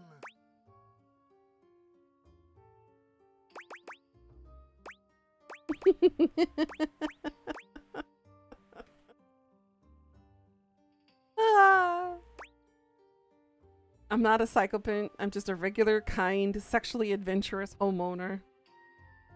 I found kneeling to be quite handy posture-wise. Wink, wink, Pika. You've never tamed me. Might be fun. Ah, there's 3 fun answers. This is your home? So you are a property owner of great repute.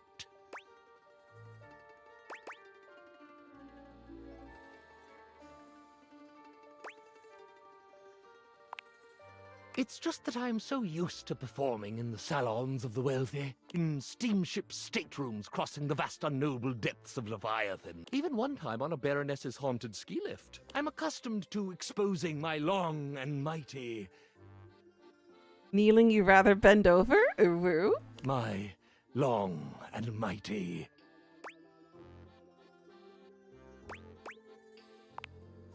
Great and terrible.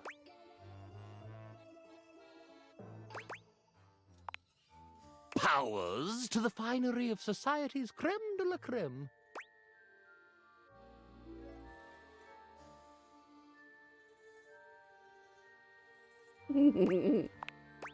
Well, that is true.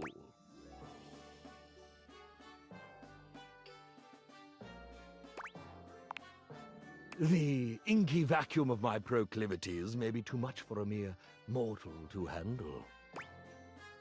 Oh my. You have no fear?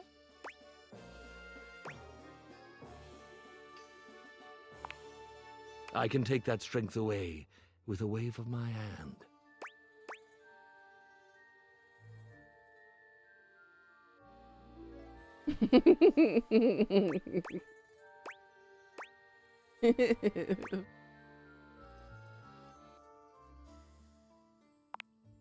Why can it not be both? Of course you are. I'm terribly interesting.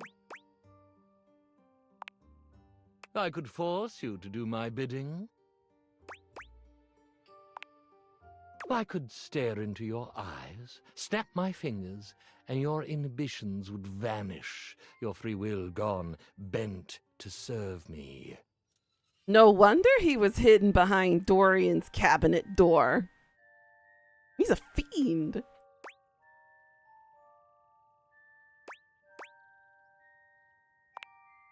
I shall give you no further warning. Once you fall under my sway, I will not easily relinquish you.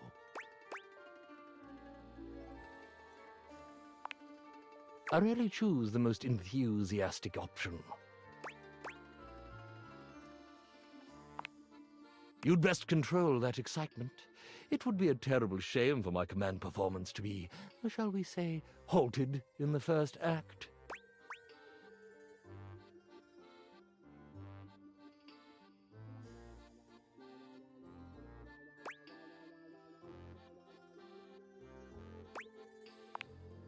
Then make yourself useful.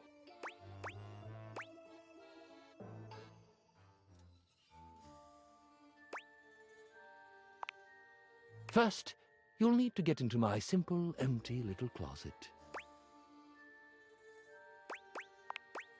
Now, are you afraid?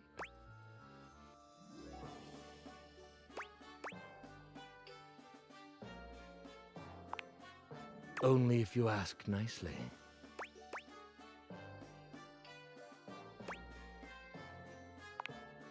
Ah, but it locks from the outside. I currently have no assistance. What makes you think you won't wish you could? Normally someone from the audience shoves a bunch of swords through it.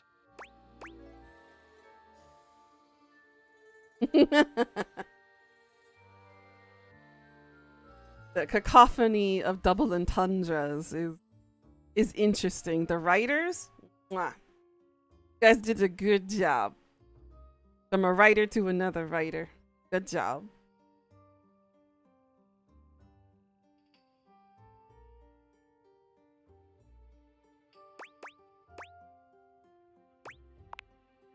How scintillating. Part the curtains. Oh my god.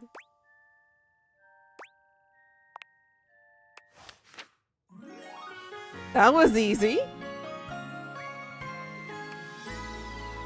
Come, my little bunny. Come, my little bunny. Oh my. That gave us more sass. Look at us go. But I still need more smarts and more charm. I'm lacking behind in those two departments. That was easier than I thought it was gonna be, not gonna lie.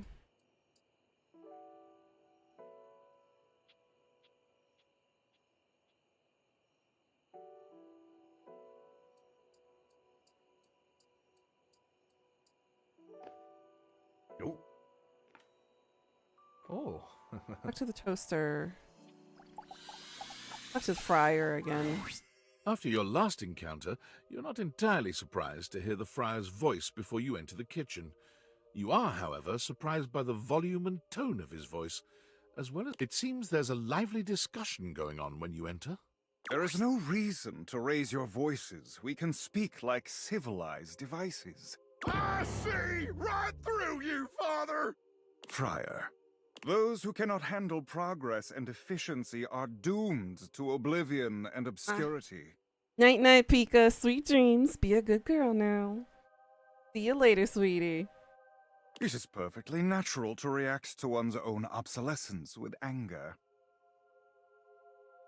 I'm having way too much fun with this game. You do your best to be quiet, but the moment your foot makes contact with the kitchen floor, 3 heads whip around to look at you. Death. You!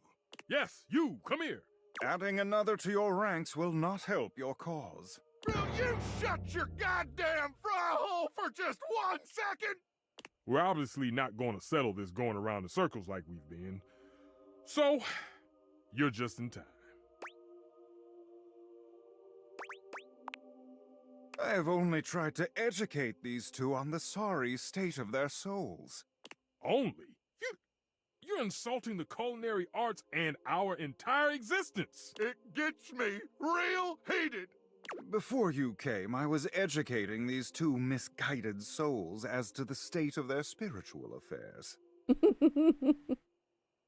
For a time, Stefan's way was the only way we all knew. Luke brought innovation in the form of eliminating oil, it's true, but his heat is unevenly applied, and if not wielded carefully, can dry out and destroy most anything. I ain't about to let you speak for me.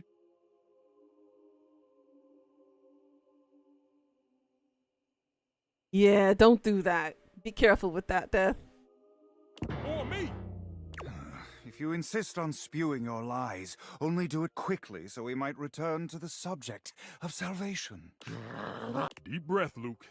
In and out. Trust me. Ah. Ooh. Ah. Ooh. Oh, there you are. Beautiful. Just like that. I'm gonna go first, so I don't lose my goddamn cool and forget what I was gonna say. Sure, buddy. Go ahead. Look, microwaves a real versatile tool. It's true. It is. Time was you couldn't enjoy a meal without wasting away over a hot stove. No offense, Stefan. Some taken. But go on. I revolutionized things. Housewives in the 70s could feed their families without so much hullabaloo. I can handle anything. You want it, you got it. Baking a potato, I got it. Boiling water, oh, I got that too. Nuking some dino nuggets or pizza rolls, I'm your microwave.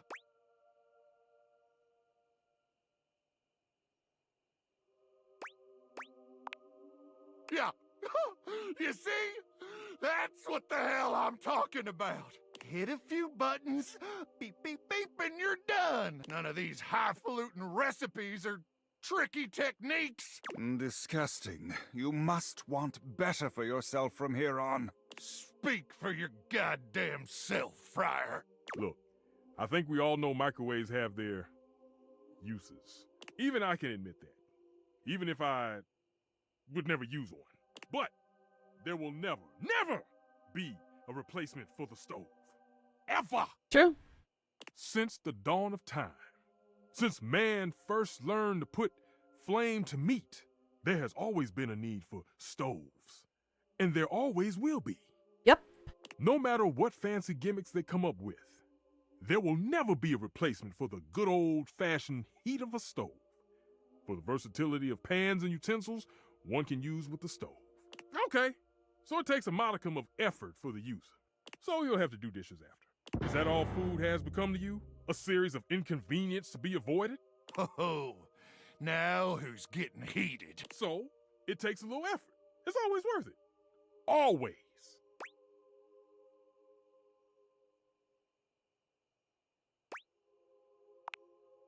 I had thought you knew better. That you are used to something does not mean it is superior, or that it always must be the way forward. No, no! The stovetop is eternal.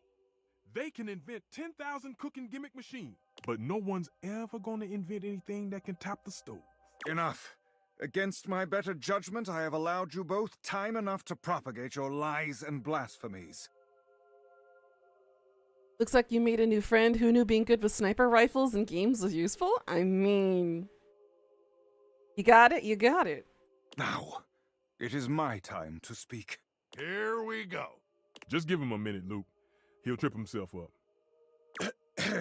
There have been many culinary innovations over the history of mankind. Innovations that allowed man to take great steps forward and truly progress.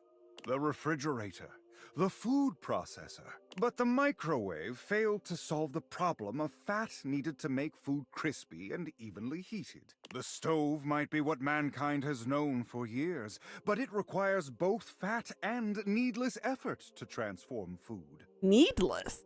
But the power of convection eliminates the need for all these things.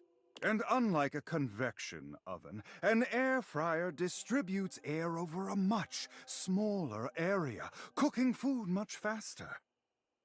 Those dinosaur nuggets Mr. Nukem professes to make so well, I can make them better. Pizza rolls, I have perfected them. There is nothing those two can do that I cannot. You cannot cook a whole turkey inside an air fryer. Cannot make an entire pasta or lasagna in an air fryer. Damn lies! You couldn't tell, they couldn't tell where the enemy was all the while you were taking pot shots at them? Damn. You seriously believe this? This bullshit?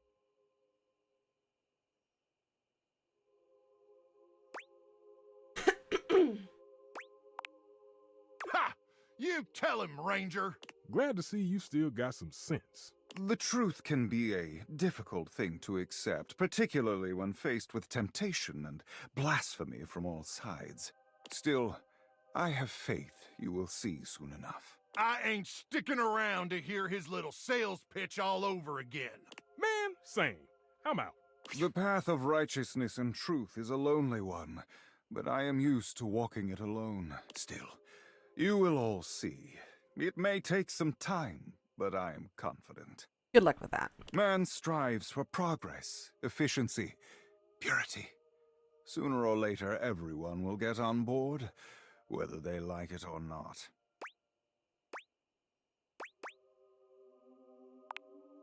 If you understood the beauty of convection the way I do, its grace, its purity, you too would be confident. But I do not need anyone to take my side.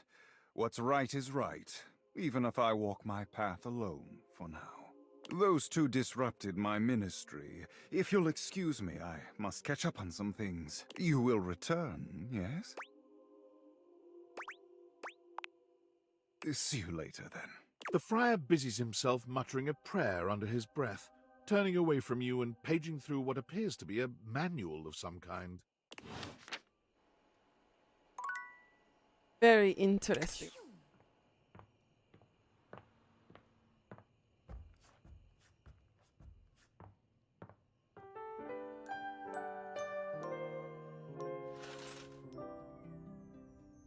Liam O'Brien? Mm-hmm.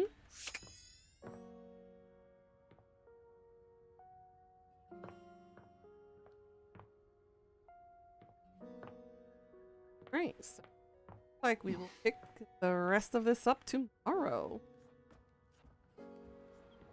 Got a lot done today. Oh, okay, so here now. Okay. Alright. So we're still looking for Aaron. Angel of Accounting. So the wallet. And something about another technological thing I haven't found either.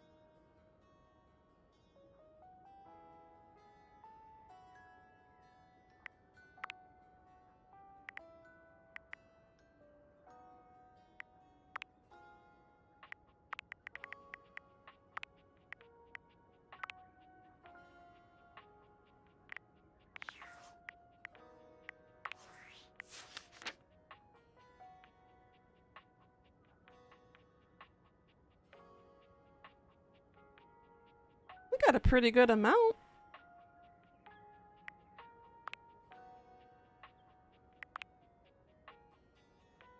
Josh D.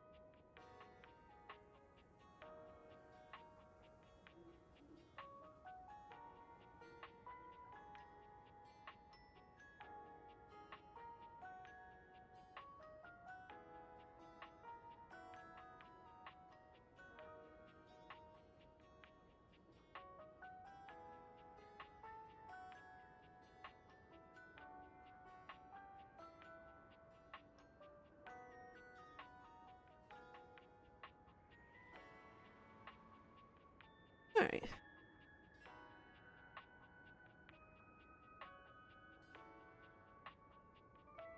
For Mass Effect 2.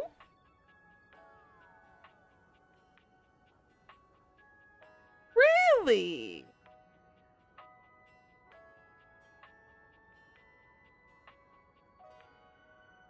Okay. Purple Ridge.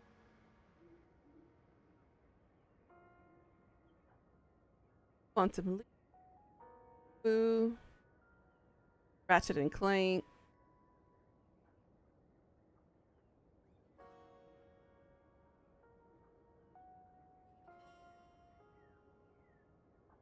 Done a lot of Christmas romance movies. Christmas with the Prince. My Perfect Romance. Oh, he was on Castle? Mike and Molly. Handlers.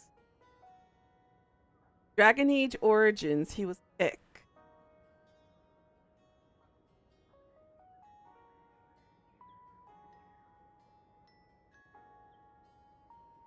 Wow.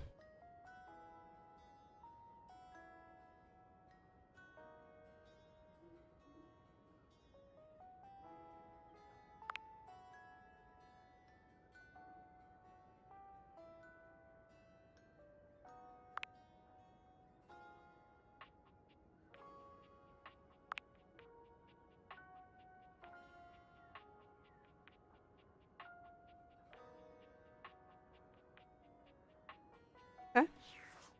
A pretty good amount done. No, I don't remember who Pick was. Oh yeah, I forgot we could talk to Fanisha here too.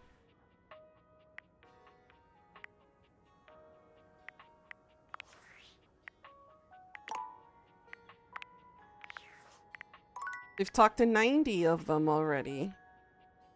So we are getting close to finding all of our peoples.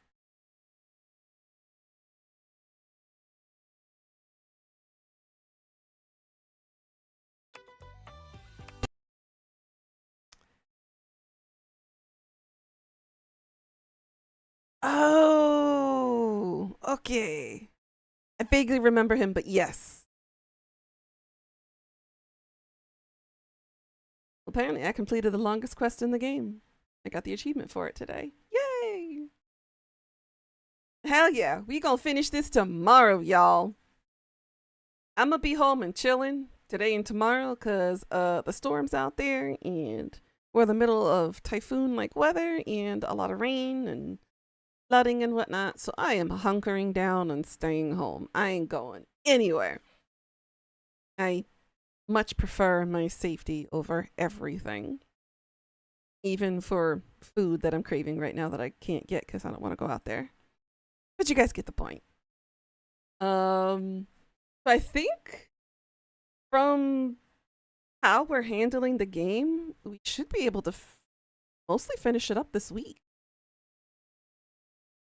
If not, I'm fine playing it into a little bit next week. I'm okay with that. It's perfectly fine. And then after that, we will wrap up the last chapter in The Walking Dead. That's going to take maybe two settings. And then we will hop over and do some multiplayer games and co-op games.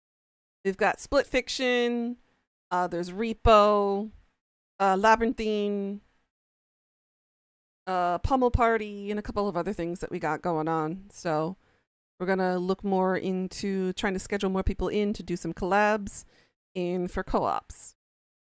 And if you want to collab with me, just hit me up in my DMs, let me know, and we'll create a schedule from there. Right, guys?